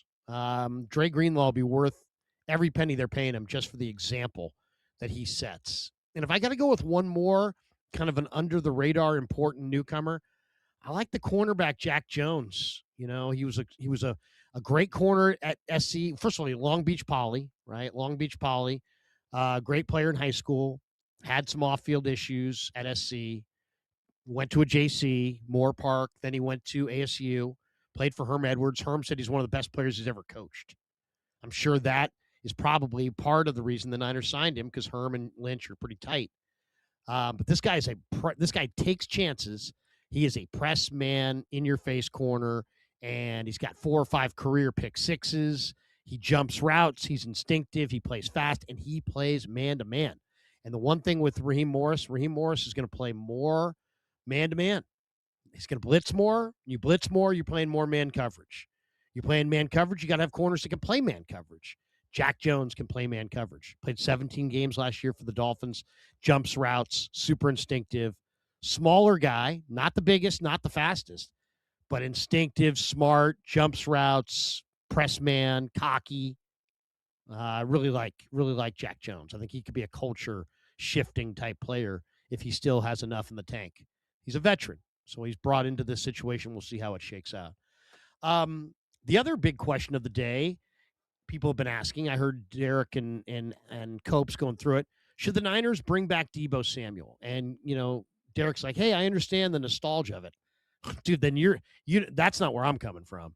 You know, the last thing I am is nostalgic I'm nostalgic for, you know, my kids' baby days and that kind of stuff, but I'm not nostalgic for old football players. I want to see the Niners reacquire Deebo because he looks like he's in amazing shape. And by the way, Emmanuel Acho yesterday, and I love Emmanuel Acho. I think Emmanuel Acho is one of my favorite NFL media guys. Some people hate him. Some people don't love him. I love him. He called Deebo a glorified mascot yesterday. And Shady McCoy was on the speakeasy with him, was like, bro, you know, get me off the screen. It's like, bro, I want to disassociate from you. But this is why I love Acho, because you know what? You talk in front of a microphone, you're just going to say something stupid. All right? It's just a matter of time. You're going to say something that's wrong. You're going to say something that's stupid. And a lot of people just own it and just like, screw it. I'll just ride it out.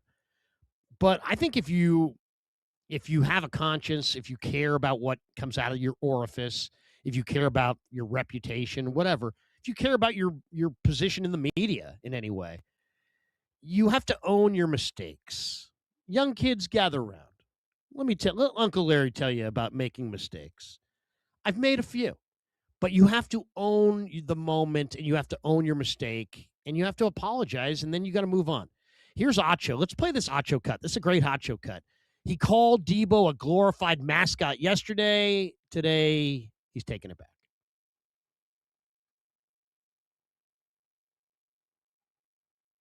Do we have the Emmanuel Acho? All right, Chips McCarthy working on the Emmanuel Acho. We'll get that for you in just a second. Here we go. We got it. I'm not going to lie. I hate that I actually feel bad. I actually feel bad. Deebo, that's on me. I apologize. That's on me. Every now and then, when you give a lot of takes, you're finna give a take that you don't even realize crosses a line. It was just mean. I don't like being mean. You know me. I'm going to be smart. I'm going to be ignorant sometimes. But the take was actually just mean. So for that, Debo, that's on me. I already hit you privately. I've also hit you publicly. But again, consider this a man-to-man apology. It was just mean. And I don't like giving when mean. When did you realize that was a mean bad Yesterday. take? Oh, took that. Oh, because I knew when you said I knew it was mean and bad. It's one thing. You guys get a sense of it. He goes on for 2 minutes. We get the sense of it. But that's how it's done. Now, ideally, you don't say the wrong thing and just say the right thing all the time. Who says the right thing all the time? Not very many people. Dave Fleming, a couple others. There aren't too many. But Acho called him a glorified mascot. And come on. You want to be, critical of Debo, and I get the whole mascot thing because he comes out with the boom box and the whole deal. I understand what he's saying, but come on, man. This guy was a Pro Bowler. This guy scored like 6 touchdowns last year and caught 70 balls. He's been a dynamic playmaker. Debo, that's on me. I apologize. That's on me. Thank you. So I like that. You know what? To err is human. But to apologize and to reflect and to realize, you know what, I effed that up. I'm going to apologize. I like that from Acho. So good move, Acho. I like the fact that Acho owned his moment. And as far as Debo, I say bring him back just because the Niner receiving core is filled with guys who have been hurt. Ricky, Evans last year, multiple injuries. Cowing, multiple hamstring injuries, Watkins injured last year. And there's a lot of rookies. You're essentially like 5 rookies when you think of Cowing and Watkins are basically rookies. So you got a lot of rookies. Rookie receivers don't do a whole lot. You got a lot of injured receivers, and you might have a lot of injured receivers again. So maybe today's not the best day to go for Debo, but if guys start falling like flies and some of these rookie receivers look like rookie receivers, you may want to call Debo. At least I'll say this. If he's in great shape, I'm interested, even with the receivers they have. If he's not in great shape or if he's just in okay shape, then fine.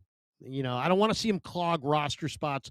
I don't want to see Jordan Watkins get cut because they've got this Debo fascination. But if Debo's in the greatest shape of, since South Carolina, I want him back. And I think, seeing Kittle and Juice and these guys going, hey, man, you can sleep on my couch. I think they know this guy's in good shape and they want him back. So that will be something or something definitely early to watch for. What is the biggest talking point heading into training camp? There's a lot of things, right? What's Stribling? What's Black? How good are these rookies? There's all kinds of position battles. But I'll give it to you right now. It's who are Raheem Morris's guys? Who are his guys and who aren't his guys? To me, that's a big one. As far as the position battles, this is what I see. Kalon Black and Jordan James for the RB2. Black's going to win that job. Just take my word for it on that. Left guard, Connor Colby, Robert Jones. Chris Furster told me that Robert Jones was the best run blocking option at left guard. So maybe you want to start there because you couldn't run it last year. And if you can't run it against Seattle, you can't win. So you might want to go with Robert Jones. But then Colton McKivitz told me that Connor Colby's play speed is noticeably faster. And he's a damn good player who had 50 starts at Iowa. So it's Connor Colby, Robert Jones. I'll lean to Colby in that mix, but that's a coin flip.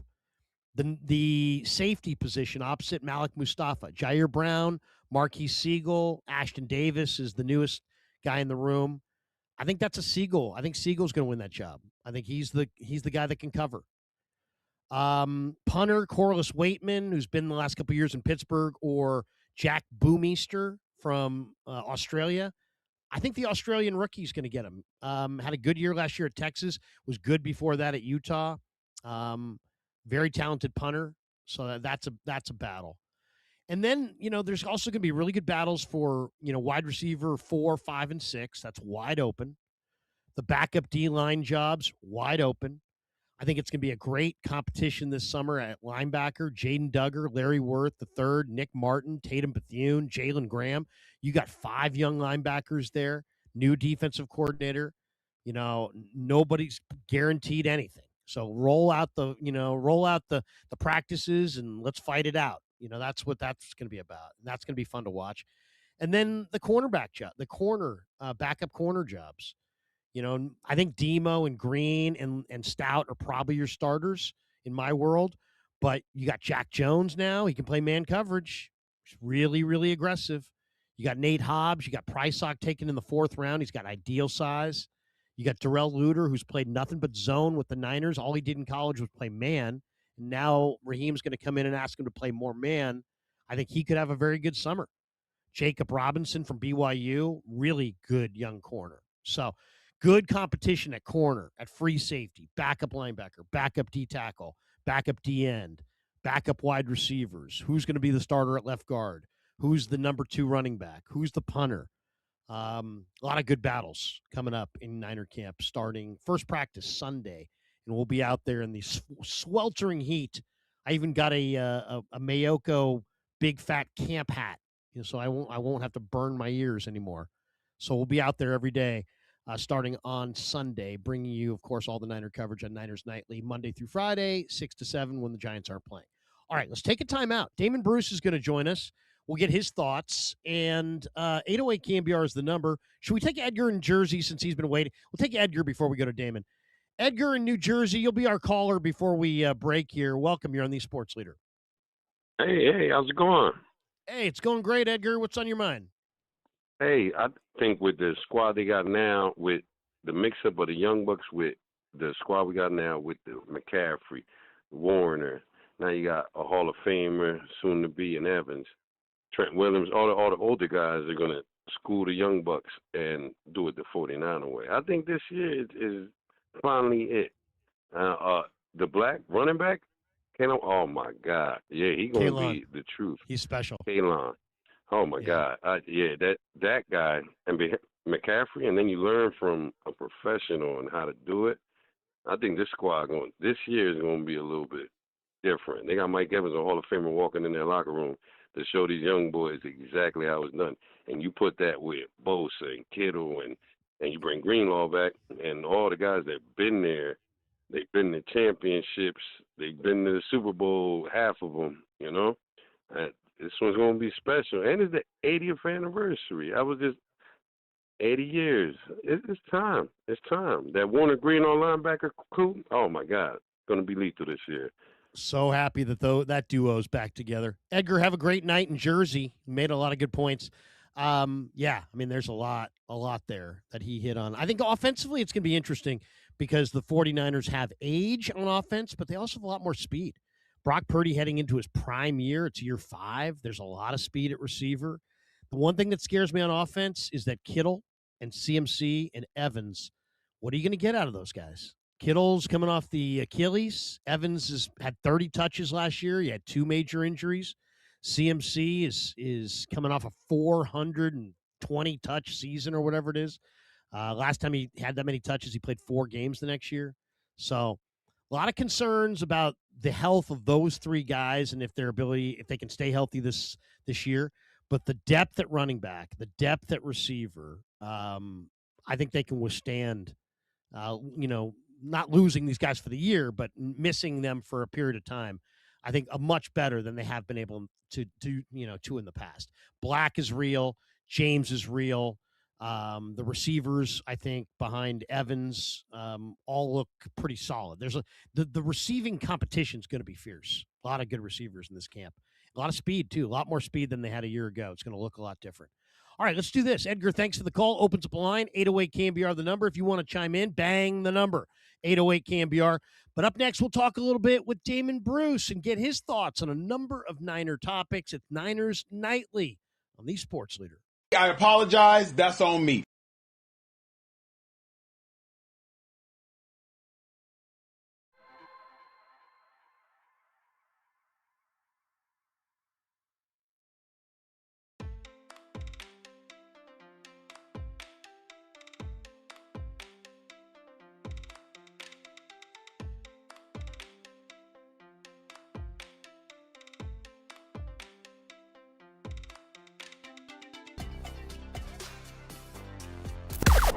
Now, from the O'Donnell Financial Group Sports Desk, learn more at ODFIGroup.com. O'Donnell Financial Group, because planning is a process, not a product.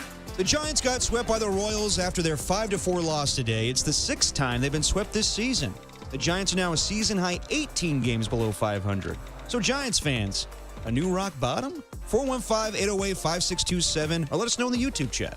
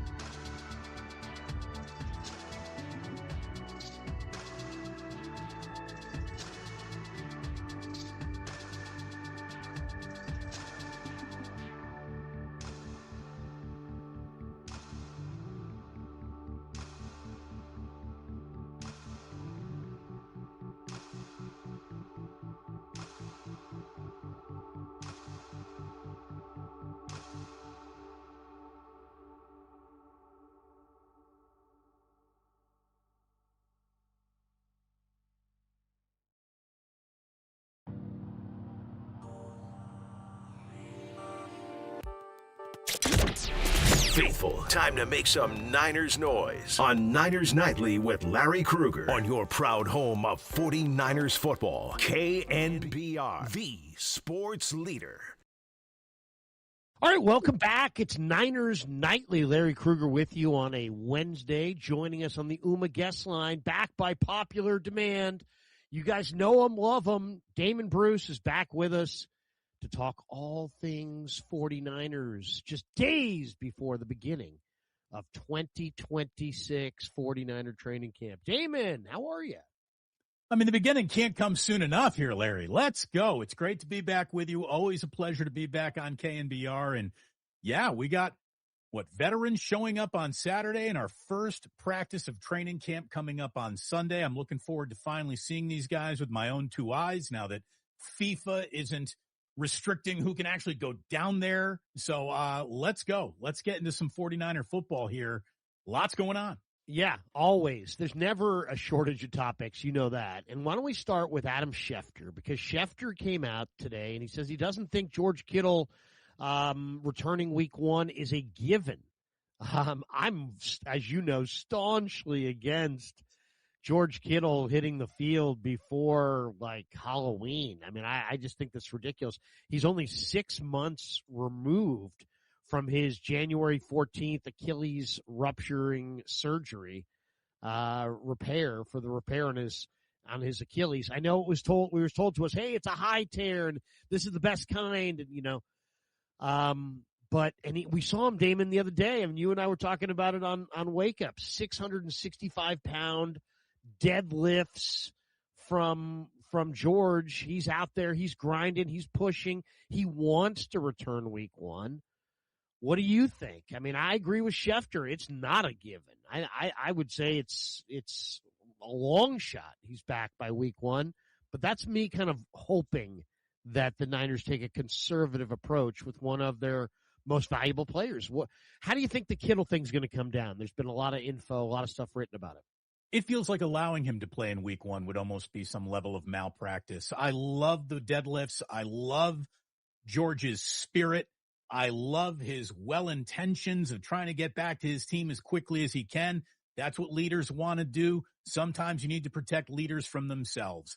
I have said this to you before on Niners Nightly. I'm going to repeat myself.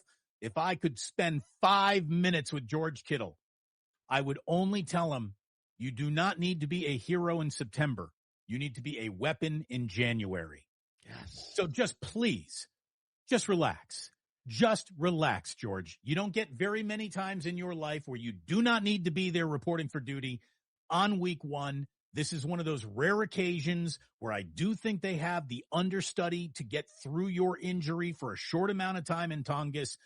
Just please back off this week 1 goal. Who does it really benefit? Does it benefit the Niners? Does it guarantee them a win? It does not. Does it guarantee them that George Kittle will show up in week 1 and be with them for every single following subsequent game? No, not at all. There's not a lot of there to him returning so quickly from an injury that even a 20-second Google search would suggest you probably don't want to come back that early. And I don't want any comparison to Kevin Durant or Klay Thompson. Football is so much different than basketball. You have 300-pound men leaning on you in a way that not even a 600-pound deadlift or squat can really replicate. Just please, George, less is more right now. Less is more. Take it from Uncle Damon. Take it from the vast medical history and every single medical expert who looks at this week 1 timeline you talk about and says, too early. Believe them. Believe in your own body less. Believe in your doctors more. The Niners offseason makes a lot of sense to me on a lot of fronts, right? It made sense to me that, that they moved on from Ayuk. It made sense to me that, and it hasn't happened yet, but it looks like it's going to happen. It made sense to me that they emphasized getting faster wide receivers.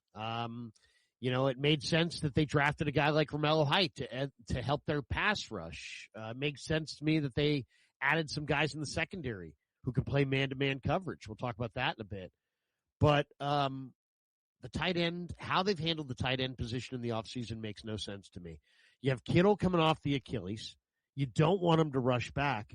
You would think they would have bolstered. Every other team in the league is like, really leaning into the tight end craze, the 12 personnel, the 13 personnel, put 2 and 3 tight ends on the field at the same time. Have 4, maybe 5 NFL caliber tight ends on your roster at one time. The Niners have Jake Tonjes behind Kittle, who's not really a blocker. You have Luke Farrell behind him. He, I thought, was disappointing last year. And then you just got 3 guys in Braden Willis, Hayden Rucci, and Khalil Dinkins.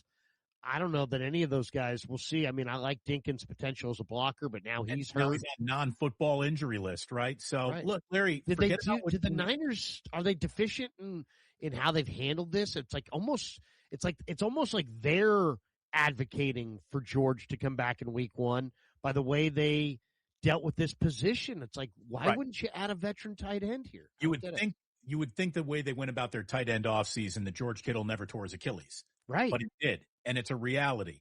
So forget about what teams say. Watch what they do. What they're doing is telling me they believe in Jake Tonges in a way that, it can't even be measured yet. They truly believe that he is about to be the next great tight end for the San Francisco 49ers if George Kittle cannot return in a way that we expect to see him. So they're telling me that. They're also telling me that Kyle Juszczyk is now as much of a tight end as he is a fullback. Yeah. Because I don't see how they negotiate the start of their season without adding another tight end, without 2 of those things becoming very much a reality. So good luck to Tonges. Opportunity is here for you, young man. I really hope that you got the talent to wrap your arms around it and claim it and make it yours. Kyle Juszczyk, again, he says, when it comes to negotiating, I'm definitely a fullback, but it sounds like they might be playing me a little bit more at tight end this year. I think that those things are going to have to happen, or they're going to need to sign somebody here before we get to training camp or in the middle of training camp. What happens if somebody gets hurt?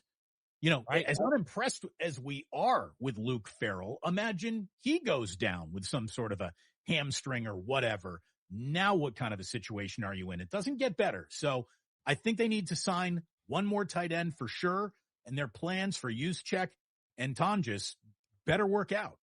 Yeah, I think Tonjes is going to be good.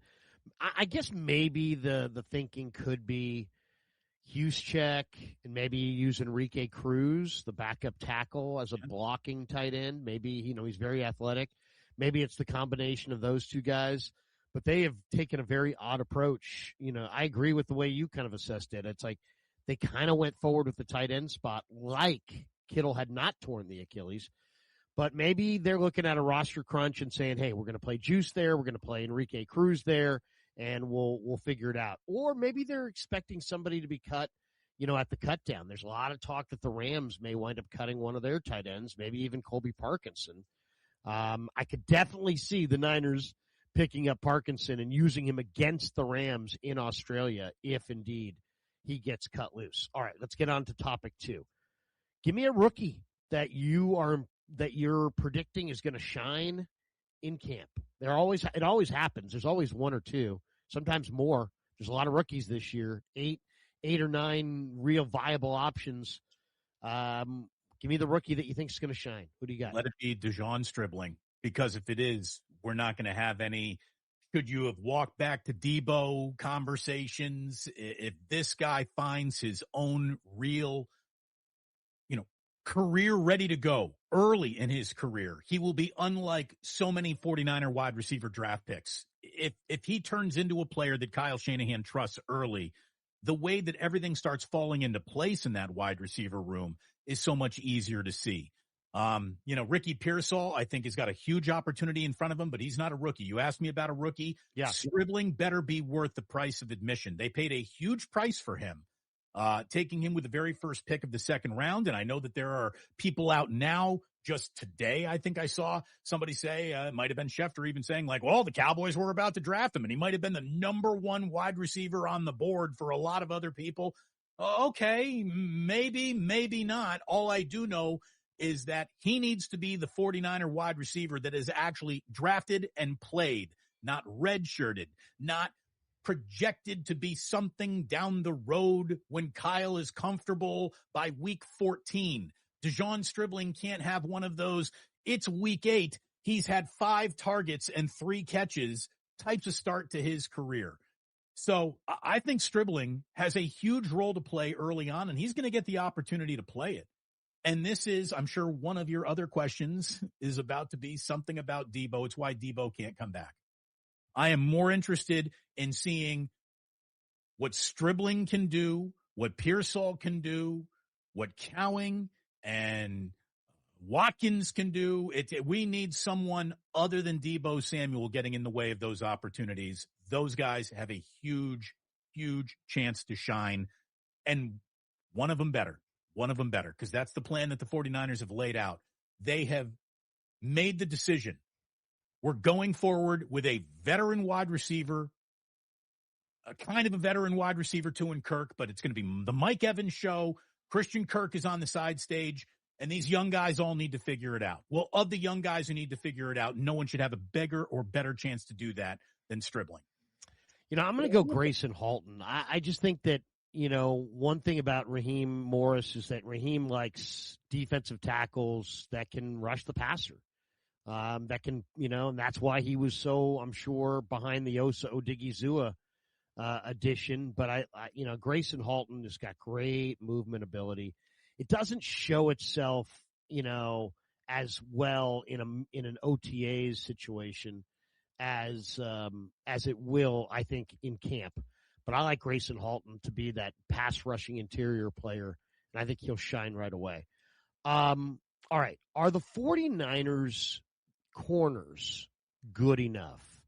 I asked that question because Lenoir, Green, and Stout were ranked 28th among NFL corners as a group, I think by ESPN, 25th in PFF overall coverage grade for the Niner corners. Are the Niner corners, in your mind, good enough? So I don't think any group of corners is good enough to look good when you got a defensive line that is completely devoid of pressuring the quarterback. And that's what every single 49ers secondary player was dealing with last year. I think it's the wrong year to reach any conclusion on any corner that the 49ers had based off of what we saw last year. There was no pass rush. There's no better way to make your corner look like he's a step faster in coverage than actually pressuring a quarterback. And the Niners forgot to do that last year. So I think it was a very difficult year to evaluate. And I do hope that, the guys who remain, I like Diamador Lenoir. I like Upton Stout. I like Renardo Green. I know he wasn't, playing himself into great favor at the end of last year. And there were a lot of he might be traded rumors out there. I'm interested in seeing what Jack Jones does. Darrell Luter Jr. feels like the guy who's on the edge of being something or not. Hopefully, with a better pass rush, he turns into something. I think they're all right. I don't think that they're the crown jewel of the 49ers roster in any way, shape, or form, but I think that they are an NFL quality defensive backfield. I do. I think they're good. And if Nick Bosa can give them something in the neighborhood of 10 sacks, it's amazing how much more you are going to like Diamador Lenoir. Yeah, I would say kind of the same thing. It's like, you know what? You got to have rush. I like Green. I like Lenoir. I like Stout. And I think some of their other corners are pretty good, too. I've got high hopes for Jacob Robinson. Jack Jones is a, high risk, high reward, gambling type man-to-man corner. I think he fits what Raheem wants to do. So I think they have enough at corner. But, yeah. It's all predicated on the rush. It's a rush and cover sport. If you don't have rush, no amount of coverage is good enough. And so that last year they had terrible rush, right. And that's why their numbers in coverage were so terrible. But if they can somehow develop a rush, and it's a big if because we really don't know if they can. They have, we'll see. You got guys coming back from ACL injuries and a lot of new faces.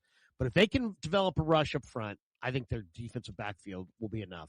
Wait until you see how much better they look. Wait until you see how much more you like the 49ers secondary if this defensive line helps them out by doing something. Yeah. They did as close to nothing as you could possibly get last year. 20 sacks over the course of an NFL season is embarrassing. It's an embarrassing total. Yeah, and they got out-sacked by Myles Garrett. Yeah, I don't care who got hurt. I don't care who went down. That's an embarrassing number to come out of a full football season with, no matter who you are, no matter what you are. So they got to get that right. Yeah, and it didn't show tons of creativity either. I mean, you couldn't get it done with your front, but you know what? You got to get pressure, and it just seemed like Robert Saleh was going about things in a way that he could kind of answer for. And he just didn't want to try anything super wild. Now, he did mix it up. You know, he went from blitzing a lot one week to blitzing not at all some weeks. But bottom line is, man, that's how important. That's why these edge rushers make so much, because, man, it's hard to dial up rush when you don't have the dudes. I wonder Right, if Saleh, I'm not to cut Go you ahead. off, Larry, but I No. wonder if Saleh might have played last year differently as a defensive coordinator if he wasn't using the year to re-audition as a head coach too. Like, I'm not blaming him. And I don't think there's anything he really could have done much differently. He lost the soldiers. He did. You know, you lose Nick Bosa and Fred Warner, your defensive game plan kind of goes up in smoke right there. But I wonder if Saleh weren't trying to become another head coach, if he might have played the hand that he was dealt a little differently. I guess we'll never know. Well, I mean, to me, if you're Robert Saleh, the tape that I would show, you know, potential teams, and obviously he's in Tennessee now. He got a big money long-term deal. But I would have showed them the Philly game, because in that Philly game, you're going with Garrett Wallow, Eric Kendricks, linebackers that you signed weeks before. Yeah. You're playing rookies and kind of scrubs on your defensive line because of all the injuries you had, and the communication on, you know, down after down on the first and second level of their defense was really, really good. There was lots of pre-snap shifting and communicating, and they played Philly really well. Now, how much of that was Philly's own offensive dysfunction and their problems with their own offensive coordinator, Jalen Hurts' issues throwing the ball down the field. I mean, there were other issues there, but I did love the way they played in Philly with a depleted. I mean, I'm looking across on my binoculars and I'm like, Clee Farrell, wow, he wasn't here. Wallow wasn't here. Kendricks wasn't here. Keon White wasn't here. It's like looking around going, God, you know, outside of CJ West and Alfred Collins, there weren't too many guys on that front seven in that playoff game that were even with the team in camp. So it's, you know, I think Saleh can point to that as, hey, man, look what I did with less. But I kind of agree with you. I think he might have coached it different if he had a different situation. It's one of those unknowables. Right. Damon, awesome segment as usual. We'll do it again soon, I'm sure. See you in Santa Clara on Sunday for practice. Let's go, baby. It's good time. Good time to be out. Good to see you. Man, great to see you. Thank you very much, Larry. Everyone, KNBR, love you. There you go. Damon Bruce, more straight ahead. It's Niners Nightly on the Sports Leader.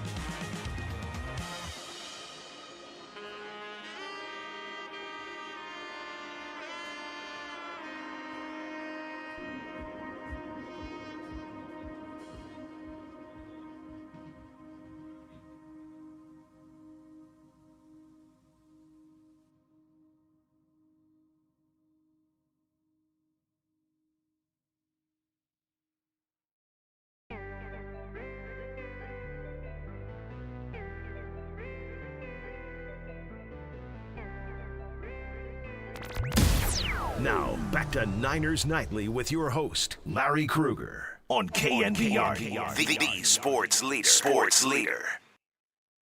And we're coming down the home stretch on Niners Nightly. Couple quick thoughts. We've got Kerry Crowley warmed up in the pen. A little sports phone KNBR coming up, top of the hour.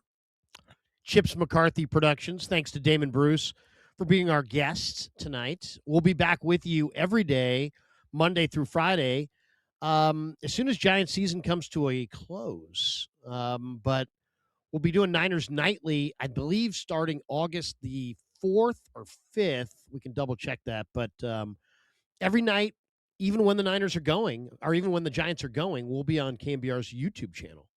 So check us out on the KNBR YouTube channel on those nights. And, of course, starting Sunday, I'll be in Santa Clara every day for training camp, trying to dodge the sunburn. All right, a couple quick thoughts. Adam Schefter said he doesn't think George Kittle returning week 1 is a given. Why would it be? Why would it be a given? You know, he's 6 months removed from his January 14th Achilles surgery.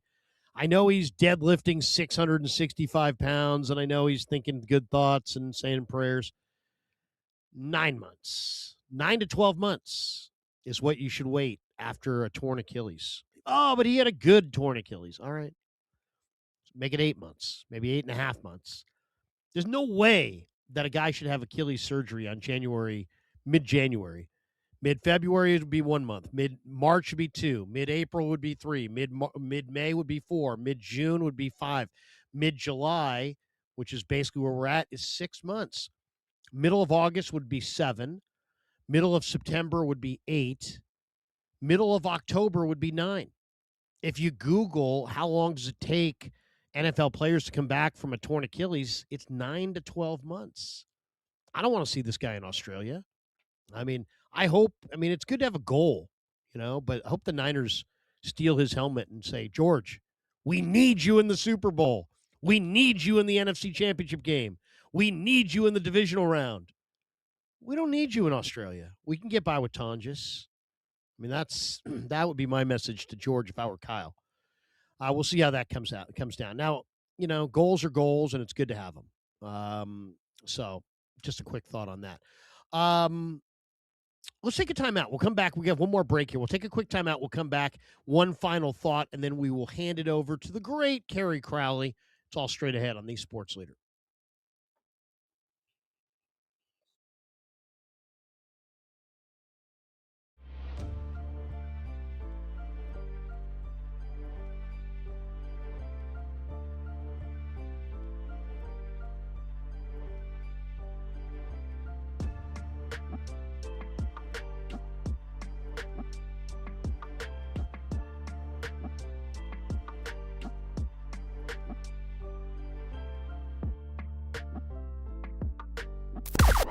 Now, from the O'Donnell Financial Group Sports Desk. Learn more at ODFIGroup.com. O'Donnell Financial Group, because planning is a process, not a product.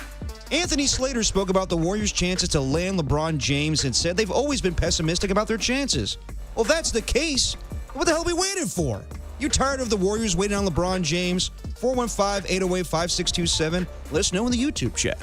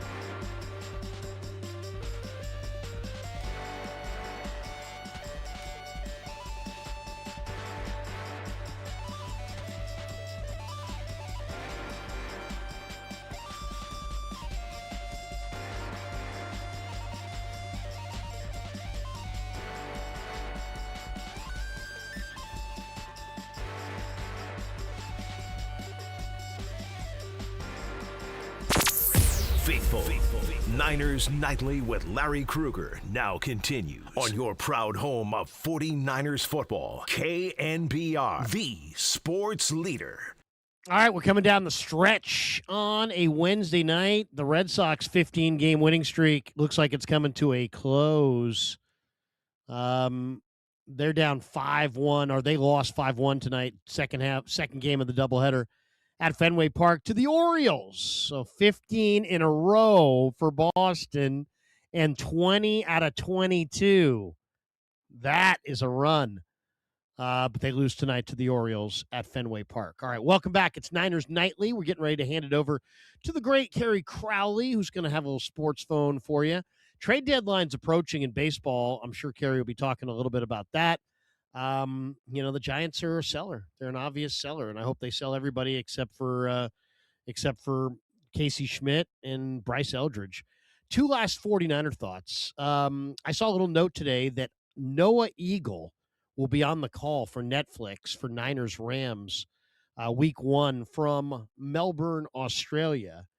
On the call for Netflix. I always liked Ian Eagle. I always thought he did a really nice job, and his son does a nice job as well, Noah Eagle. So check that out. Looking forward to that.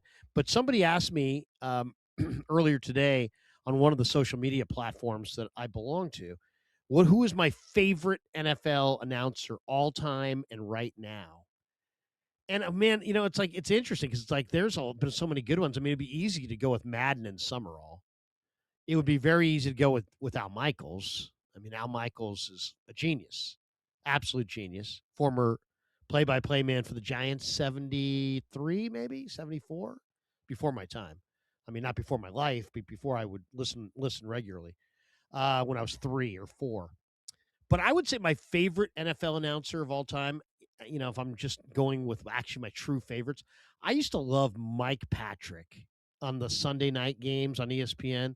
I loved his voice. I met him a couple times. He was a super nice guy. He's no longer with us. And he was an amazing broadcaster. Great pipes.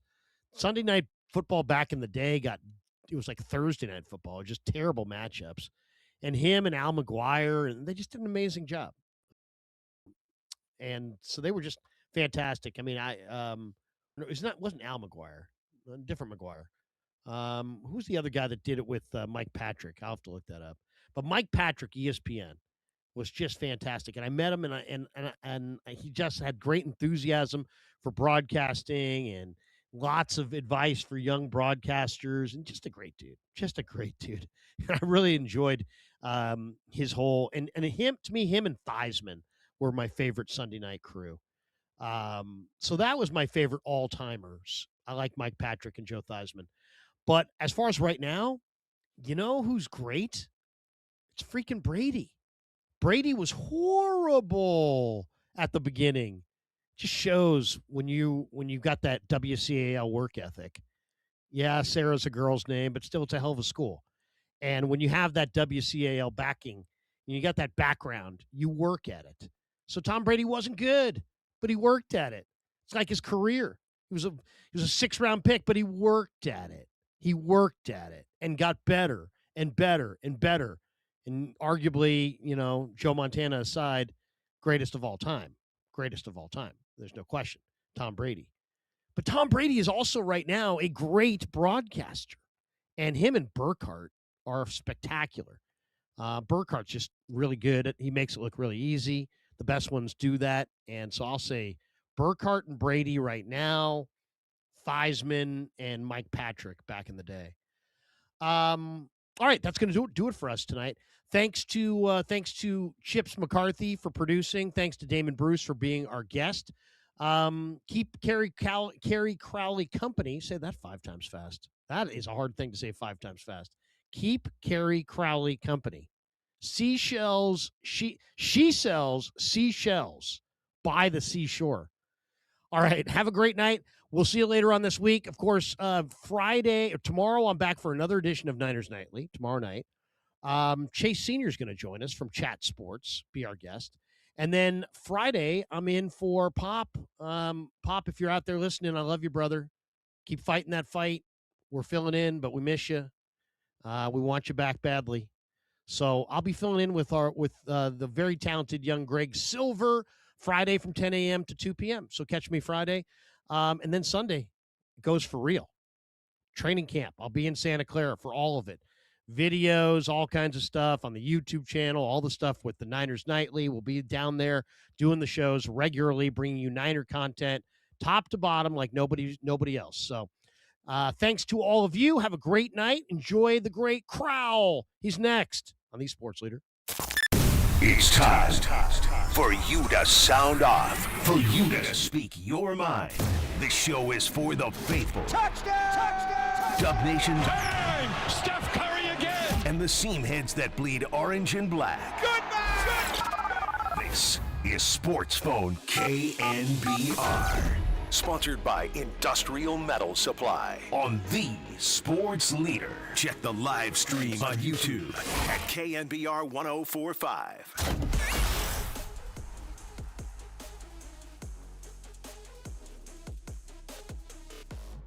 We are back.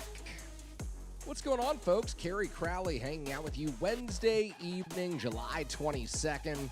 We're rolling till 9 o'clock here on The Leader. We're going to spend most of our time talking Giants baseball and really looking ahead, because what sense is there in looking back at a season that through 102 games, the Giants have produced a 42-60 record, 5 consecutive losses to end their disappointing road trip, including a 3-game sweep at the hands of the lowly Kansas City Royals, who, by the way, improved to 43-60 today in an ugly, ugly game for a San Francisco Giants team that just played a putrid road trip. We could talk about the individual mistakes that players made. We could talk about the call at second base today where Pasquantino slid in. Adames appeared to have him tagged out. The umpires ruled that Adames had forced him off the bag a little bit. Whatever. We could analyze each and every play. But to me, there's no sense in really doing that for a team that's 18 games under 500. This is who the Giants are. This is who they will continue to be. And in all likelihood, things aren't going to get any better in August and September. In all likelihood, what you've seen for the last several weeks, several months, all season long, is what you will continue to see, especially when the Giants in the coming days trade a few of their best players away. Luis Arias is probably out the door. Robbie Ray is probably headed elsewhere soon. And basically anyone else they can get anything for, they should also be out the door. Because when you're 42-60, you're not just a couple of bad plays or a couple of blown leads or a couple of players away from contending. You're not just one hot stretch from being in the mix in the National League. Your record tells us everything we need to know about you. 18 games under 500, just 102 games into this season. It's unacceptable. This is a franchise that at this point, sitting here on July 22nd, it's clear as day. This is a franchise that desperately needs to start over. So how dramatic should things get at the upcoming trade deadline? What is the state of the farm system right now, and what should the Giants target? We'll have some guests drop by this evening. Roger Munter, who writes the great There Are Giants Substack. Connor Grossman, who writes the great Giants Postcards newsletter. We'll play some snippets of audio from them.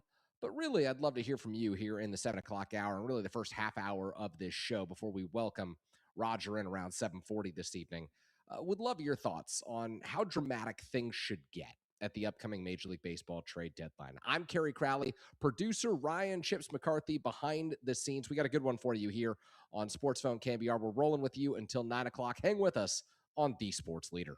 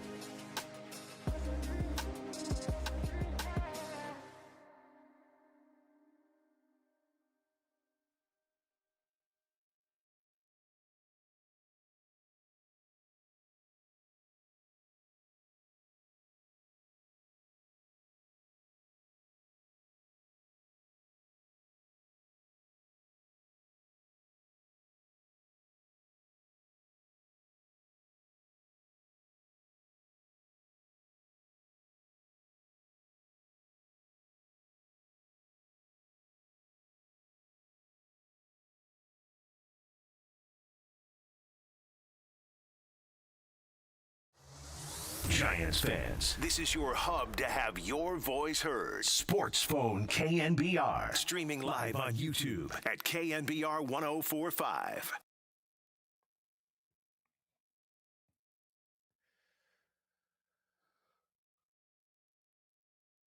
We are back.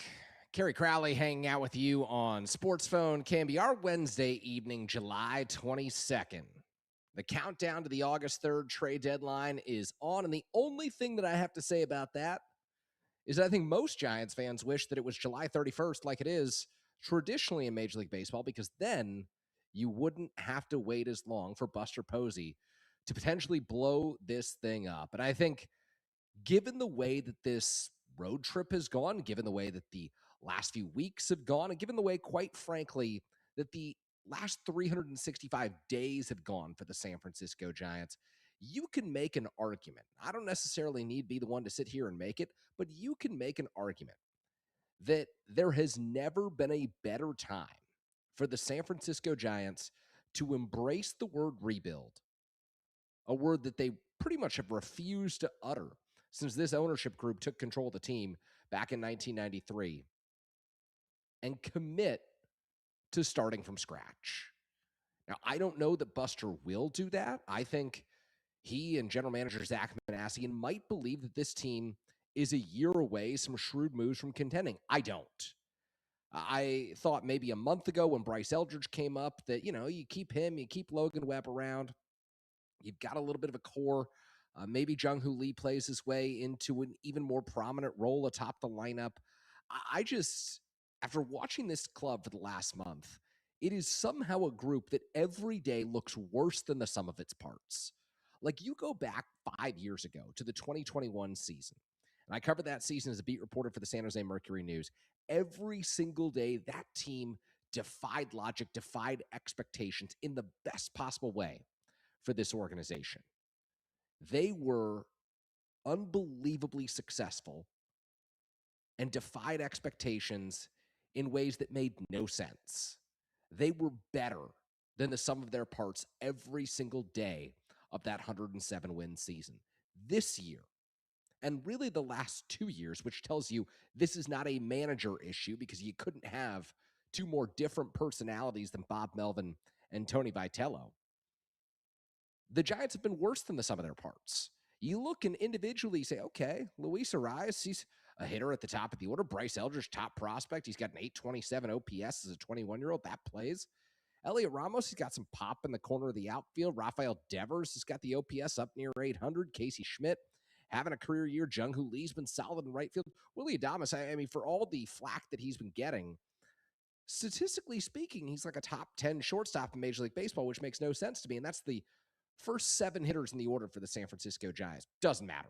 Doesn't matter that any of them individually are having decent or even above average seasons, because it is all negated by the terrible bullpen that Buster Posey assembled and by a pitching staff that just can't go 5 deep in the rotation. Every time through, someone has a blow up. It's the reason to me that the Giants have not been able to string together 4 consecutive wins this season, because someone is always melting down in the rotation or the bullpen. And for the last 5 days, it's been the bullpen. Starters have been okay. Giants have gotten some decent outings.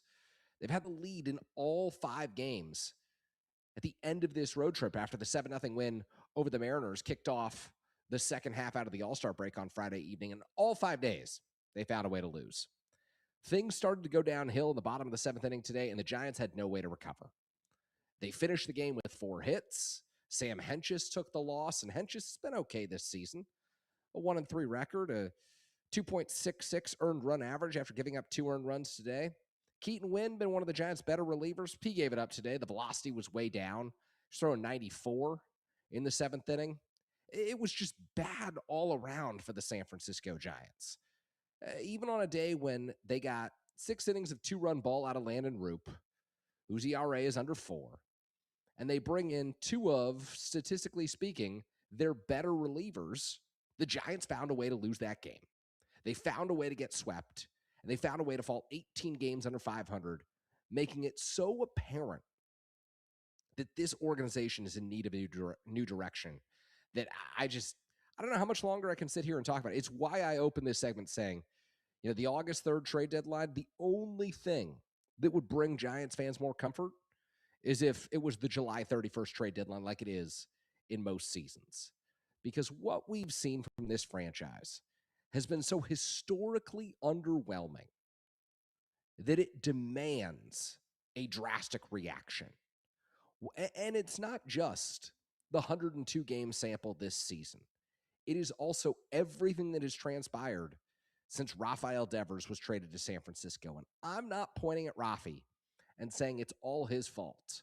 I'm not even pointing at Buster Posey and saying it's all of his fault, even though he shoulders a massive amount of blame for this season.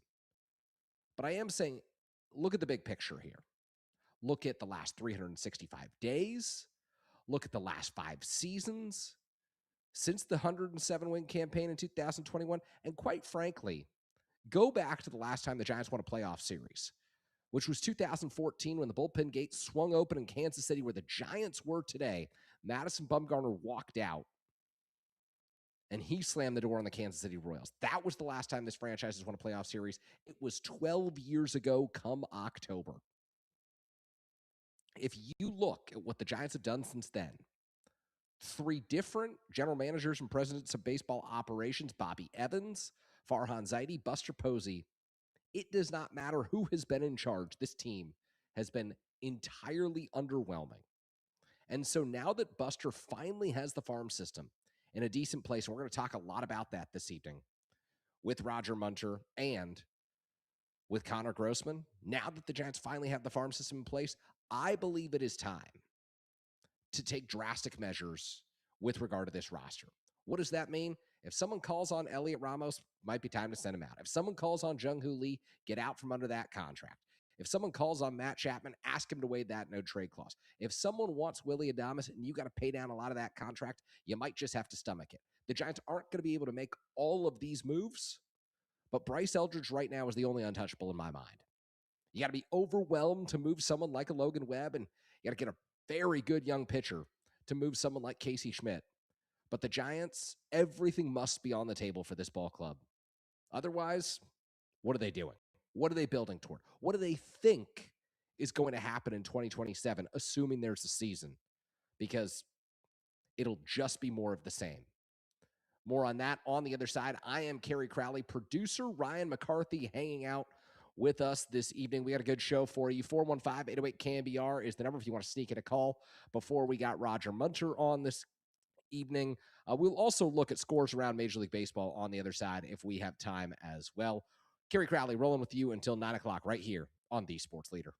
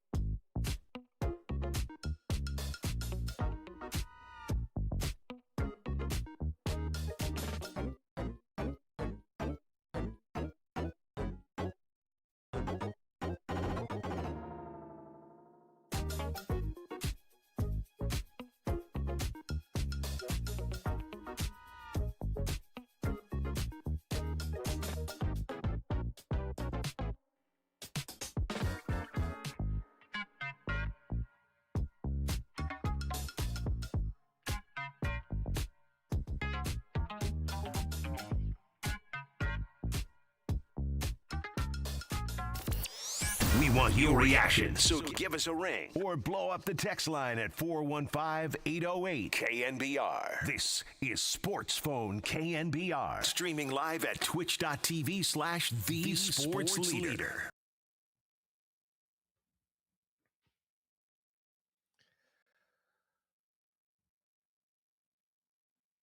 We are back here on KNBR. Kerry Crowley hanging out with you this evening. Producer Ryan McCarthy with us as well.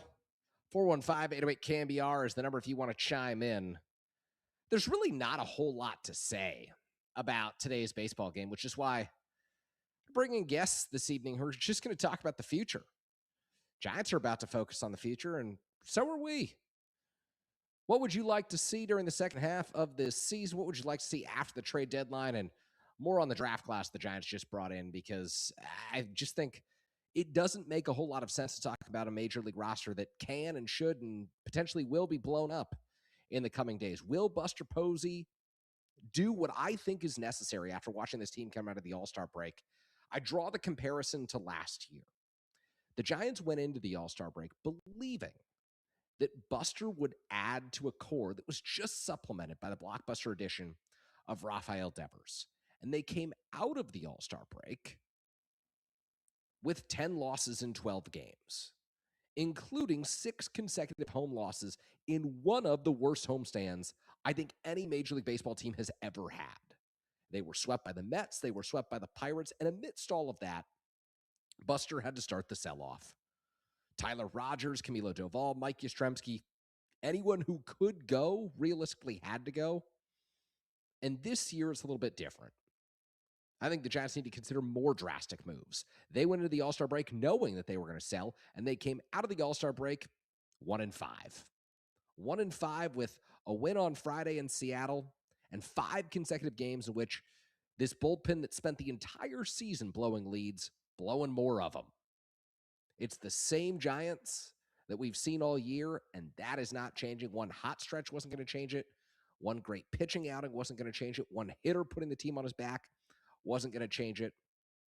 And so for the first time since 2017, in my opinion, the Giants have presented themselves with an opportunity. I think the fan base, judging by the calls and texts here on the Sports Leader, is ready. And I think people fully understand that for this team to be good again by 28 or 29, because it certainly doesn't look like it's going to happen in 2027, they've got to embrace a rebuild.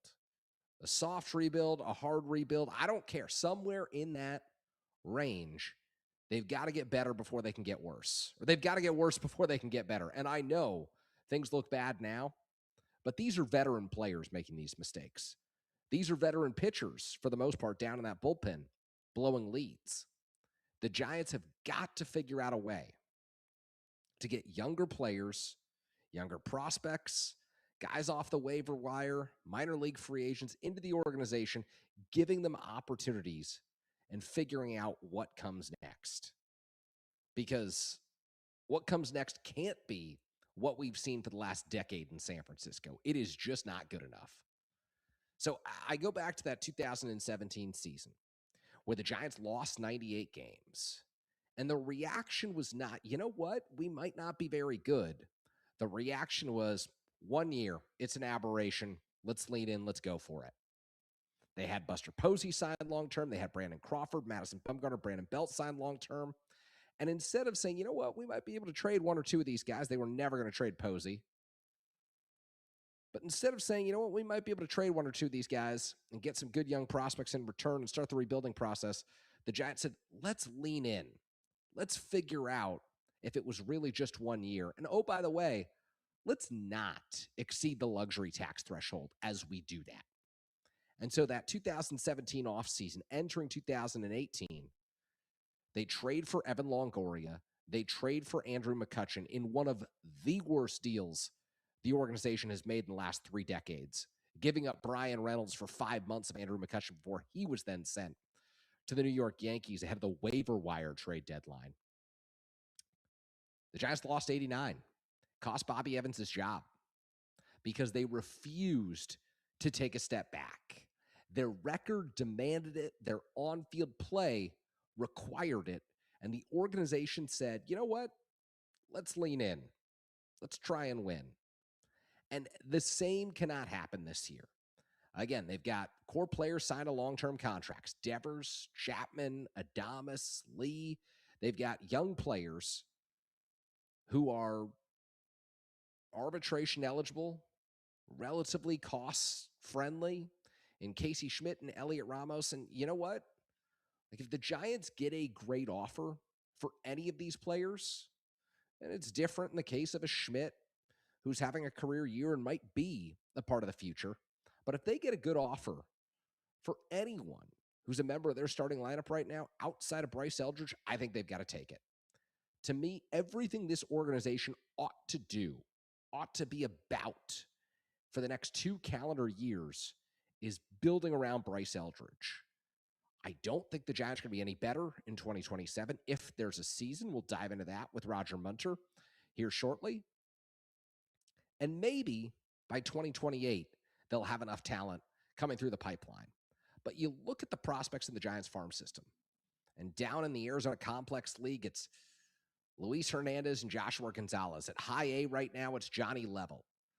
At double A, Gavin Keelan and Dakota Jordan just got there. And sure, they've got Bo Davidson and Parks Harbor at AAA, but to me, the real jewels in the Giants farm system are at the lowest levels, which means even if they come up at 21, 22 years old like Bryce Eldridge, it is going to take them a while.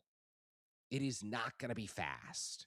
It is not going to be overnight, which means that the priority has got to be ensuring that the opportunities for them are there. So when the Giants get to this offseason, I hope that it looks a lot more like Farhan Zaidi's first offseason than Bobby Evans' last offseason, where the Giants were hopelessly swinging for Evan Longoria and Andrew McCutchen to turn around fortunes that were never going to be turned. Farhan Zaidi's first offseason, it angered everyone in San Francisco. I think it was signing Derek Holland. I think it was signing Pat Venditti. I think it was adding Drew Pomeranz, and I think it was playing the waiver wire. But you know what? By doing that, the Giants didn't block anyone from opportunities. And what that meant was in 2018, Mike Yastrzemski came up to the big league level. In 2019, Logan Webb came up to the big league level. 2018, they were able to give Tyler Rogers a full year of run. And these aren't, the best players to ever come through the organization. Obviously, Logan Webb is an ace and a tremendous pitcher and someone who has pitched extraordinarily well for the last 5 seasons. But the Giants, what I'm saying is, need to clear the way for some of these young players in the organization so that when they come up, they've got runway.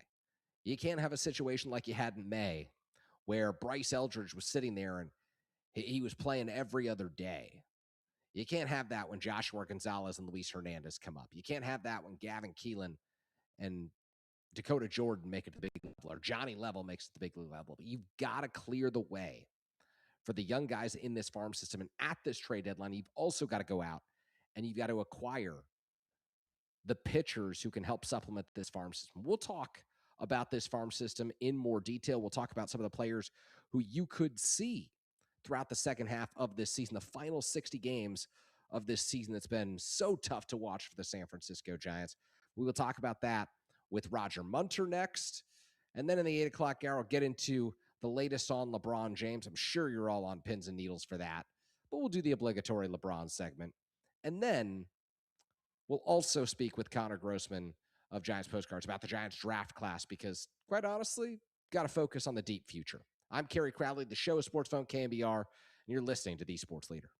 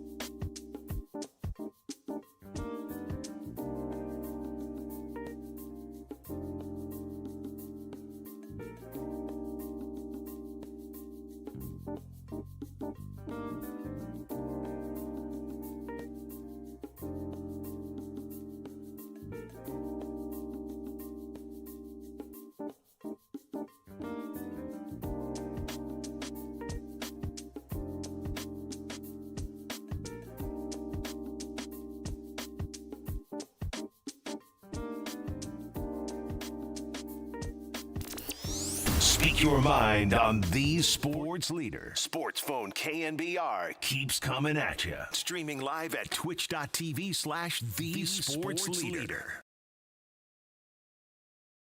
We are back here on Sports Phone KNBR. Kerry Crowley hanging out with you until 9 o'clock this evening. Our producer, Ryan Chips McCarthy, in the building as well. Appreciate everyone helping out here as we pick up the pieces from another horrible road trip for the San Francisco Giants. Swept in Kansas City. They actually fall behind the Royals in the Major League standings. Believe it or not, they entered this series at Kauffman Stadium ahead of the Kansas City Royals, but 3 consecutive losses in Kansas City, 5 consecutive losses to end this road trip. You keep thinking that they're at rock bottom. They're 18 games under 500, but they keep finding ways to sink lower. 42-60, 60 games left to play for the San Francisco Giants, and I guess the only comfort for Giants fans is knowing that, hey, the trade deadline is around the corner, and there could be pieces that the Giants acquire who could play parts in the future. So we're going to talk about the future. I'm done this evening railing on the present and talking about how poor this team has played all season long. We've done enough of that, so we brought 2 guests in, Roger Munter and Connor Grossman, and they're going to help us bring things home the rest of the way. I'll also talk a little bit about LeBron James and the Warriors' pursuit, or, the stagnant pursuit among NBA teams right now. But let's kick things off with Roger. He and I got together and taped the K-Raj podcast for There Are Giants. Roger does a great job with his Substack, and I think it's worth revisiting some of the themes that we discussed with regard to the second half of the season, things that we would like to see with regard to the second half of the season for the San Francisco Giants. So got together a couple of days ago discussing the future. Roger, what do you look forward to? That's a loaded question. What do you look forward to in the second half and beyond? Moving to this sort of future-focused final 2 months is a little less fun when you really don't know what the future of baseball itself looks like, right?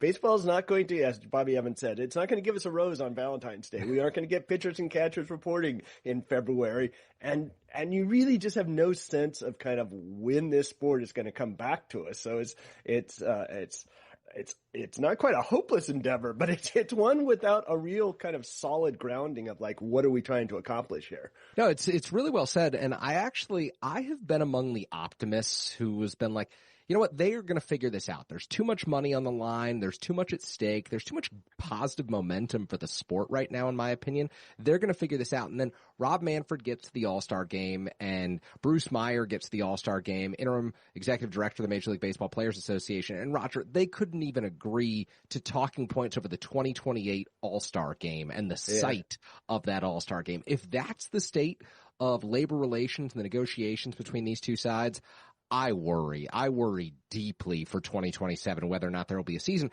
And beyond that, the worst part to me for San Francisco Giants fans is like, you need AAA, AA, high A, and low A in action next year. Like, you cannot have an 18-year-old Luis Hernandez and a 19-year-old Joshua Gonzalez aimless for the summer. Like, they'll figure something out, but it's just not good if they're not playing high-level competition next year. Yeah, I mean, I'm with you. I've for the most part been an optimist because I just think the kind of media deals that are out there, it's really shooting themselves in the foot. But then I keep talking to, people and team officials, and they're like, our decision makers are telling us to prepare for loss of games. And I'm like, oh boy, this is not going anywhere good. All right, I really didn't want to take us down that road, but it was sort of sitting on my mind. It does frame our conversation, though, because, I mean, everything that we talk about with regard to prospects, it all has to be viewed through the window of, okay, well, Dakota Jordan has made this great leap this year from high A. He's on his way to double A. You'd like to see him continue, but what does that mean for him if there's no season? So I do think it's important, as frustrating as it is for us to have to set the tone like that, for us to do it. Well, I mean, what you're talking about is actually, I think, a big unknown part of this because in past work stoppages, minor league play has continued. Yeah. I remember reading in 1981 that Frank Robinson and a lot of the Giants front office, they just went down to Phoenix and watched that Phoenix team for weeks on end, and that actually kind of Bob Brenly's career was a result of that, of having time to watch him every day. He came north with the club when baseball came back. So the minors have always taken place during strikes because they are not impacted by a Major League CBA.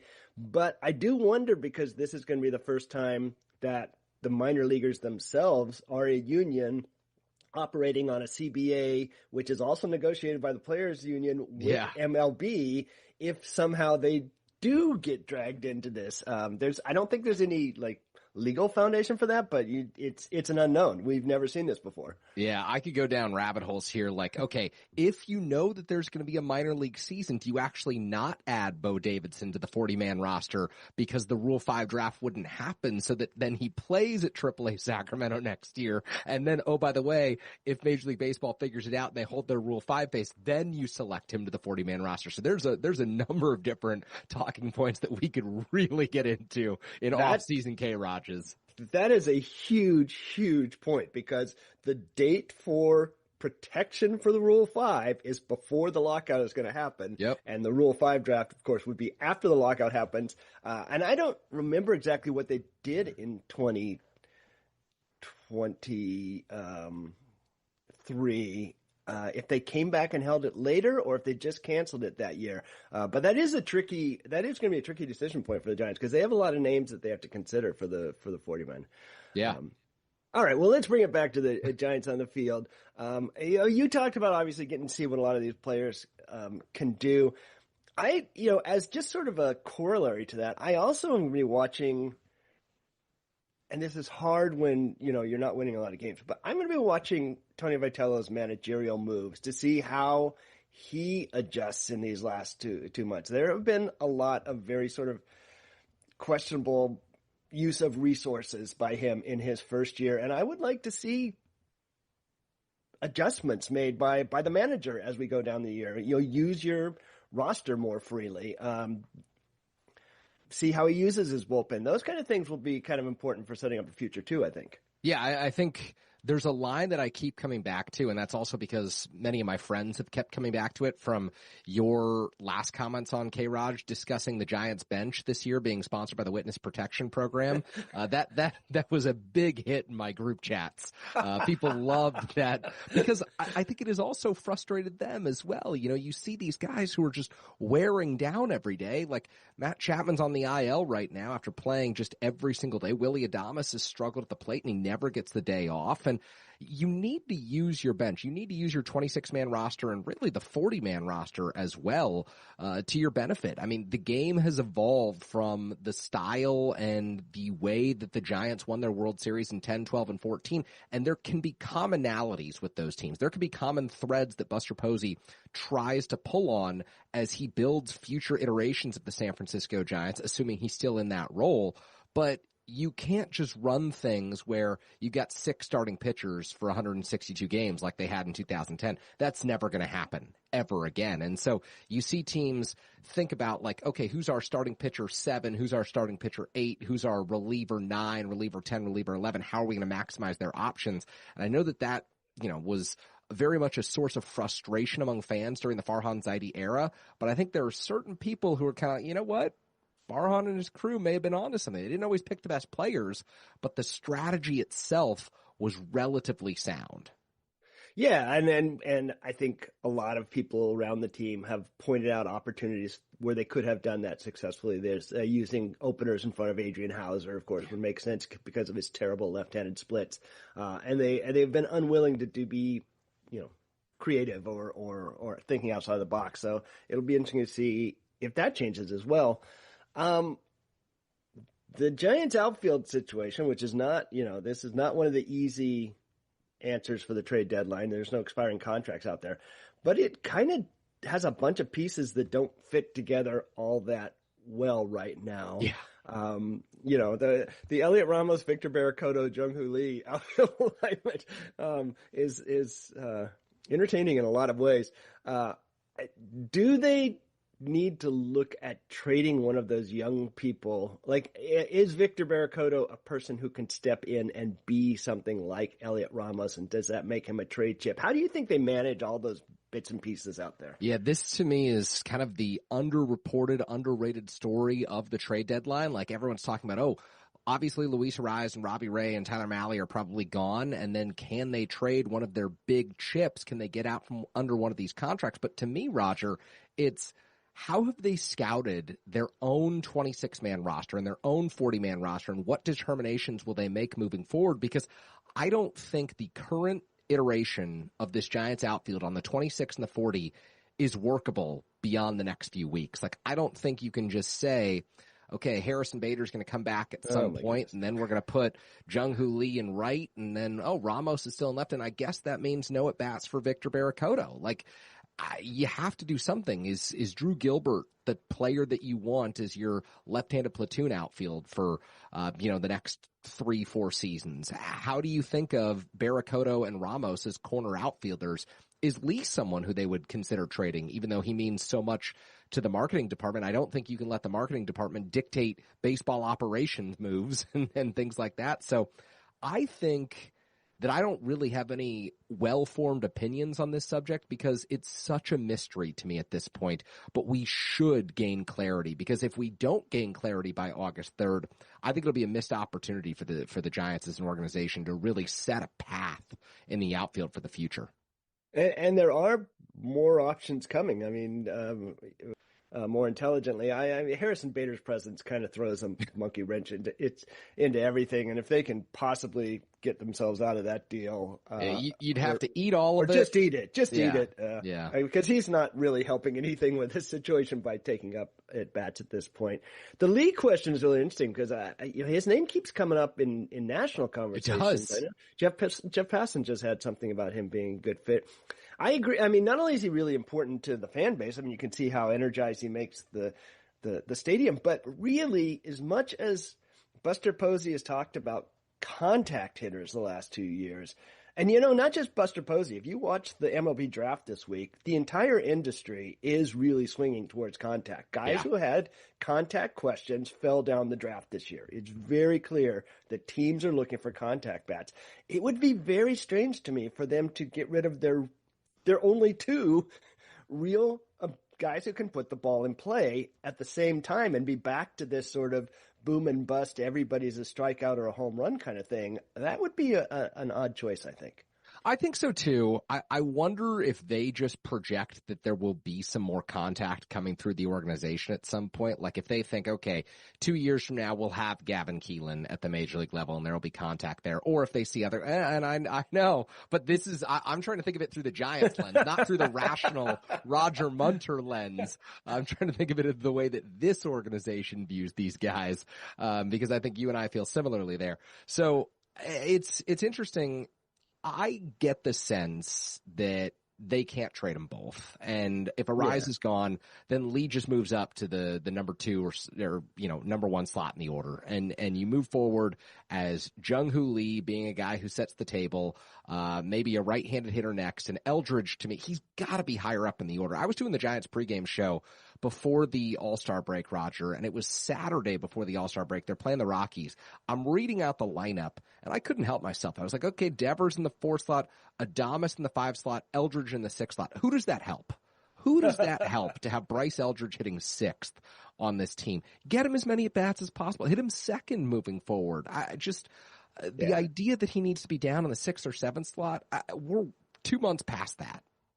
Yeah, absolutely. Yeah, he is the future, and figuring out how to build around him is what they really is the big task on their plates. There are a couple people I think who are in the mix who maybe could somehow sneak into things at some point if they do want more contact bats.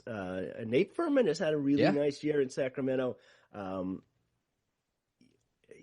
Ron Washington is really going to have to get with him. But I can see him being part of a roster, a posterized roster. He has one of the truly elite contact tools in the minors. It's a 3.4 swinging strike rate in his career. And the other guy, somebody I have always loved, really like this kid, is Turner Hill. Very small guy, but he just performs. He just keeps performing. He's been terrific in Sacramento, and he's another guy. He never swings at anything outside the strike zone, and he hits everything he swings at. So they do have a couple of kind of complementary pieces that they could turn to, which would be interesting if they need to put more contact in the lineup. What do you think about the idea of a trade involving a young, controllable player? Maybe it's Barracoto, maybe it's Ramos, maybe it's one of these guys for an arm. Because I think, the Giants just went all in on pitching in the draft, but that's pitching that's 2 to 3 to 4 years away,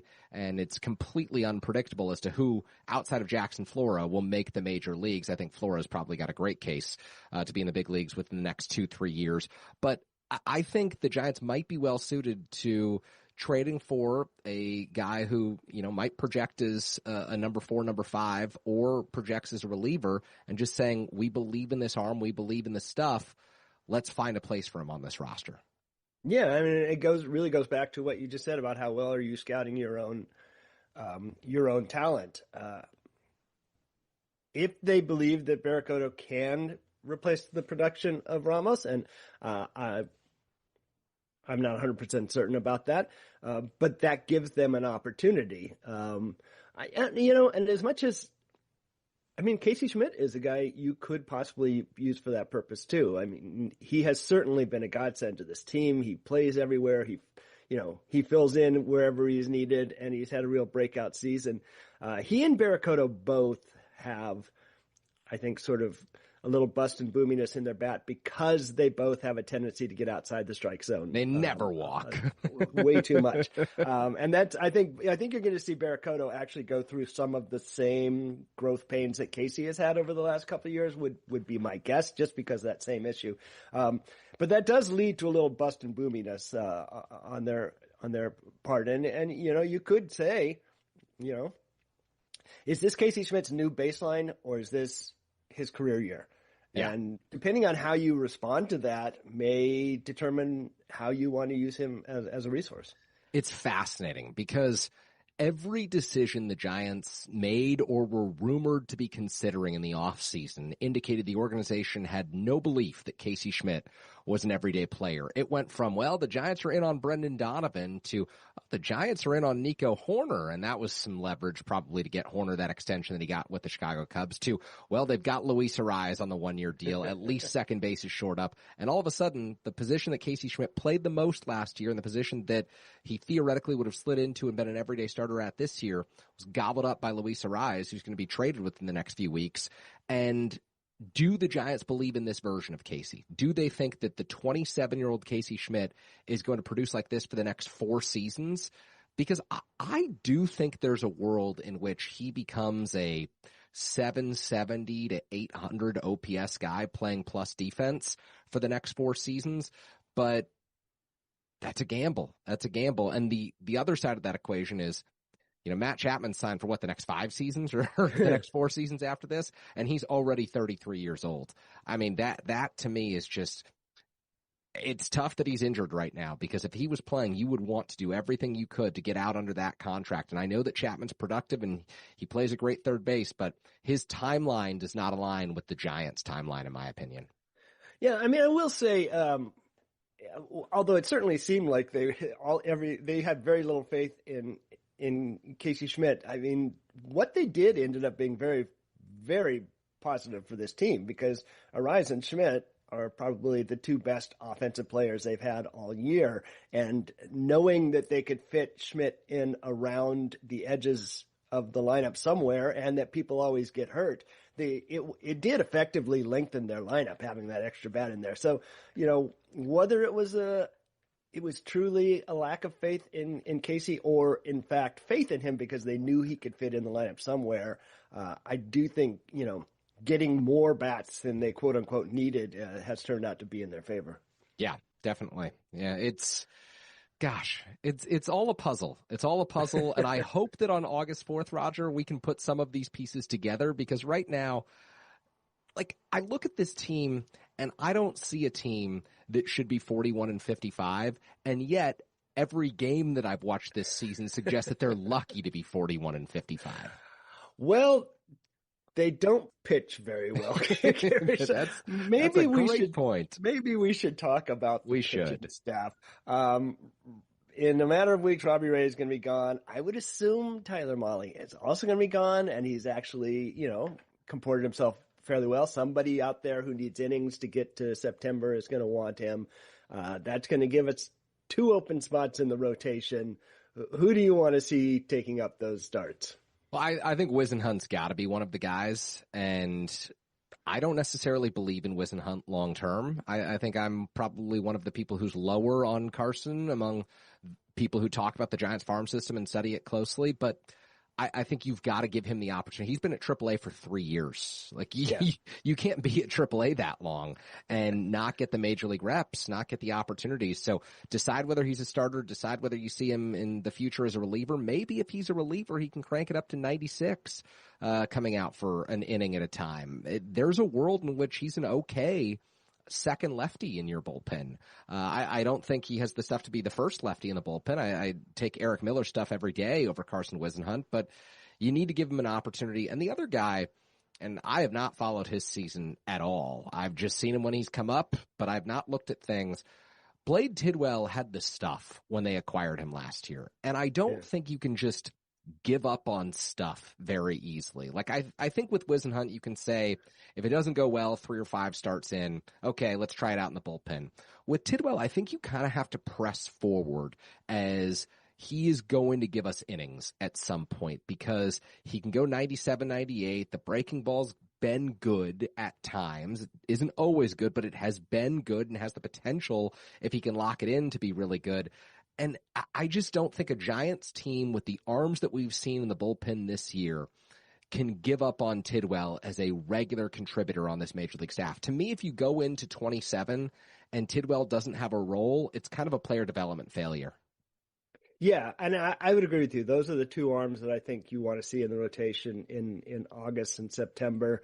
I've always been a little bit of a skeptic on Tidwell as a starter just because his fastball command is not great. He has a tendency to leave balls middle, but his breaking ball package is so impressive that I really can't see him as an interesting part of the pen. But I agree.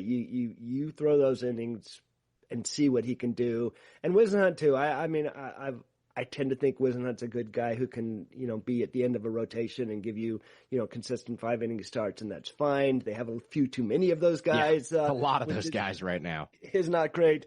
Let me ask you this question. This is something I've been thinking about a bit lately. When it comes to Trevor McDonald, is it too much having Logan Webb, Landon Roop, and Trevor McDonald in the same rotation? Oh, that's letting interesting. hitters see some real similar pitch shapes, and in McDonald and Webb's case, similar releases over and over again. That is fascinating. I have not considered that, and I think that you're right. I don't know. You asked a question. You didn't give an answer, so. But it may be a leading question there. I don't think it's a good idea. I don't. And maybe I just have not been in love with the idea of Trevor McDonald in the rotation. I think that he's got stuff that might play better out of the bullpen. And every 5 days, there are some days where it's 6 innings of 1 hit ball, and there are some days where it's 2 2/3 innings of 11 hit ball. It's just a little too inconsistent for me.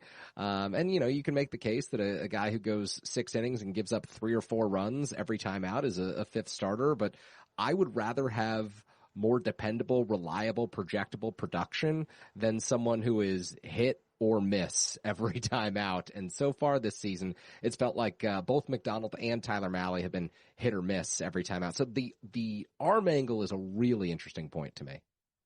Yeah, I'm pretty much where you are, and for the rest of the year, I say have all these guys with Whisenhunt and Tidwell, and just kind of give them innings, give them reps, if nothing else. But if I were already starting to think about 2020, whatever the next baseball season is, my preference would be to have Webb 1, Roop 4, Whisenhunt or one of these other guys 5, and then go get 2 real pitchers that are bridging that gap. Yeah, I love it. I can't argue with that at all. The other question I have for you, because I see this asked on social media all the time, and I know that you've got some thoughts on this after seeing one of these guys for a while and following the other guy for a bit now. Joe Whitman and Matt Tugboat Wilkinson, do they get looks in August and September? Can the Giants afford to give them looks? And will either of them pitch well? Well, actually, I was just going to bring up Joe Whitman when you were talking about could Carson Whisenhunt work in the pen, because interestingly enough, the Giants have been using Joe Whitman as a reliever for the last 3 weeks, which is a fascinating development to me. He's always pitched as a starter. He's one of these guys who's a Rule 5 decision in the fall, and obviously they're going to add him to the roster. So you can add him earlier at no cost and take a look at him in the pen. I kind of think he's interesting as a reliever because he's, in a way, like Whisenhunt. He leads with one really outstanding pitch. His slider is a fantastic pitch. It's always been a great performer. His fastball is good when he locates it well. And when the velocity, is more 93, 94 than 91, 92. And his changeup is a clear third pitch. So there's a lot of Whisenhunt kind of going on there. But I've seen him up to 96 at times earlier in the year. If he could do that in short stints, he'd probably, with that slider, he'd be a really interesting weapon out there. So I'm interested to see that change in usage. I think that means he's probably going to come up. Anybody who has ever read my stuff knows that I am a velocity person. Yes. I am you and me both. Extremely skeptical about guys throwing 89 mile an hour fastballs. And I know, Matt Wilkinson is a very talented pitcher. He throws strikes. He's got a nice slider. He's got a lot of deception in his delivery, but he throws 89. He doesn't miss a lot of bats with it either. It's a lot of contact. He throws the fastball a ton. Boy, I don't know a successful major leaguer that I'm describing when I say that. So, God love him, and if he comes up and succeeds, I'm excited. Last guy to me was Barry Zito, and he had an all-world curveball. I mean, you just don't see someone with 89, 90 successful, and that was, Zito as their primary pitch. Zito was doing that 20 years ago. So we'll see. I mean, they like him. A lot of people I know like him. He's going to get a shot. He struck out Bryce Harper in the World Baseball Classic. I mean, he was a Little League World Series. This is a guy who knows how to pitch. Yeah. I'm always going to be a little skeptical of people throwing fastballs that slow in the major leagues until I see it work, I guess. Yeah. It's one of the reasons that I think the Giants ought to consider Dylan Smith for high leverage situations is just because he throws 97, 98. And the breaking ball's been good enough, and in the times that I've seen it, it's been good enough to get swings and misses. It's not always like that, but 97, 98 is better than 97 to 98% of what we've seen from Giants relievers this season. And when you've got that stuff, the way that he got out of the inning right before the All-Star break when Robbie Ray had loaded the bases and he preserved Ray's ERA right before the trade deadline, that was masterful work. Tremendous inning. And I was like, you know what? Dylan Smith, I'm glad that he pitched this inning, but he probably should have pitched in the ninth that night. Yeah, and just as a side note here, I was very excited with the Giants draft. After you get past the guys at the top who obviously are really exciting, they drafted a lot of fastballs. Day two, there's a lot of interesting fastballs that they picked up, and this is an org that, as we've talked about, that needs that. So very excited about that. There's a guy who's been pitching in Richmond for just a couple of weeks now, who was signed out of the Mexican League in June, named Christian Alvarado. He's a much older player and bounced around, 30 years old. But he has been striking out everybody in Double-A. I hope he gets up to Triple-A. He's a really interesting arm. He's a 31-year-old right-hander. Very interesting flyer, tremendous slider. 95, 96. The more of those guys you have to throw at the wall, the better, I think. Yeah, sign me up. I liked and I don't have the list in front of me, so I won't even pretend I know the pronunciations, but the 6th, 7th, and 8th round draft picks that the Giants had, I was like, reliever, potential fast mover, potential fast mover, potential fast mover. If one of those guys becomes a major league reliever, that's a win for the Giants. Oh, absolutely. And they were all funky. I mean, the left-hander, Bo Bryant, has, if he were pitching in the majors, he would have the widest release point that has ever been measured by StatCast, right? Yeah. And he's throwing it hard. So that's fun. The very last guy they took, J.P. Robertson, has thrown out of Ole Miss. Yeah. Yeah. So very fun to see that. I mean, you just want to, one of these guys could go all Cole Waits on you, and one day he's just in the majors throwing 100, and that's how you get those guys, is by Exactly. throwing a lot of dart to the board. Yeah, no, it was a velocity-driven draft, and I think it was a complete reaction to what we've seen the first half of this season. Well, and it's something we've been calling for a long time, so we'll give our huzzas. It was the K-Raj draft, some would say. I'll let Michael Holmes know that. I'm sure he'll be thrilled with that characterization. All right, we're going to cut things off right there with our friend Roger Munter. To hear that entire conversation, you can go to therearegiants.com. Roger's Substack. He does such a great job covering the San Francisco Giants. Again, we got together, I think it was over the weekend or right before that, but big picture themes. And I think that's what the remaining 60 games for the San Francisco Giants are going to be focused on. Big picture themes for the rest of this season and beyond, because as I started out this segment saying, we can only sit here and nitpick and talk about the frustrations and the utter failures and collapses of this team for so long. So on the other side, going to take a brief break from the San Francisco Giants, talk LeBron James. We will do that when we come back right here on The Sports Leader.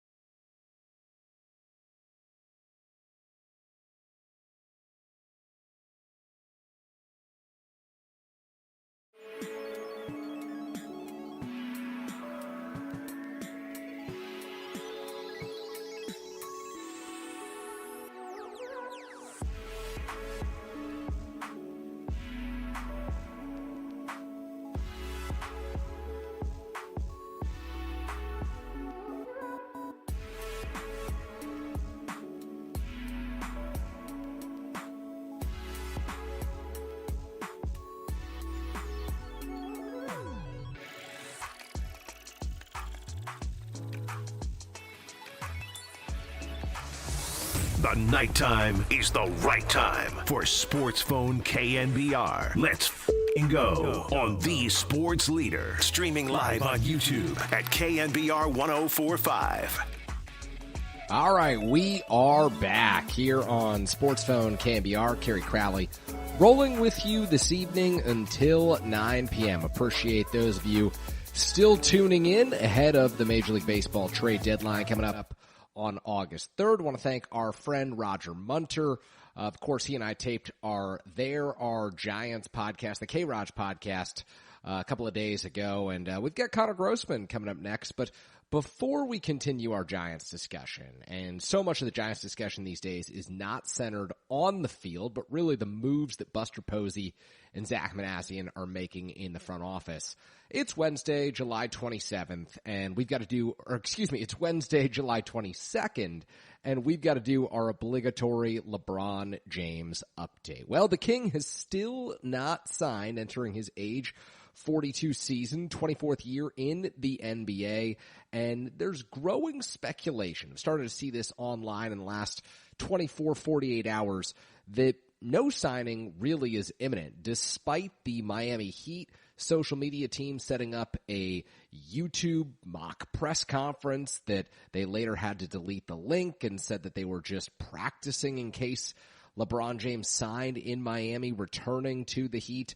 That whole ordeal meant nothing. It did not give us any indication of which way LeBron is leaning.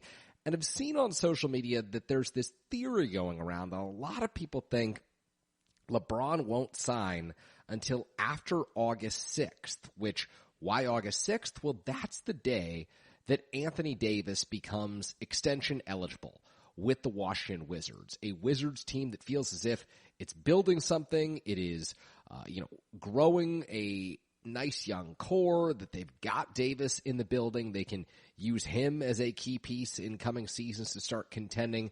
It's a Wizards franchise that's quite honestly been through a lot of turmoil and a lot of bad seasons. So I get the temptation for Washington to want to hope to keep Anthony Davis around. But, this type of a thing, LeBron using his influence around the NBA, it seems to me he's going to wait and see if Davis doesn't end up signing an extension.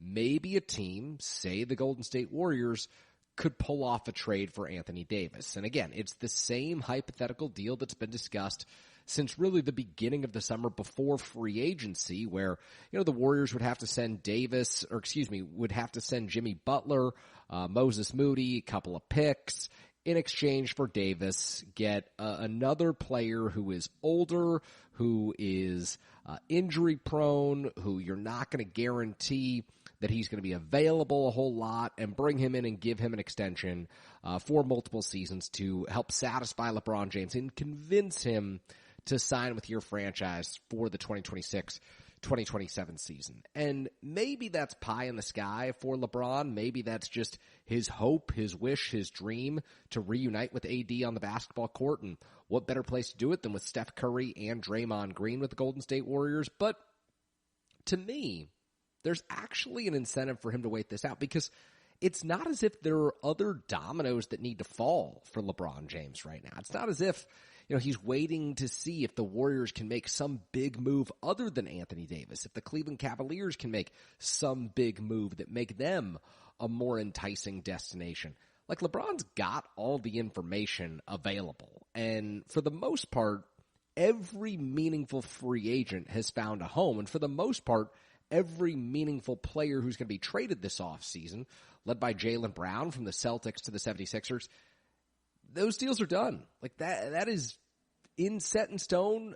LeBron has the information that he needs to go out and sign with the team. And so if he hasn't done it yet, it doesn't necessarily need to happen in the next few days or even the next few weeks. He can wait until August 6th. He can wait until Anthony Davis either determines he's going to continue his career in Washington or doesn't get the terms of the extension that he wants and decides, I do want to play elsewhere. I do want to force my way to another franchise. And that wouldn't be all that uncommon for Anthony Davis, who's 33 years old and has played for a couple of different franchises now, forcing his way to Los Angeles famously. So I don't see the rush for LeBron the way that, maybe some people in the media are waiting day by day, hour by hour to see where this 41-year-old basketball player is going to spend the rest of his career, or at least the next season of his career. To me, if you're LeBron and you've decided this season is all about legacy or playing with your buddies, and to me that's what it seems, it's either Cleveland, Miami,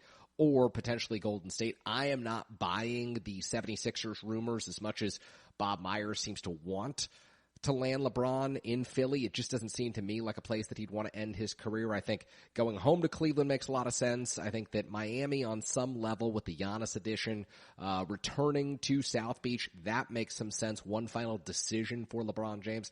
And then, of course, I've thought from the beginning, I've said, I think there's a legitimate shot that the Golden State Warriors land LeBron James. It would not shock me at all if the King ends up in the Bay for 1 or 2 more seasons playing alongside Steph and Draymond, former rivals who he knows well, in part because they're kind of the last guys from the early portion, and you can't even really say early portion at this point. Steph's entering year 17, LeBron's entering year 24, but from the first half of his NBA career, who are still around, who are still playing at a high level, and who can still theoretically, with the addition of LeBron James, play deep into the postseason. Again, that's all theoretical. It's not, of course, based on anything because so much health needs to go the player's way and so much health luck needs to go the team way, regardless of where he signs. But I do think that as, LeBron starts to consider or continues considering his next destination, why not just see if you can swing away to get Anthony Davis in the fold for you? If you're really all about playing with as many people as you know well and as you've enjoyed playing with and that you love to be around as possible, just wait it out. Like, if the Washington Wizards haven't given an indication to Anthony Davis that they're going to give him the max extension and that's what Davis wants, and they don't come to terms on August 6th when Rich Paul and the team can begin negotiating that, then maybe Davis does force his way out. And maybe it's not to Golden State. It could be somewhere else, but LeBron would want that piece of information. So it's not like a Jonathan Kuminga signing is going to sway LeBron one way or another. It's not as if some of these, young, kind of unpolished free agents are going to sway him. It's not like DeMar DeRozan is going to sway him. It's probably one more player. It's probably Anthony Davis, unless there's just a chess move that none of us see coming. So I, for one, don't expect anything imminent, but then again, anytime I talk about LeBron and the Golden State Warriors, something happens. Folks on Polymarket or Kalshi, they're moving the needle. They're making their educated guesses or uneducated guesses, just like those of us as well. So all of that is to say, don't have a whole lot to say with regard to LeBron James tonight. We're going to keep this show rolling. We're going to continue, wrap up the show with Connor Grossman, talk San Francisco Giants draft and how it shapes the farm system moving forward and how it shapes their upcoming needs and desires at the MLB trade deadline. The deadline coming around 12 days from now, August 3rd. It's Wednesday, July 22nd. We roll on right here on KNBR 104.5, 680, the sports leader.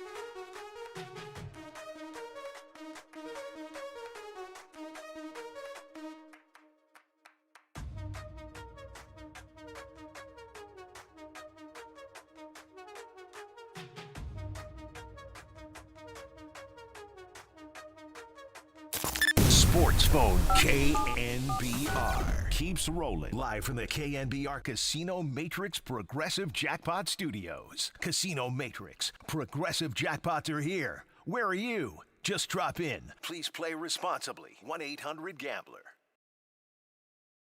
We are back here on Sports Phone KNBR. Kerry Crowley hanging out with you just a little bit longer here this evening, hanging out, talking about the 5-4 Giants loss today, the series sweep in Kansas City, the 5 consecutive defeats to end the road trip, and a Giants team that wraps up its first 102 games, 60 to play, 18 games under 500. This has been atrocious. They've come out of the break looking terrible, and hey, they did lead at some point in all 5 of these games, but a lead never safe for the 2026 San Francisco Giants. So what we're going to do right now is bring in our friend Connor Grossman. We taped the Giants Postcards podcast, get Connor's perspective here. And Connor, where should we start this thing? So I don't know how the Giants selections lined up with your mock draft, Kerry, but we'll set that aside for the moment. For all the rumors that the Giants could quote-unquote float the consensus number 1 pick 3 spots down to number 4, that did not happen. Rock is a white sock, and the next 2 picks went as expected, which left the Giants with UCSB pitcher Jackson Flora. And I think my first thought was that I had heard his name quite a bit, so it wasn't really a surprise. But I kept feeling there was like this back and forth in my mind. Like, did they draft the best player available, or did they draft for need, which is obviously the big no-no for any baseball team drafting because these guys are usually so far from the majors. Just get the best guy you can get and move on. What did you have any read on that? Did it strike you as odd, alarming, or anything other than nice pick? My guess, and this is pure hypothetical here, I don't have any inside intel other than that my only inside information is that I know the Giants liked Rock and I know they liked Von Lackey a lot. And those 2 guys were off the board.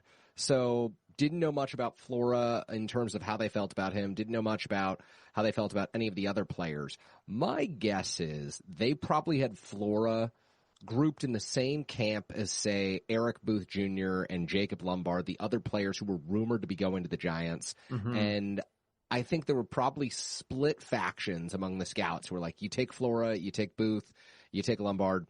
And if it came down to it and it was like a 3-way tie among those players, my guess is Buster or Michael Holmes was probably there saying, okay, let's take the guy who's going to help us at the position of need and get to the big leagues fast because we can't wait around for 5 years on hope with pick number 4 if that's what it's going to take for Eric Booth Jr. to get to the big leagues. Outfielder from Hattiesburg, Mississippi. By the way, produced Fred Lewis, Hattiesburg did. So I was rooting for that. How do you know that? I was rooting for that storyline. The Mother's Day cycle, the kid from Hattiesburg. Nobody said the kid from Hattiesburg. There's no chance. But I think, like, if it is really a slim margin there and there's not a clear consensus, you go with the player for need. And no front office ever admits that. But Jackson Flora fills a huge need, whereas Jacob Lombard, who ended up going 14th to the Miami Marlins, he was going to be the 900th shortstop in this system. And there's going to be no way to tell him apart from Maui Ahuna and Joshua Gonzalez a year from now in terms of who should be playing where. Maui Ahuna is just one of those forever spring training guys. Like, for the next 7 Marches, when I'm listening to John Miller do his once a week spring training dispatch from Scottsdale, I'm just going to hear Maui Ahuna just ringing around the car out of the radio. Yeah, no doubt about it. Jackson Flora, just a great fit for a farm system that needs pitching super badly sooner than later. Hopefully Flora is able to get to the bigs, maybe even as soon as next year. Doesn't feel like that big of a stretch. Yeah.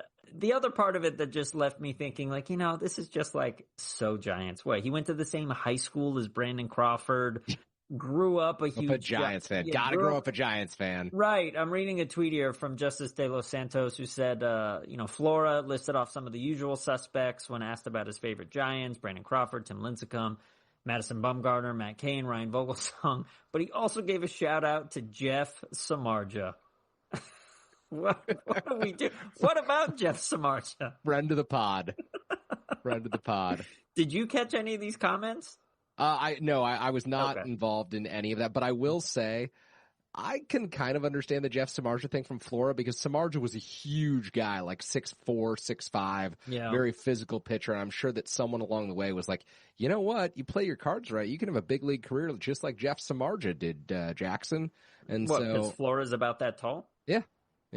You know what? He sure as hell wasn't when Jeff Samardzija was pitching for the Giants 10 years ago. Yeah, but he was probably on the upper echelon of the height percentile for his age group. So yes, and the last note from Justice here in this tweet is that Flora also has a list of his favorite chicken sandwiches on his phone. So yeah, Jackson Flora, he's just. I like actually us. kind of wondered how that came up, and that's why I missed being on this call because I'm like that wasn't a question, almost certainly. So almost certainly. Catch yourself. Why is Jackson Flora divulging that information in his introductory call with Giants beat reporters? Hey, Jackson, Connor Grossman, Giants postcards here. I'm just wondering, you have anything you like to eat? What do you really do when lunchtime rolls around?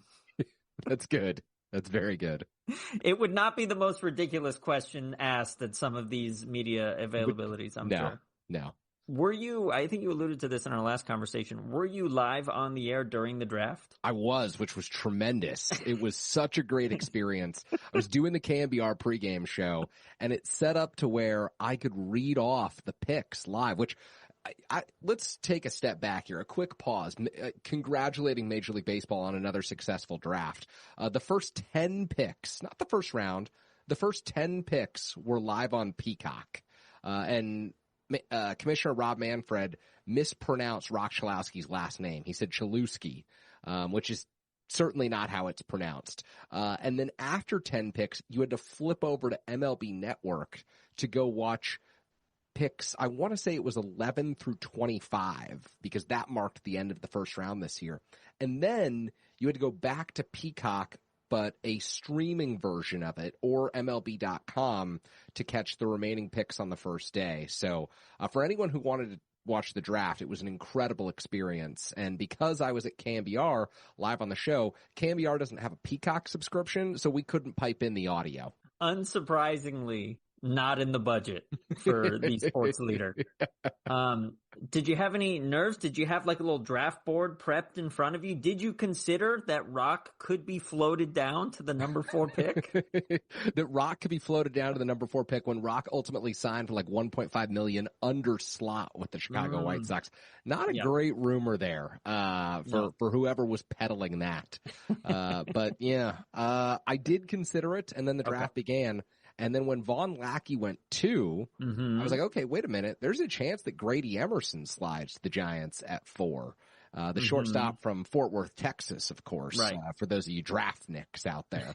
But he ends up going 3 to the Minnesota Twins after Lackey was the kind of surprise pick number 2 to the Rays. And I thought Lackey went 2nd. Or sorry, I thought Lackey went 3rd to the Twins. No? I don't know. It's all right. We'll get our fact checking department on it. It was those 3 first, and then when those 3 went, I kind of knew that it was going to be Jackson Flora. Absolutely, and ESPN's Kylie McDaniel slots Flora in as the Giants' second best prospect, which honestly kind of rocked my world a little bit. I'm not really great about checking these prospect rankings right after the draft, but the Giants, especially knowing they have a pretty decent system, that the guy they just drafted in the first round, granted 4th overall, vaults up to their second best prospect.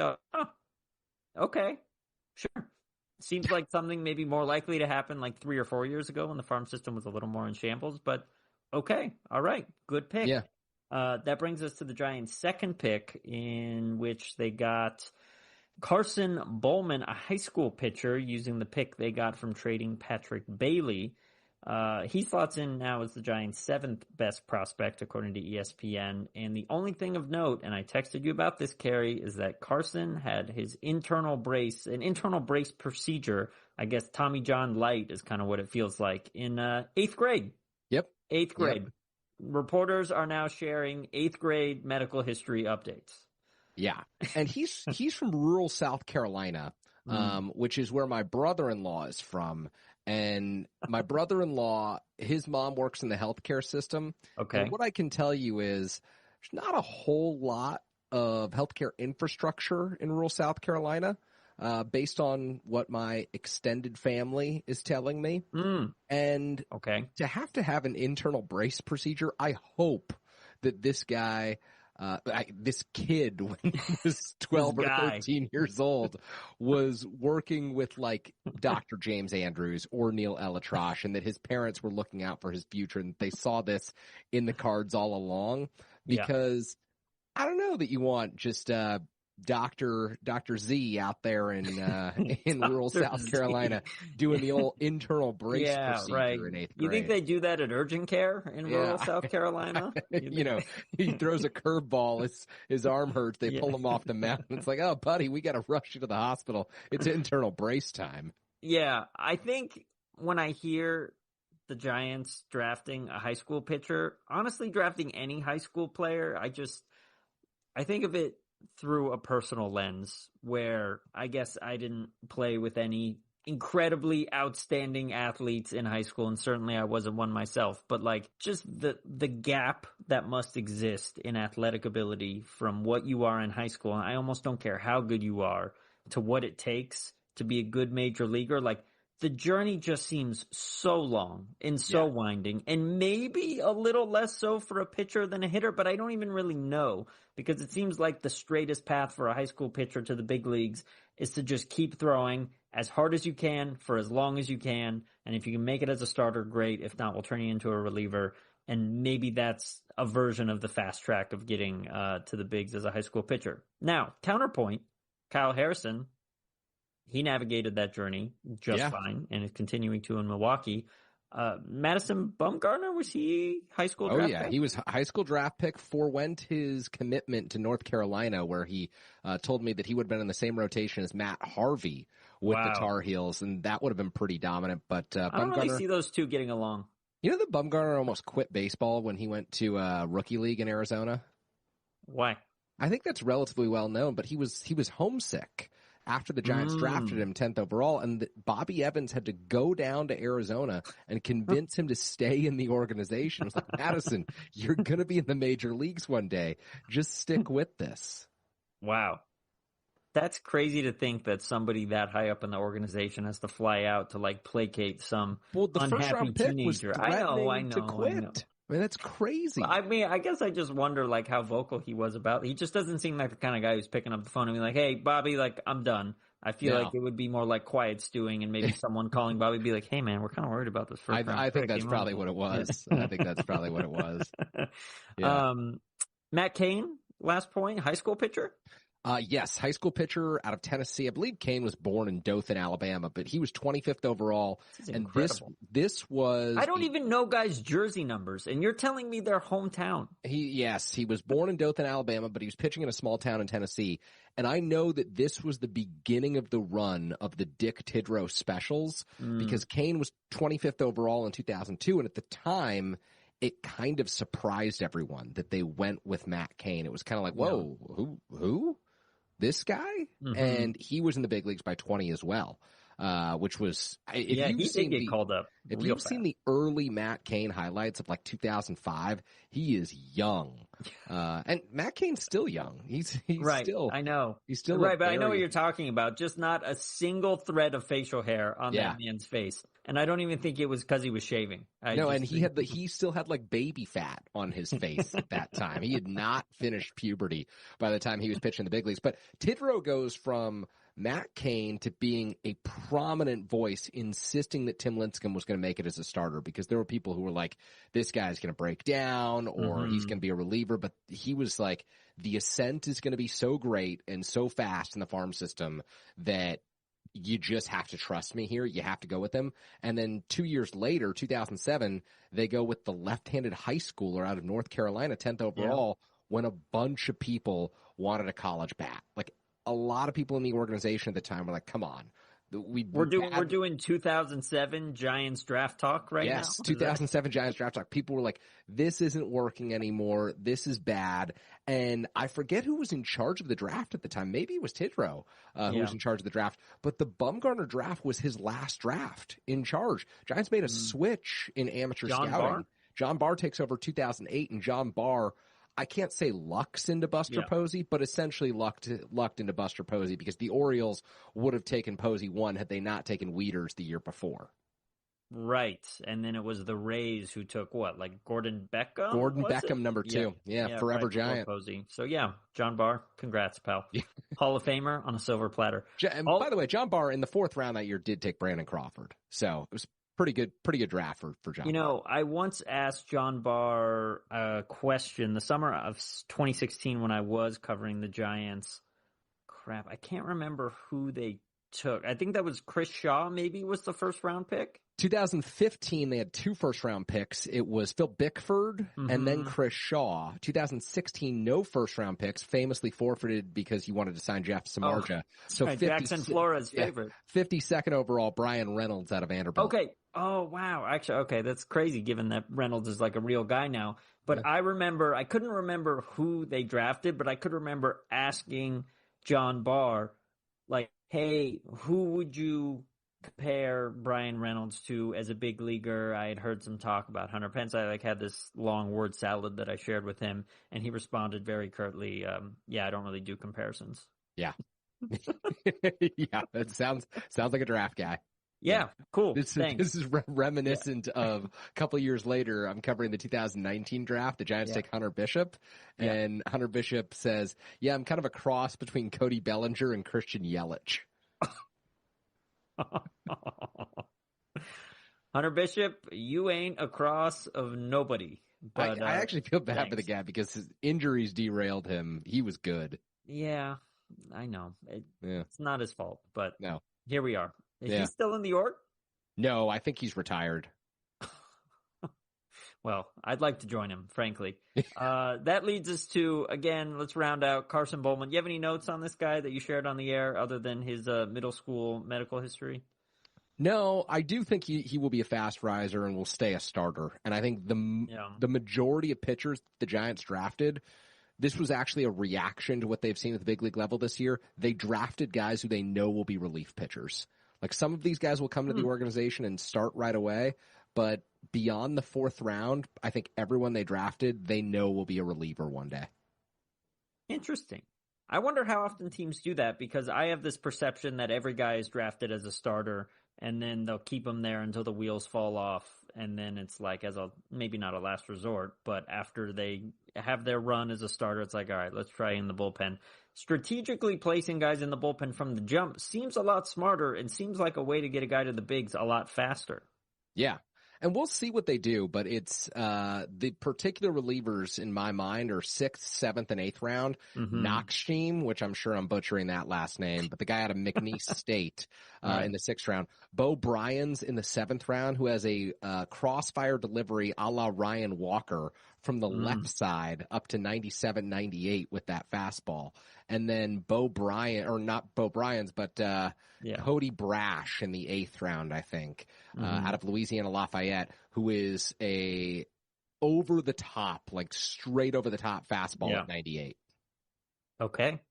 This is where I kind of get a little ick where I'm like, I hope Buster and the team weren't drafting these guys to like round out the 2027 bullpen. Like, I'm sure that wasn't the case, but there's also part of me hearing what you're saying, like, oh, these guys are going to be relievers. I'm like, oh, I hope that wasn't the discussion in the draft room. Well, it probably wasn't. I think some of the reality is if the 2026 bullpen looks this bad, and there's no one forcing their way to the big leagues, what does that tell you about the arms that are in the system right now? Like, this is the year for the Giants to audition absolutely anyone. Like, if you started the year at low A and you throw 98, you're probably in the bigs right now.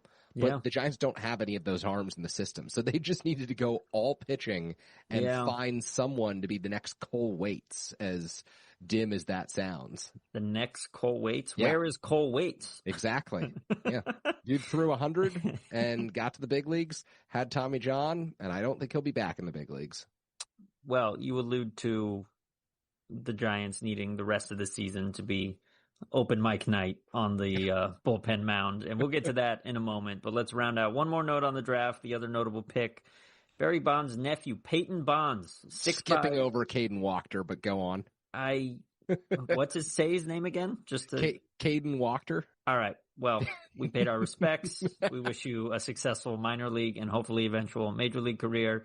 And we get to Peyton Bonds, 6'5" outfielder. He hit .352 with 6 homers, 13 stolen bases last year at Rutgers. And I don't know if any of that really means anything more than his last name being Bonds. And this was definitely the pick where I was like, Giants gonna Giants, you know? Yeah. We got the Giants fan in the first round. We got Bonds' nephew here in the third round. It's just in the same bucket as signing Taylor Rogers so you could have twins in the bullpen, giraffe hats and panda costumes, and just, is it baseball? Is it gimmicks? I don't really know. The Giants find a way to blur those lines. I didn't like this pick at all. And okay, there we go. Because of everything you just said. Yeah. What are the odds that Peyton Bonds becomes a major leaguer in another organization? They're okay. Maybe 40%. I think putting him in the Giants organization is almost unfair to Peyton Bonds. Like, he's going to have to deal with the fact that he's going to go to, low A San Jose and high A Eugene and signing autographs for fans who don't know any better and think he's the next great Bonds. Like, he's going to have that pressure on his shoulders where if he grows up in the Baltimore Orioles organization, no one in Aberdeen's going to say, well, you're going to save our franchise out here. But unfortunately, that's what Peyton Bonds is going to have to deal with. So I kind of don't think it's good for this kid. Maybe he'll prove me wrong. Maybe the Giants will prove me wrong. But I feel bad for the guy.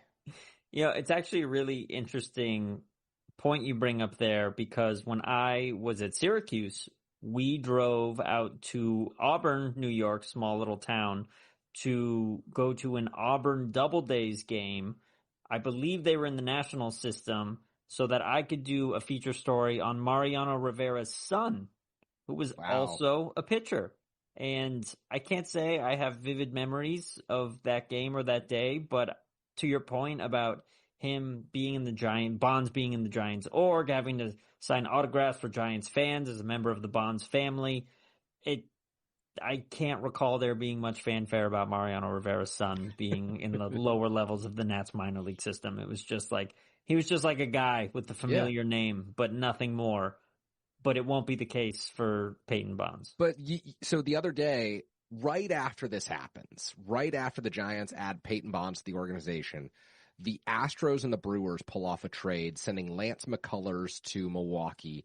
And the return in that deal is like Prince Fielder's son going from Milwaukee to the Astros. And I'm sure the kid wanted out of the organization. Yeah. I'm sure he was like, come on, let me create my own path here. Yeah. Like Houston wasn't looking for a return in that deal as much as the Fielder kid was looking for an out in that deal.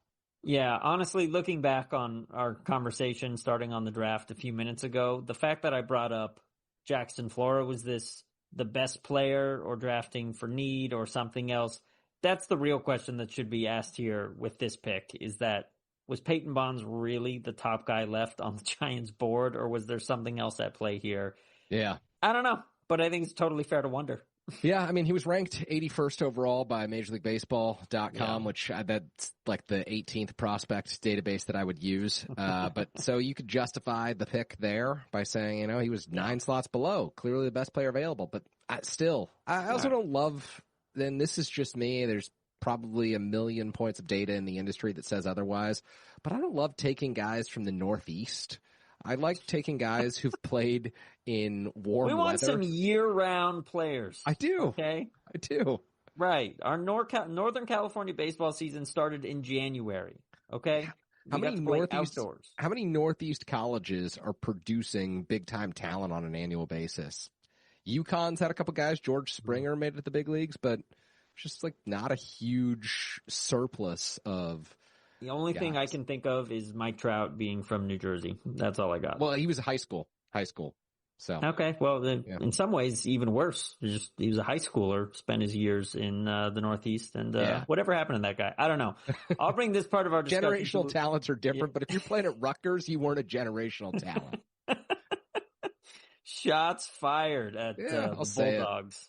So the farm system generally, it's the best thing the Giants have going for them. Baseball America now has 5 Giants guys in their top 100. Joshua Gonzalez at 17, Luis Hernandez at 46, Johnny Level at 60, Jackson Flora at 62, and Bo Davidson at 83. So that's probably as big of a roster as the Giants have had in the top 100 in a long time. So that's great. And no team can afford to screw up their draft, but a team like the Giants, one that's strapped with all these expensive contracts, you need to rely on the draft and getting that young talent more than ever. And I mean, the current Giants team that's so frustrating and really just not that good is the byproduct of too many unsuccessful drafts, as Kerry and I have talked about so many times. Too many drafts where not only the first rounder didn't pan out, but seemingly the 3rd, 5th, 7th, 8th round guy and so on also didn't pan out. So the Giants need hits. We can only hope that they got some hits in this draft. I guess the benefit of being able to pick as early as 4 and you get a guy like Flora, you feel pretty confident one way or the other he's going to make it to the majors. And what happens from there, we don't know. But you're just asking these guys to do well enough in the minors and show that they can make a difference in the bigs. All right. He is Connor Grossman. And if you want to catch the entire episode there, you can go to Giants Postcards wherever you get your podcast. Sign up and get Connor's great Substack. He covers the San Francisco Giants and does it in a quick and delightful way. And I always appreciate Connor's perspective on the club, even amid these horrific times. 42-60. That's how the Giants close out this 5-game road trip, the 6-game road trip with 5 consecutive defeats. We're all kinds of tired here on KNBR this evening. But I do want to thank those of you who tuned in tonight, listening about the San Francisco Giants and the big picture themes about the second half of the season and what you would like to see into the future. I want to thank our guests, Roger Munter and Connor Grossman.